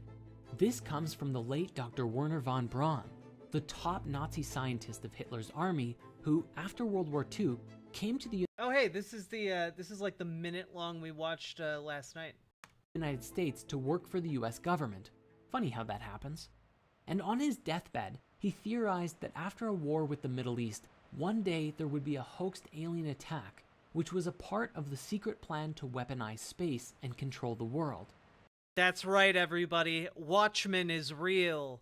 Watchmen is real. He actually urged Dr. Rosen, his Good night, secretary, Charlie. to thwart this plan above all else, because if it were to come to pass and space was weaponized, whoever controlled these powers would have... Yeah, honestly, a very worthwhile reminder at all points of this video, Fast Walker. He prefaced all of this by saying none of this video is based in fact. Complete and supreme control over everyone, and the world would fall under the complete control of the oppressors. Now, the subject of ETs does not end there, however, because there is also the reptilian conspiracy, most famously brought to the public attention by the British conspiracy theorist David Icke. Ironically, David Icke looks extremely reptilian in this photo. It's become one of the most infamous and popular conspiracy theories ever, sparking numerous parodies and commentaries in the media and TV shows. To put it simply, Icke believes that an interdimensional race of reptilian entities known as Archons... We did it. We got to the reptilians, boys. ...have hijacked the Earth and are stopping humanity from realizing our true potential. He has argued that these Archons are the same beings mentioned in many Gnostic texts that have identified themselves as demons and rulers of the 7 planets in various traditions. What? Wait, each planet has its own demon lord? Tell me more. I want to know about the Venusian demon lord, okay? Mostly having the ultimate goal of preventing souls from leaving the material realm. He claims that because of this, they have gone by many names throughout history, including the Anunnaki from Sumerian myth, of course, and the Watchers and Nephilim from the Book of Enoch. Yep, of course, we got giants, baby. This is how we have giants. Giants are real. The Nephilim are real. Let's go. That human sacrifice to the gods in the ancient world was actually for the reptilians' benefit, especially the sacrifice of children. You know, I guess they had, you know, he really felt he had to bury the lead an hour into the video to get to the real good conspiracies.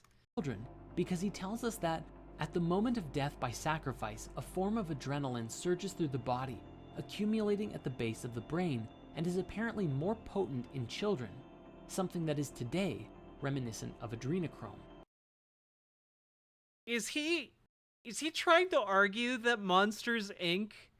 was actually a secret subliminal message to educate people about the QAnon conspiracy, about children being like tortured and sacrificed for their adrenochrome? That's what he's saying, right? I didn't think we would get so far down the rabbit hole that we would see that Pixar films are predicting QAnon, but okay. Bringing it more into the modern day, he claims that... Why are you using this visual? Why would you use this? Look at how happy this guy is. He gooning over here.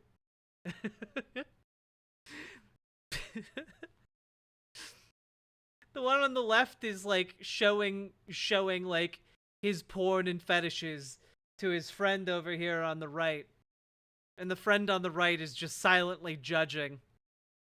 Genetically modified human Archon hybrid race of shape-shifting Indica versus known Sativa. as the Babylonian Brotherhood, or the Illuminati or Freemasons to us today, manipulate global... Oh, okay, so the Illuminati and the Freemasons are interchangeable, and they are controlling the world.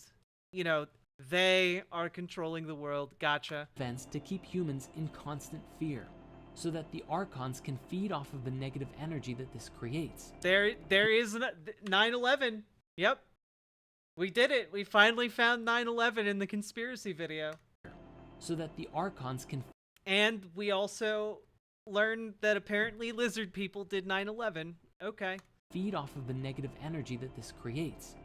Now, he has also claimed that the members of this secret elite are descended from reptilians coming from the Draco constellation.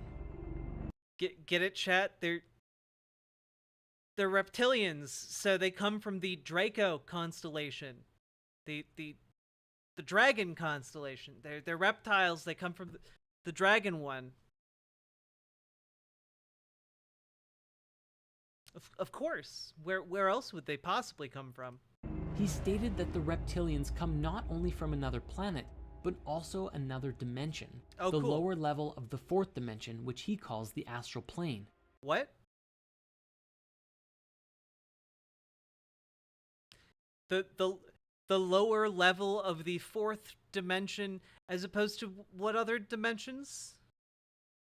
Can we get like a dimension map? The one nearest to the physical world. As of 2003, when his books originally brought this theory out, he said that the reptilian bloodlines include all American presidents, 3 British and 2 Canadian prime ministers, several Sumerian kings and Egyptian pharaohs, and a whole bunch of celebrities. Remember when that article went viral about how Justin Bieber supposedly turned into a giant reptile in front of everyone? Some of the most prominent bloodlines are said to include the...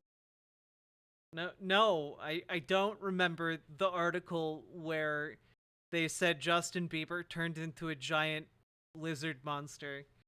Actually, also, some of the most prominent bloodlines? I wonder which ones. The Rockefellers, Rothschilds, various wealthy European families, and... The Rockefellers and the Rothschilds, along with other wealthy European families. You don't say. I wonder if, predominantly these wealthy families seem to be of a certain religious persuasion. Kind of seems like that's where you're headed with this. Were the Medici's reptiles? God. And established families of the eastern United States and the British royal family. Oh. In fact, well, that one makes sense. He said in numerous interviews that he saw former British Prime Minister Ted Heath's eyes turn entirely jet black while the two men waited for a Sky News interview in 1989. Ultimately, the global elite make up the top of the pyramid for the reptilians in modern day, global elite. All with the intention to keep us sedated and trapped in this reality without gaining a higher knowledge. At the top of the global elite are what Ike has referred to as the prison wardens. No, again, the guy. This is what I mean when I say that this is basically a knockoff of Scientology. Who oversee us in what is, to them, just a prison world. Honestly, Kiwi Bird lizard people were often used as like a way to paint Jewish people. You know, like the lizard. There's been an awful lot of conflation in conspiracy circles between like lizard people and like anti-Jewish like conspiracism. Which honestly is a shame because it makes the whole lizard person thing a lot less fun. But yeah, there's an unfortunate overlap in people kind of masking their anti-Semitism as merely being, oh, I'm not actually anti-Semitic. I just don't like the reptilians. I don't like the lizard people. You know? I'm sorry, that's just really, really weird. It is really deeply weird. Along with the New World Order, their main goal is apparently to create a microchipped population, a one-world government, and a global Orwellian fascist state, a brave new world, which he claims will be a post-truth era where freedom of speech is denied. And how are they planning to do this, you might ask? A post-truth era. Well, if Ike is to be believed, then says guy advocating for lizard people conspiracies. Brotherhood either created or controls everything. Things like the United Nations, the International Monetary Fund, Round Table, the Council on Foreign Relations, Chatham House, the Club of Rome, the Royal Institute of International Affairs, the Trilateral Commission, and the Bilderberg Group, as well as the media, military, CIA, MI6, Mossad, scientific publications, most religious doctrine, and even the internet. In other words, They control every aspect of our society and can make us believe what they want when they want. Before we move on, I think it's important that we now revisit Bob Dean and a particularly interesting story that he shared during the European Exopolitics Summit in 2009. He described that he was attending his son's retirement ceremony from the US Navy in Washington, D.C., and at this event, there were a great deal of active and retired generals, admirals, captains, and more.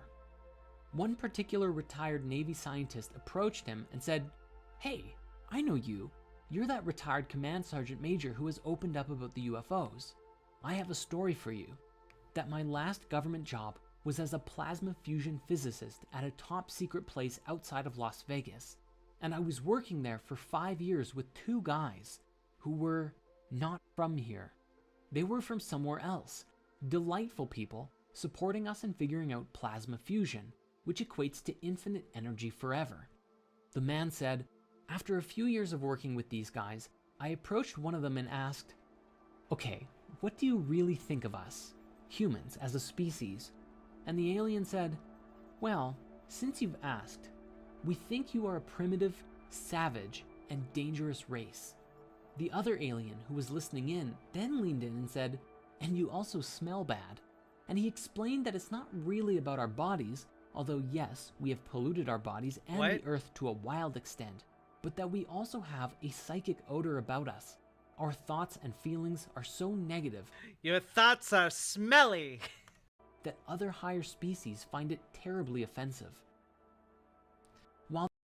That explains why aliens don't generally come here. Our psychic emanations have poisoned the void around us. This story is actually kind of funny. It's also something that we should take very seriously. According to the reports and expressions from many whistleblowers, the other species who are interacting with us are actually mostly benevolent. And Source, many people are saying this. Many people are saying that all of the aliens are benevolent, and that our thoughts are stinky. if we can really listen to what they have to say and do some meaningful self-reflection, You are cringe it may and just help stinky. us to clear Yeah. out our own negativity, release ourselves from any reptilian or other controlling influences, and put us into a position to meet some really cool otherworldly species.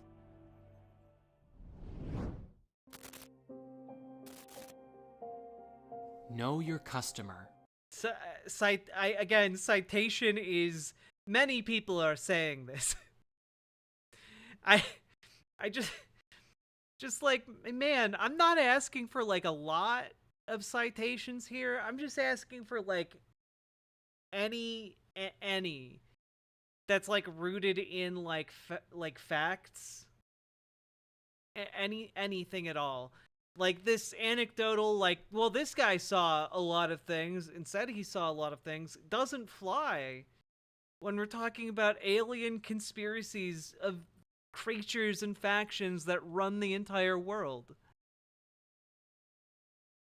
It's the de facto business mantra of our modern era. Collect enough information on everyone's web browsing and social media habits. Oh, we're in the final third of the documentary. It's time for another little pause. Hello. How y'all doing? We've been going for about 5 hours. If you've been enjoying the stream, please hit the follow button on Twitch, hit the subscribe button on YouTube, hit the like button on the YouTube stream, and consider dropping some subs or donos. We need 5 more to get that that hot tub stream in the future. Let's go. Also, yes, I am in a bunny girl costume.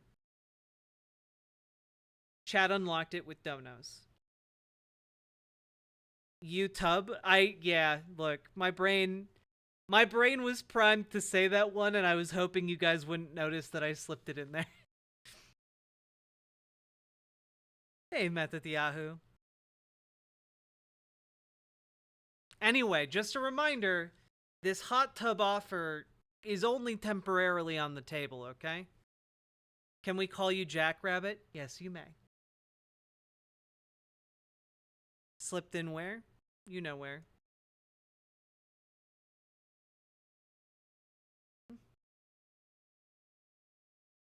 Oh, the hiccups. Why?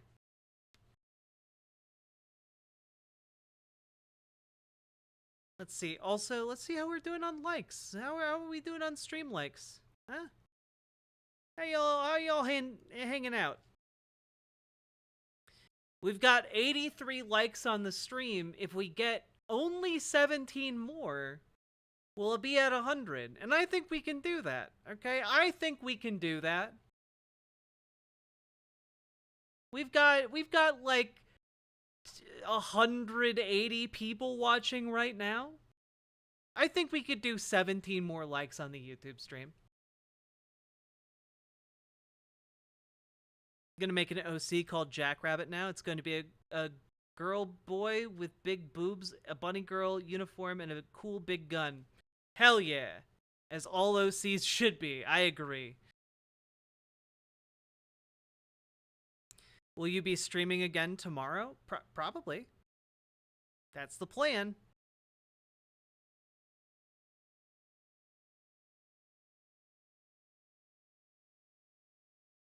My brain is much, which is more than can be said for spirit science. True. All right. Back to this. Keep in mind, we need 5 more subs. Or their dono equivalent. Here we go! Listen to what they talk about when they believe they're alone, and feed the data into a network of computers so complex that computer Good night, OS scientists Crane. aren't even sure how it works at all anymore. What? This complex neural network of computers, data, and programs are then linked to nearly all of us through the apps and web services. The internet isn't a neural network. That's a different thing. Stop conflating different techno things. That we use on a daily basis, spitting out products, content, and suggestions catered to individual desires better than anything that has ever been done before, keeping the masses glued and engaged on their phones, tablets, and desktops like nobody's business, and have been specifically designed to manipulate our thoughts and feelings in order to keep us using the apps longer, get our friends and family engaging, and spend more money in the process. This is our current reality. And what's more interesting, the business model is wildly successful. Yeah, Elon Musk did put one of his chips in someone's brain. That is true. I hope it had positive results for the like quadriplegic who got it. Really preying on desperate people there with that technology. And most people don't even know that they're a part of it. Where does humanity go from here? A cyberpunk dystopia? Well, yeah, that's what he does. That's what this type of propaganda is. It's throwing in a couple like softballs, right? Things that are obviously true, right? Like early on in the video, talking about like oh god, what was it? Like how Monsanto poisons crops, right? And like, yeah, it's true. Monsanto like gave tons of people cancer. Right? Yeah, don't trust evil tech like Google's, but trust the good tech like these videos. It's true. Catalina Gearbox, thank you for the $5 dono. Now we are 4 subs away from our hot tub stream. Yeah, so they'll take something true like that and then throw a bunch of like techno babble over it to like make it seem far more complicated, far more outside of the mental grasp of other people in the audience. And then they'll move on to start trying to talk about something that is less and less hinged to reality, you know? The motive for almost all of these things was to make money. Yeah. As opposed to like an evil cabal that secretly runs the world. The motive behind all of this is like private corporations trying to make money. That's it. This video just shows me people think what I do is actually magic. I mean, yeah, don't sell yourself short, Salmon Moose. A lot of programming to a lot of people is functionally equivalent to magic. Technology continues to advance. There is concern growing in the minds of those who have freed themselves from the Matrix long enough to realize that there is an issue. As technology continues to evolve and humans become more integrated with it, the line seems to blur between what is real and what is not. Then again, if all of reality is an illusion anyways, does it even matter? Let us begin our exploration with the software Jesus. If it's all an illusion, does it even really matter? that currently exists today Bruh. that begins to blur the lines between reality and illusion. Deepfakes.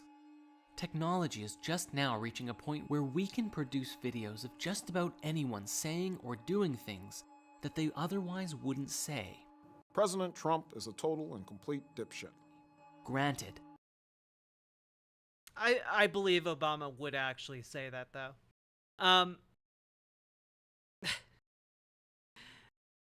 Yeah, I as far as like brain chip technology goes, I think it is a good improvement for us to make, like a good tech for us to invest and like learn more about, specifically because I think it'll improve like the quality of life of people who need like bionic limbs, for example. Like we could have far more responsive like bionic limbs, people could move around, it would restore mobility to certain people.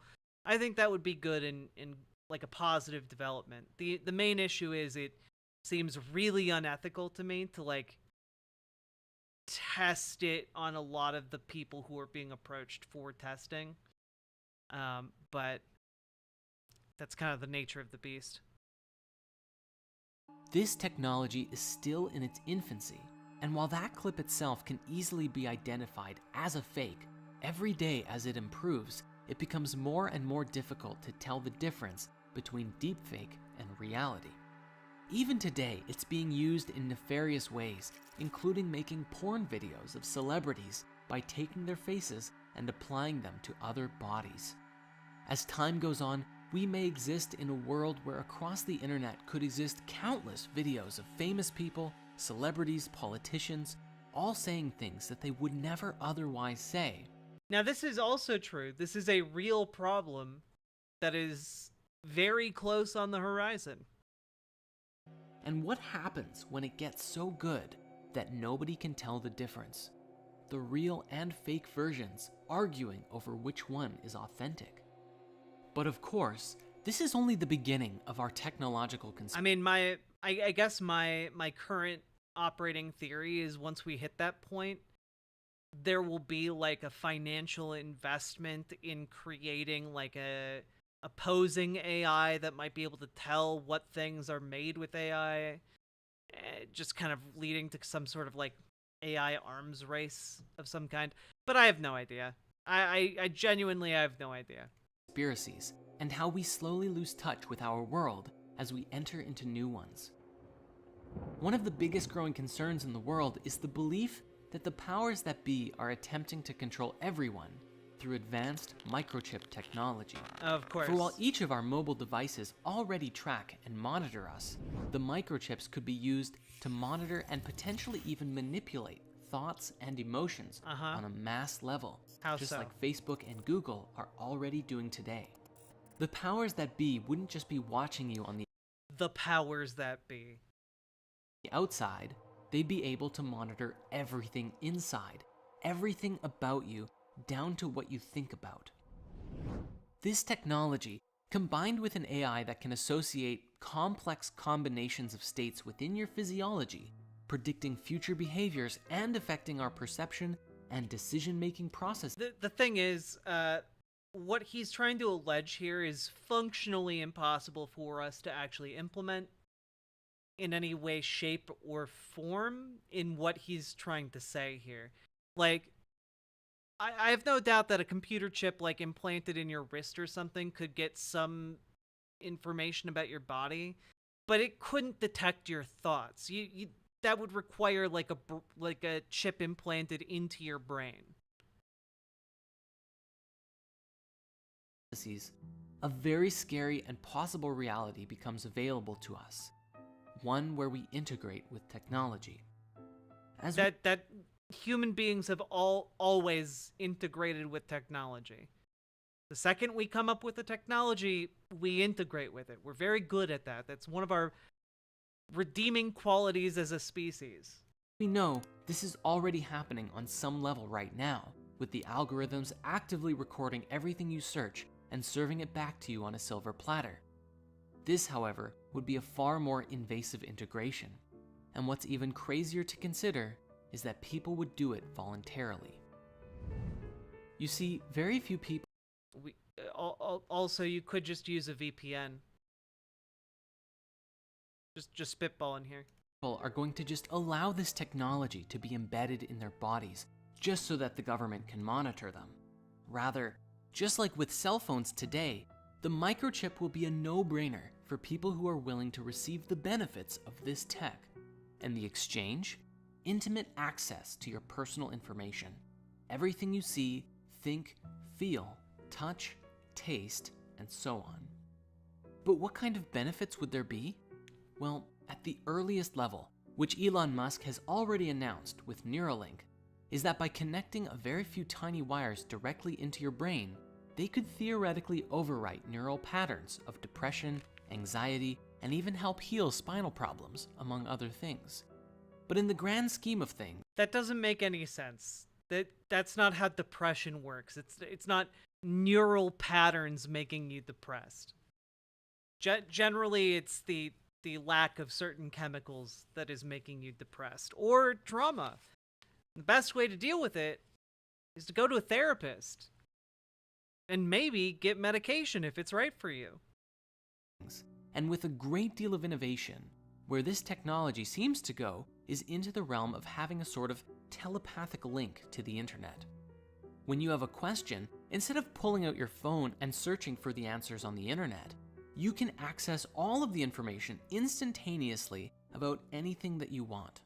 For others with the implant, you may find yourself connecting to others in a pseudo-telepathic kind of way, where your thoughts and feelings could be personally shared with others in real time, communicating beyond words, but with a language of images, pictures, and even sharing experiences. This would allow you to connect with others both mentally and empathically as well, which could bring people closer together. This would fundamentally change the education system too, for who needs school when you have instant access to every bit of information known to mankind right there in your mind? This chip... Well, largely because school isn't necessarily about getting information into you, it's teaching you different ways of applying and combining and using that information to make decisions and arrive at correct solutions. God damn it. Chip could theoretically support you in downloading information thousands, if not millions of times faster than reading or watching documentaries. Much like Neo in The Matrix, downloading a lifetime worth of fighting techniques and becoming a kung fu master in a single day, this level of integration could be possible with this kind of technology. Imagine if you wanted to become an amazing artist or learn everything there is to learn about programming, quantum mechanics, or even becoming a professional accountant or lawyer. I think these types of technologies would fundamentally break society. Like, we would have to have entirely new methods of socializing, that if you just Thanos snapped this technology into being, everything would break instantly, you know? Whatever society this kind of technology would exist in would be fundamentally different from our own. So why not just spend an afternoon or evening downloading and installing courses directly into your mind? You could theoretically condense 6 years of intense university studies into a weekend and have the exact same level of knowledge, or even greater knowledge. Wait, why would everything break? Because people wouldn't know how to socialize. Like right now, right? Say you wanted to go and learn how to do martial arts. You go to a class every week. Every week, you practice, you get to learn your you get to learn stuff from your classmates, from your teacher. You bond, you build social ties, etc. If this sort of technology immediately came on the scene, it would break the fundamental way we socialize together. You know? You can't become a kung fu master in a single day, even with that type of technology. Your body needs to train and adapt to the techniques. I mean, yeah, but like we're talking like Matrix technology level here, you know?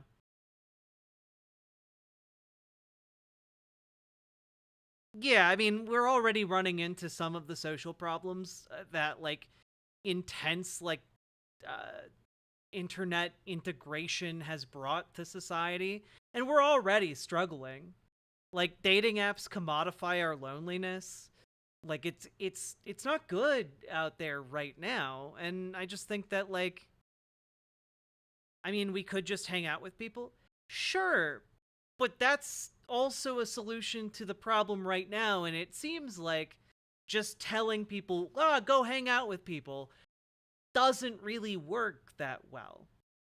And what I'm saying is, if you removed all need to ever interact with anybody ever to get the information you desire, I think that that would have some disastrous results for how, like, we socially interact with our world and with society, you know? That's all I'm saying. Like, it would have negative effects. Because people would learn less about how to socialize. And I don't think that similar skills could just be implanted in their brains. I think that it's a skill that you get by socializing. So all I'm saying is it would break down the current ways by which we interact with each other and like socialize with each other. I think the advice just hang out with people doesn't hit because most people don't have time to because of working so much. I mean, that's part of it, but the other part is simply that in the past, people worked a lot too. But they were still forced to hang out with each other. They were still forced to be working physically alongside one another. They were still forced to be like, you know, chatting with each other on the elevator ride down into the mines. You know, like there were still these petty minor inconveniences that exist on a day-to-day basis that Fuck it. brought We people hot together. Tub meta now. BWA. Paladin, thank you for the $20 dono. Finally getting us to Hot Tub Stream. And I don't know what's going to be unlocked at tier 6, but my god. We'll find out.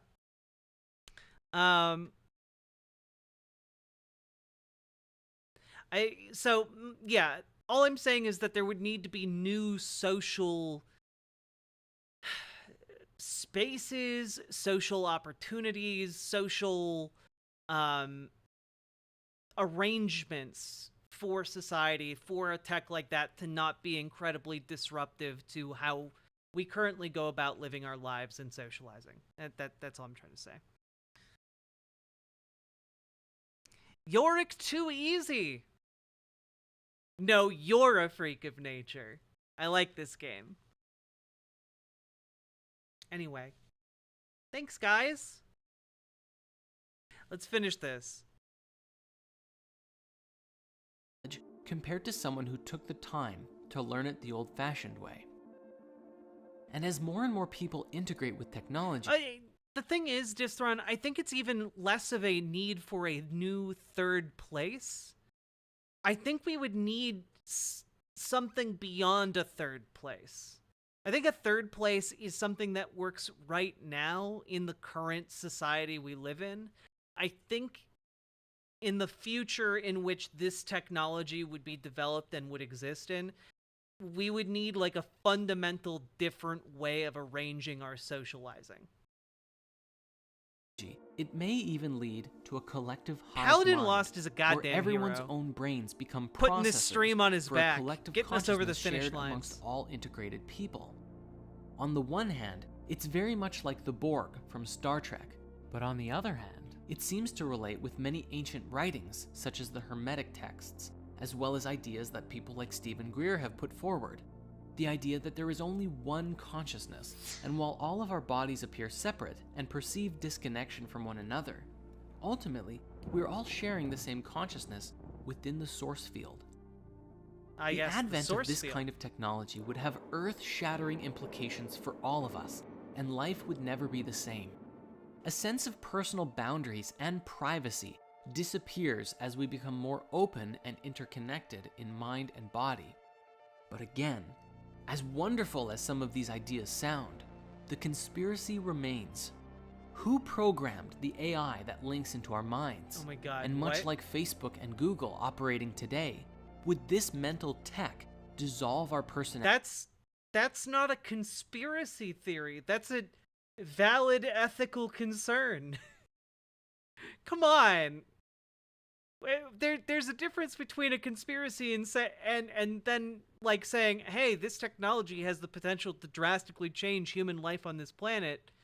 Who made it? Are there any like ethical concerns about us using it?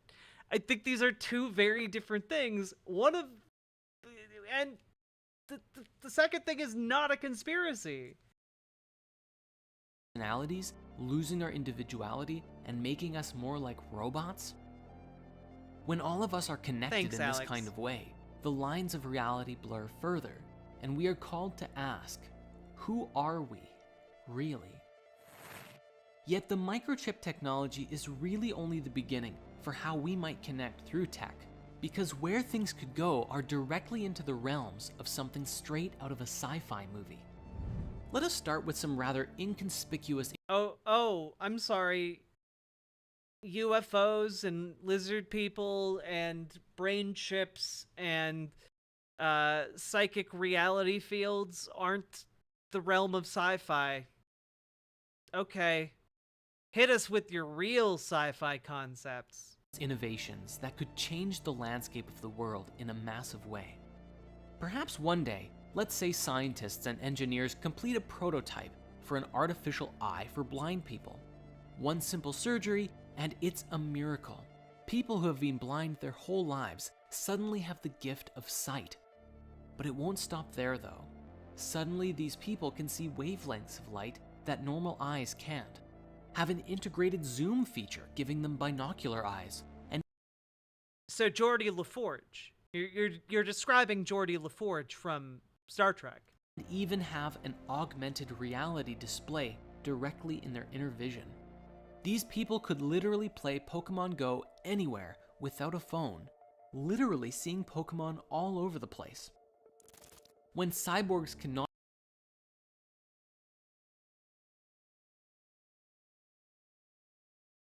Nothing about what happened to the demiurge in all of this?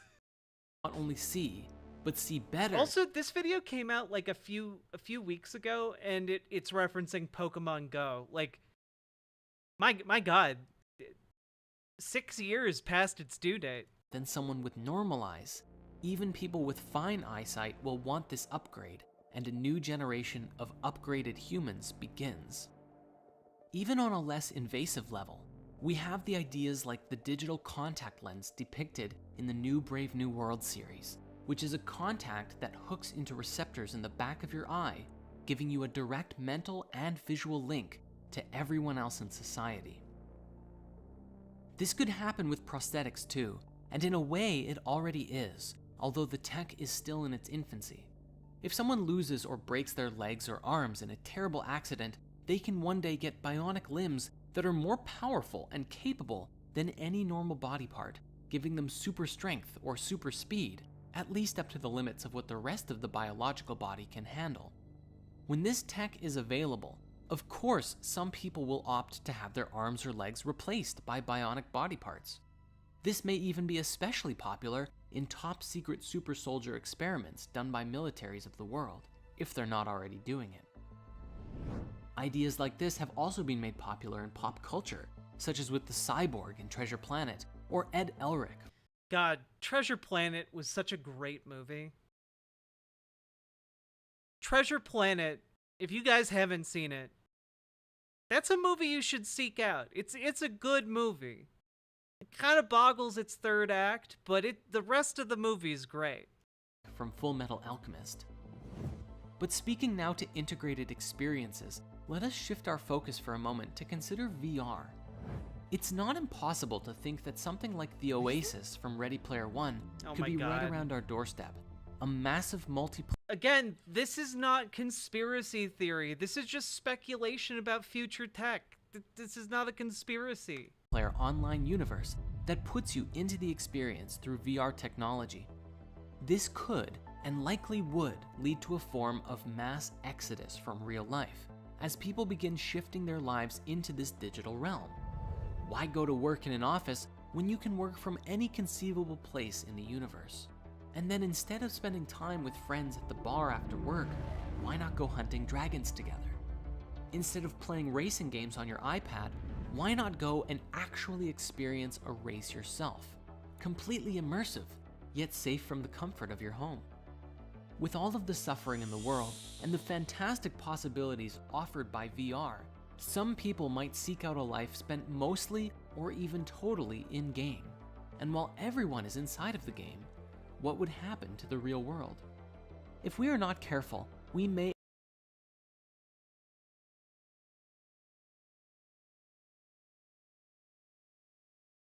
like, he realizes that like VR doesn't actually let you let you exist in a video game like Ready Player One, right?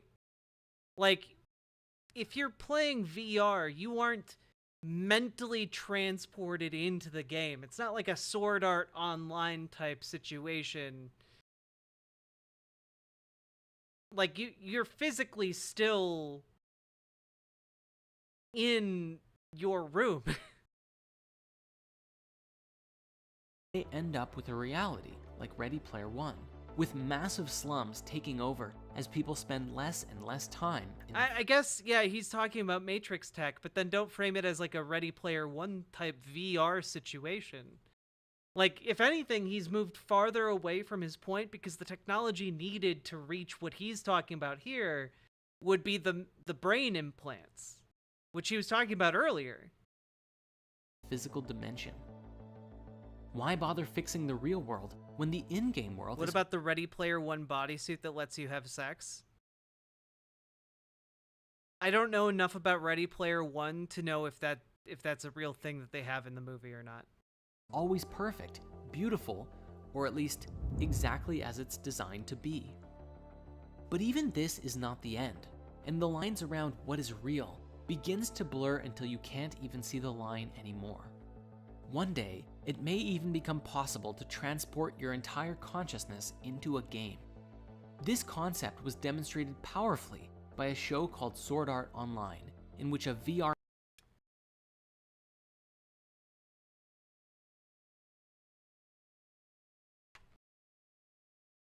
Did I call that, or did I fucking called my shot on this one, guys. I called my shot.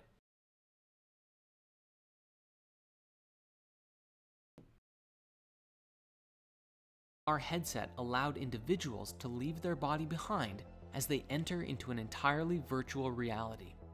Your body is unconscious, you're not even aware of it, and you experience reality as if you are physically running around in But then if you die in the game, you die for real. Azeroth or Minecraft, Hyrule, or literally anywhere that you want. Dot Hack did do it first. Recently, this idea was also portrayed in an episode of Black Mirror, with a next-level VR headset that is just a little disc that you put on the side of your head, and it transports your consciousness into a video game. Okay, but you know what? That episode of that episode of Black Mirror should have been a lot more gay. Okay. As you enter into a world where you can literally do anything, like fly, use magic, go on epic quests, or even just spend an entire summer fishing by a beautiful lake in paradise, the question becomes, why spend any time in the physical world at all? Do you want to have a super powerful body? Or a super sexy one? How do you want your face to look? You can customize it to your liking freely. Since this technology would connect directly to your brain, it could even stimulate sensations like getting drunk, taking psychedelics, or rewiring your thinking patterns to be however you want. If the only concern of having to unplug is eating and going to the bathroom, then undoubtedly someone will create a technology that makes it so that that isn't even an issue, and you will truly never have to leave. One might also wonder exactly what would happen to your physical body if you were to rewire your consciousness and brain inside of the game world. Would it change your body appearance at all? This guy must be like a big SAO fan. There's a lot of footage from that show in here.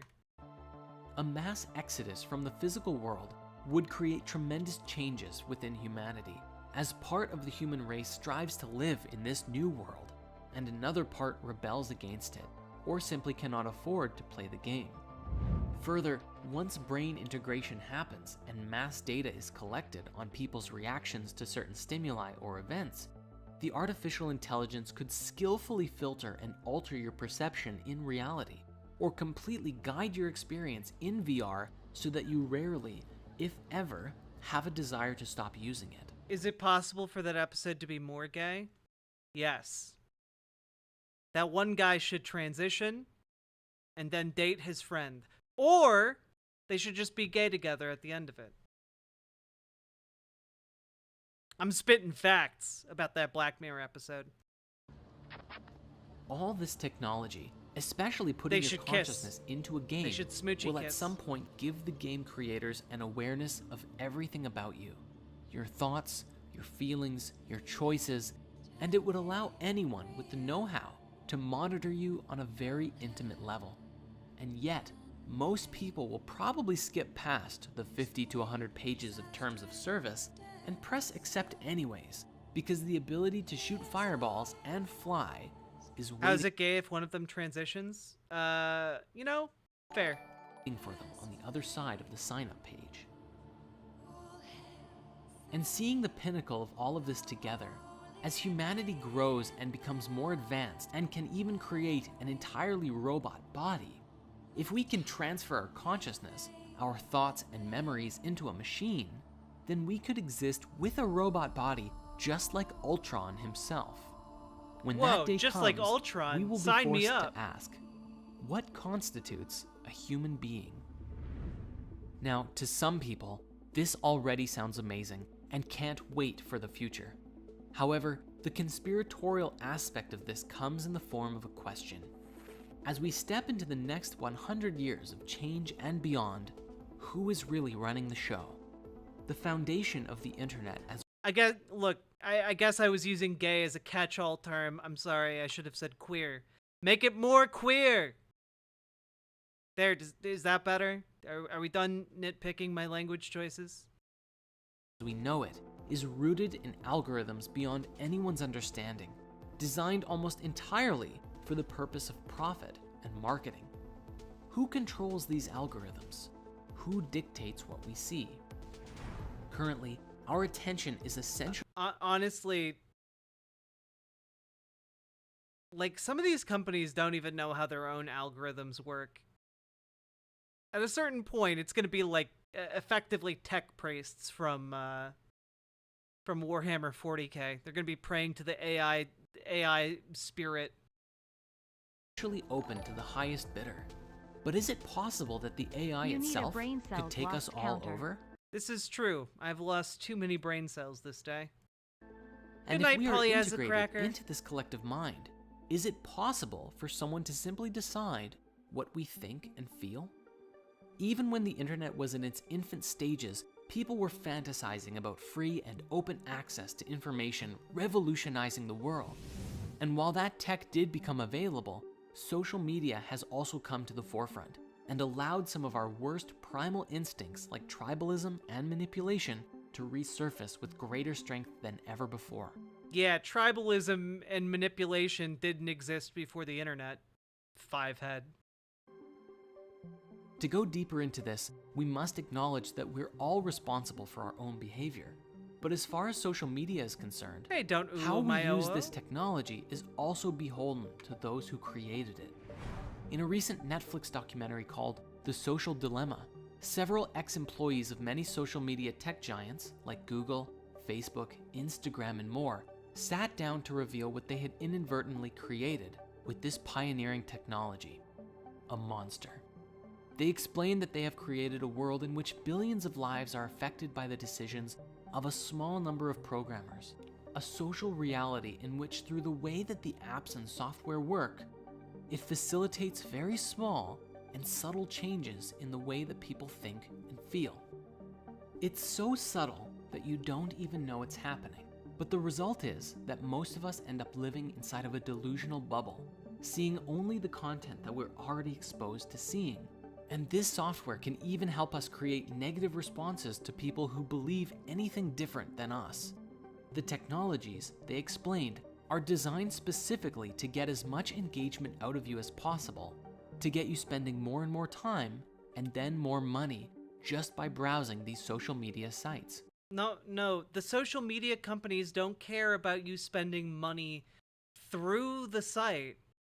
They care about you seeing the ads. Their job is to sell ad space and to sell information. They sell both of those things, and the longer you spend on the site, the more ads you see and the more information they collect. So they're incentivized to get you to spend the most time on the website so they can make the most money off of you. That's it. The conspiracy here is just capitalism. Again. For like the 20th time in this video. Really take a moment to think about that. Every single thing that comes up on your own social media feed was put there by an algorithm that was trying to get you to keep scrolling, to warm you up to spending money with an ad, or continue to foster engagement by connecting with other people and bringing them... No, but see, for companies that sell ad space, they don't care if you spend money on the thing that is being advertised. They don't care about that because they've already made the sale that they do care about, which is selling the ad space. Them back to the app too. A supposedly leaked document from a marketing presentation for supposedly leaked video games showed dozens of pages, plans, and methods to use AI and data collection on the target gamer to determine when they were more likely to buy in-game items. And citation needed. If this thing exists, why are you not showing it on screen? Aggressively market to them by displaying offers at those times.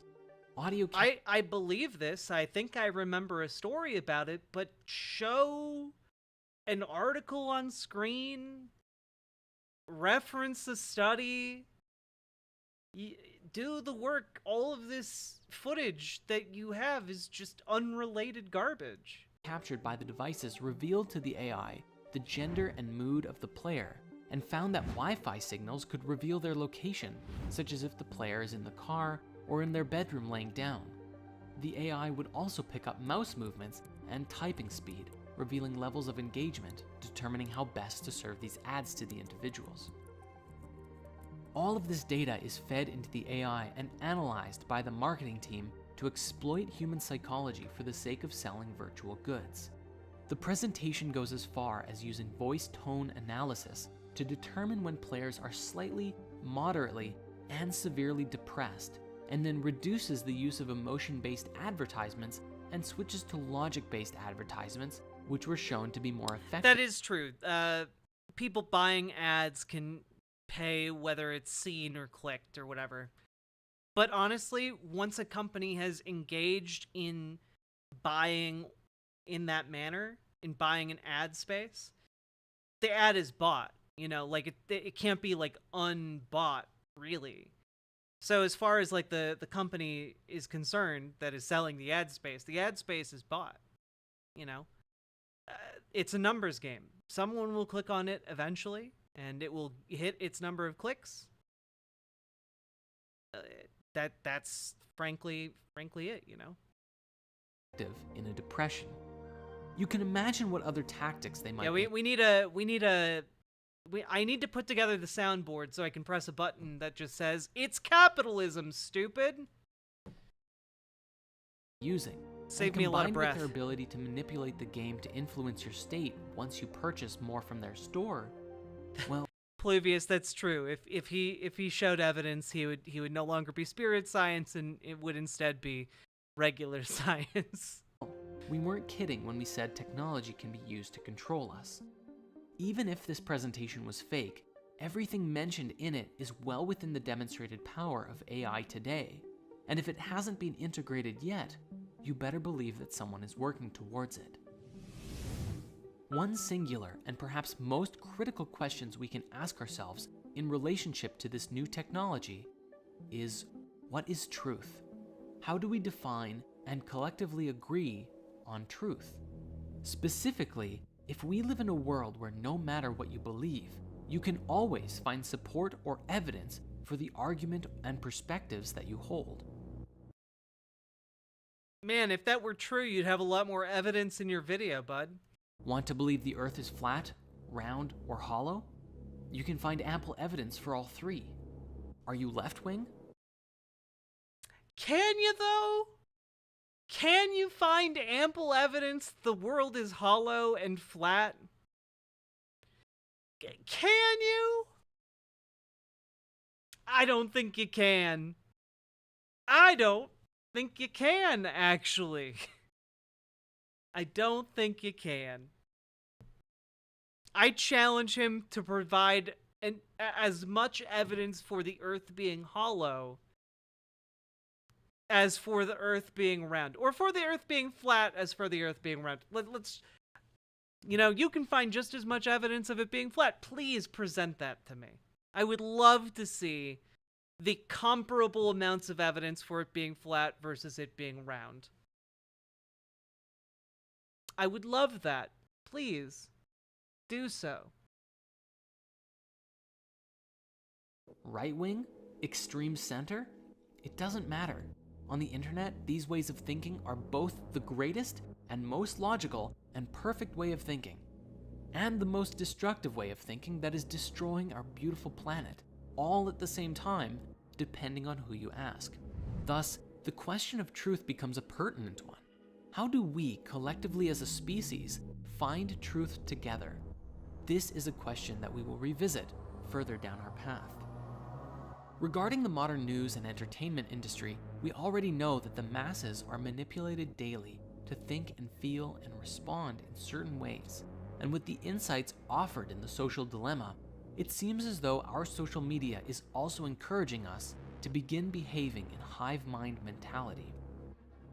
One might even say certain YouTube videos are convincing us or manipulating us to behave in culty ways. Technology appears to cause us to stop becoming unique individuals and become just a cog in a massive machine. And this is where there's a pending issue with the integration of technology. What's to stop the AI from changing the nature of your being based on who's advertising to you in any given day on a deeper level than ever before? In the world today... Yeah, you're so right, King. You know, I'm gonna really, next time I see the ad for those him candy bars from the Daily Wire, I'm really gonna crumple and change into a conservative. If I see ads for the him candy bars one more time, I'm gonna become a conservative. It's true. Today, as people have negative responses to news or events, this fuels more negativity around the issue. Not to mention, the news actively fuels more negative press and stories on a daily basis. Why do they do that? Could it be because negative press, more sensationalist press, gets more clicks and more views, in which case it makes them more money? No, it must be a conspiracy about controlling us or something. So that even if there's a lot of good in the world, the negative stories always seem to get more attention.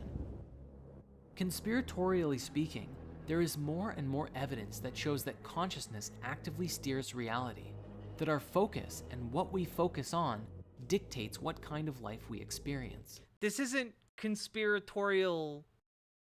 This is just nonsense. Now, your outlook can have, like, your attitude towards life can certainly have an effect on how you go about and comport yourself in public and in your interactions with other people. For sure, 100%. Can it control your material reality as you make your way through your day? Not necessarily, no. But this is not a conspiracy. Pointing that out is not a conspiracy. Saying that, oh, well, actually, you can alter reality by, manipulating your reality field to make things just happen for you, that's not a conspiracy theory. That's just not true. That's like saying the sun is actually a pink elephant. It's just not true. People with hope for the world are driven to create things, but people who focus on all the negative stuff in their life generally have more anxiety around things that happen and become stuck in their own fear. The coronavirus pandemic was a great example of this, as we saw mass divisions from people wearing face masks and generally being scared of potentially spreading this thing, and those who just relaxed into the quarantine and said, all right, we're here, and I'm going to use this as an opportunity to create some meaningful change, at least in my own life. And they did. If Facebook and Google are I guess the only two groups during the pandemic steering the mainstream narrative, then they ultimately have a massive influence in the direction that society goes. They could design their systems to create peace and prosperity in the world, but their core focus is profit, which is good for business. So why? Because capitalism. Why would they change their business model? This couldn't have been made more evident by a personal quote from Mark Zuckerberg, founder of Facebook, who actually said, "What's good for the world isn't necessarily what's good for Facebook." True. Also, props to this guy for wearing a top hat in, I'm going to presume this is from 2023. Props to him for wearing a top hat despite not pulling it off whatsoever. It's a bold fashion choice, and I applaud him for sticking with it. What's good for the world isn't necessarily what's good for Facebook. Just yes, missing the monocle? He really said that. And he owns one of the largest companies in the world, influencing the lives of billions. Even if humanity was connected digitally with all of this access to information, such as consciousness integration and all that, unless you were actively looking to download and install books and wisdom into your mind, it's all too likely that the focus of our collective mind could be hijacked by advertisements, entertainment, or other things. The exact same as how we are constantly distracted by social media today, and this could even be used to steer our species in the direction of whoever or whatever was pulling the strings. Man, I love how often he just kind of hand waves away who they are. The entire video is talking about they are out to stop you. They are out, they are putting together the forces aligned against you. They want to control your everyday existence. And then he's like, oh, whoever or whatever. Just we're just JQing through the whole thing, huh? At this point, it almost appears as though this kind of technological integration is inevitable, and if you're conflicted about it, you're not alone. On the one hand, the ability to read every book you ever wanted to in days, or learn more about yourself and the universe in such a short time, or master Kung Fu, is very appealing. On the other hand, if your mind can be controlled or even forcefully steered in any direction by someone else, then is that really a paradigm that we want to be a part of? I imagine that there will be some big turning points for our species in the journey of development of this technology. But if we can learn to do this in an open source way that allows each and every individual their own sovereign right to freedom of thought and feeling, and actually choose what they share with the collective mind, well, I don't know. I'd be curious about the potential outcomes of this. The silver lining we have going into this is how the process mirrors what the internet of today brought us, good and bad. If we can learn from our mistakes and take that wisdom at a large scale into the new paradigm, we have hope. Even if its temptations still clutch the majority of people, a select few can guard the light and guide others into an enlightened cyberpunk reality. I don't think this guy understands what cyberpunk is. When he combines the word enlightened with cyberpunk.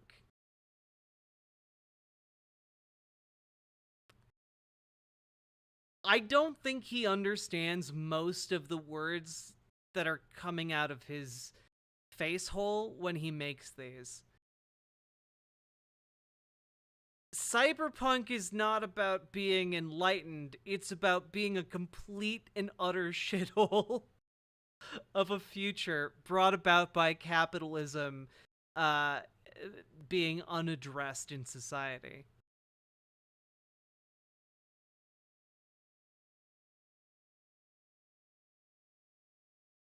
You can start practicing right now by being mindful of how your relationship with social media truly affects your life and the lives of those that it connects you with, and hopefully pass that wisdom on to future generations.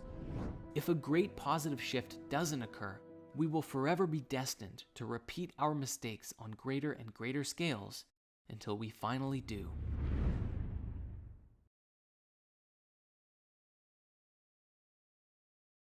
As we've seen so far, humanity is undergoing an exponential increase in veils being lifted.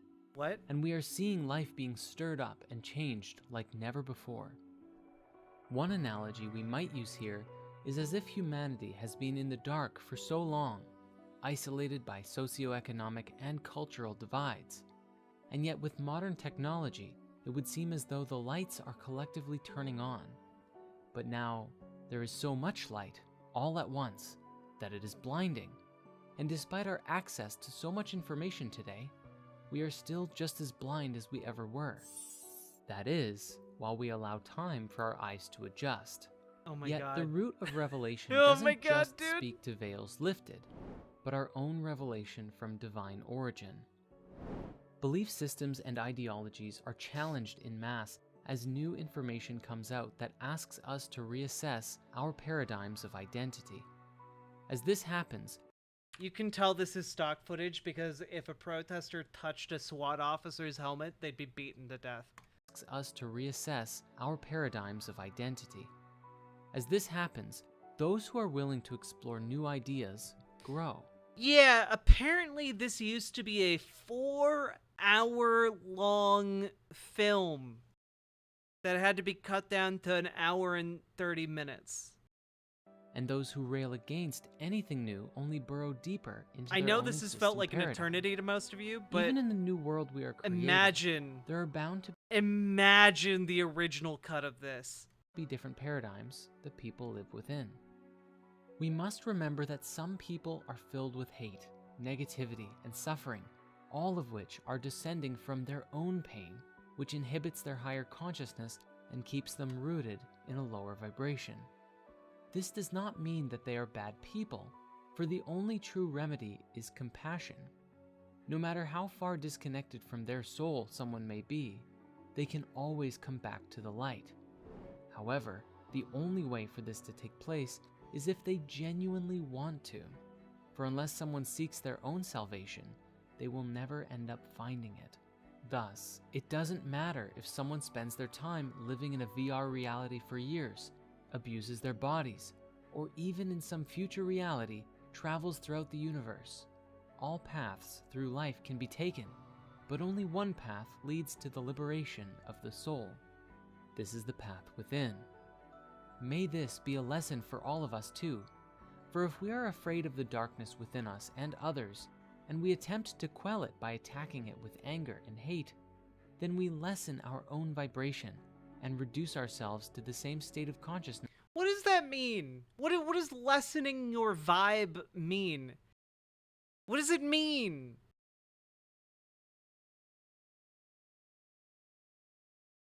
if I harsh my mellow enough, am I lowering my vibe? As that which we are fighting against.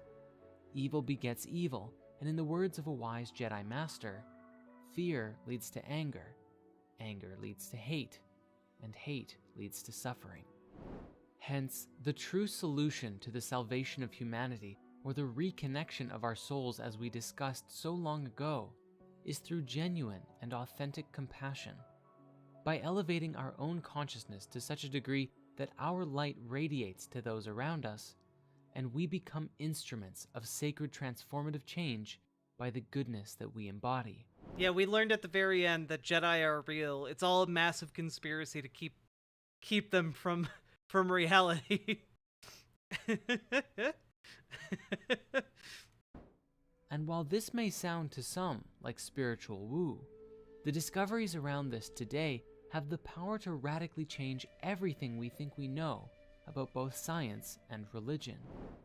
These discoveries speak to a deeper, basic, and more intrinsic understanding about the nature of who we are and our place in the cosmos, as well as the abilities that we have and may inherit. Speaking to the nature of consciousness itself, these discoveries are so paradigm-shattering that life on Earth as we know it will never be the same once the knowledge becomes commonplace among the people of the Earth. That is, if it's ever allowed to get there. For a long time, our perception of spirituality has been— Guys, there's 5 minutes of this left, but so help me. This is insufferable. I feel so much regret about even putting this on offer for you guys. It's hurting me. How is there 5 minutes left? I don't know. Governed by the religions of the world, and our perception of the universe and the nature of life has been governed by science. Movies like Zeitgeist outline and identify ways in which the religious institutions— Yeah, this looks like a movie you should definitely trust to tell you the truth about the world. Just look at that cover. And I know they tell you not to judge a book by its cover or a movie by its sleeve, but I think you should judge this one a little bit, maybe. have monopolized people in a myriad of ways, while others today, such as Dr. Rupert Sheldrake's The Science Delusion, demonstrates how— I think maybe this one you should also perhaps judge by its cover. Not gonna really point to anything aesthetic about this that I don't trust other than the garish shade of green, but also the fact that it's endorsed by the author of The Rise and Fall of Modern Medicine. Maybe the book about how you shouldn't trust modern medicine doesn't have the best endorsements. I'm just throwing that idea out there, okay? Science has been used to shepherd people into a mindset, keeping us locked into a paradigm of physicality and nothing more. Further, these two— Is the science delusion trying to react to the God delusion? Yes. Voices of science and religion have been at odds for a very long time, sharply criticizing one another, or otherwise outright refusing to acknowledge each different perspective, or their many merits and wisdoms that they bring forth. Despite this, today new revelations about the nature of consciousness stand to shatter the illusion of separateness, destroy the dogma we've clung to for so long, and give us a foundational blueprint to create a new world for ourselves. Truly, it's how we can create heaven on earth. All that's required is our complete participation.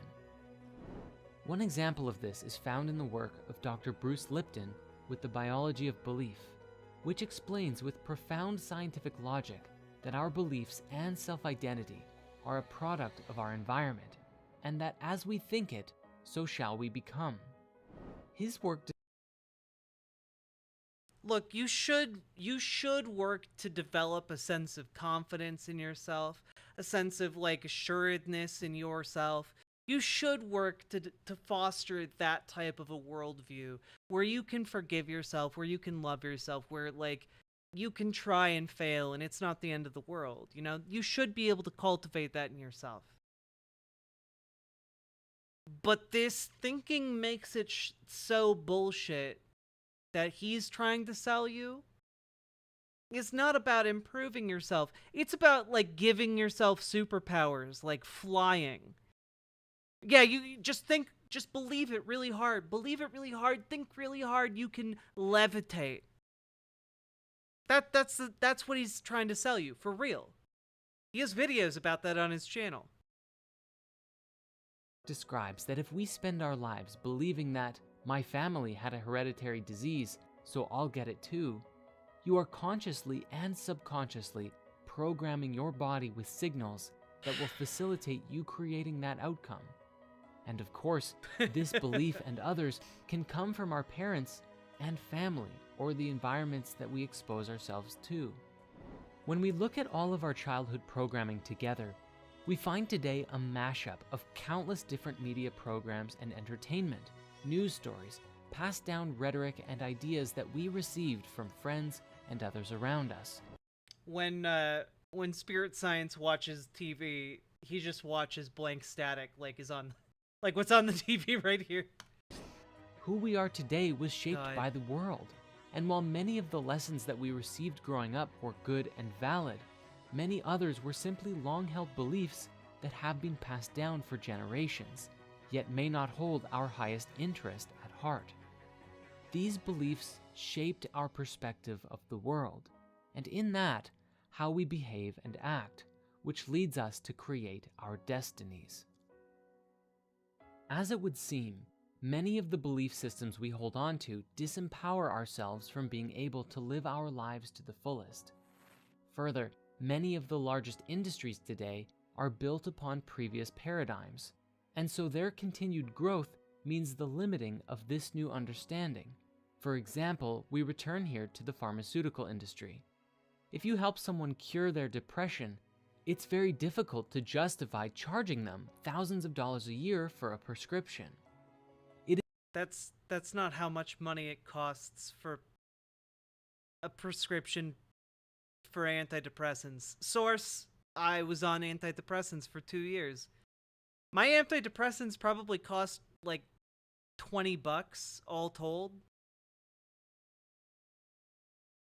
Like maybe $20 a year. It wasn't a big scam. I'm trying to put it. I'm trying to put out the idea. It wasn't actually a big scam. Pharmaceutical companies are horrible, opportunistic, and like terrible in a myriad of ways. But like for widespread medication like estrogen or antidepressants or basic painkillers, they're fine. They're fine. It is far easier and much more lucrative that their depression or illness will be with them for a very long time. We must understand that the environment has played a very significant role in the creation of our collective reality, even from the moment that we were conceived and all of the experience that we've had since birth. And while birth defects do exist, Bruce's research says that 95% of people have perfectly fine no DNA idea, and can change how their genes are expressing themselves if they will it so. For some, this may be easier than it is for others. Yeah, I know Marcia, I know we have like 80-ish people in YouTube chat right now. I don't know why people are being so shy. Probably listening in. I don't know. But it's very empowering research nonetheless. If we can change the signals our bodies are receiving, the thoughts and feelings we tell ourselves and receive from others, the places we live, the music we listen to, the food that we eat, the entertainment we watch, all of these aspects will play a role in reshaping our lives by influencing us from surface to very deep levels. As Bruce's work suggests, It doesn't matter what ails you. If you can address the root cause and provide yourself with a stimulus of a higher vibration, there is nothing that you cannot heal. Uh-huh, okay. Yeah, you just gotta get your crystals right, and then your chakras will heal you. Yeah, watch the complete 4-hour movie using the link below. I can't imagine finishing this and being done with this hour and 90-minute long version and then feeling compelled to watch another 2.5 hours of this. Why on earth would anyone do that? This wasn't even, like, good as a watch from a 90-minute perspective. How would 2.5 more hours help the final product? How would you be a human at the end of that? You simply wouldn't. You would have ascended to a higher state of being, I'm sure. My God. Well, we've now been going for 6 hours on the stream today. If you enjoyed that, if you found it, if you got anything out of today's stream and watching that monstrosity in particular, please consider hitting the follow button on Twitch, hit the subscribe button on YouTube, like the YouTube stream. Did we get 100 likes? We are at 96 likes. We need 4 more likes to hit 100. I think you guys can do that. I think you guys can do that. What if watching the full-length version turns you into a lizard person? Honestly, that would at least be kind of cool and demonstrate, like, there's something to what they're talking about, but I have a feeling that the vibration of the universe is not aligned with the vibration of spirit science. Give me the YouTube link? All right.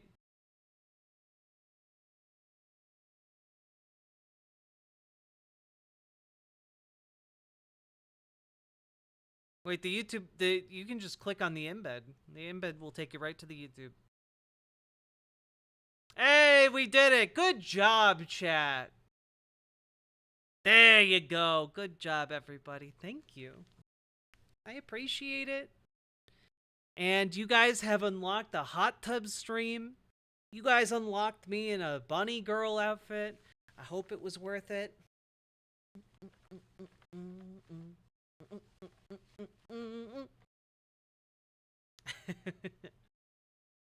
And,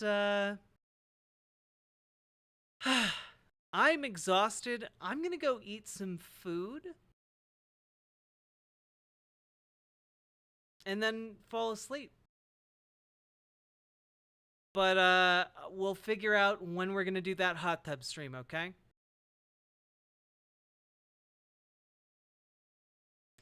Woo, woo, woo. I've seen the previous bunny outfit, and so I know even every bunny fit is worth it. True.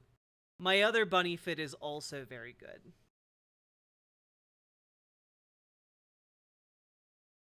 Good night, everybody. We're gonna raid into someone. Probably Doodle Burb. Start our raid over there. Get in the raid, Twitch chatters. You're going to see one of the best non-binary burbs around. Y'all have a good one, okay? Good night. I'll be back tomorrow. Bye.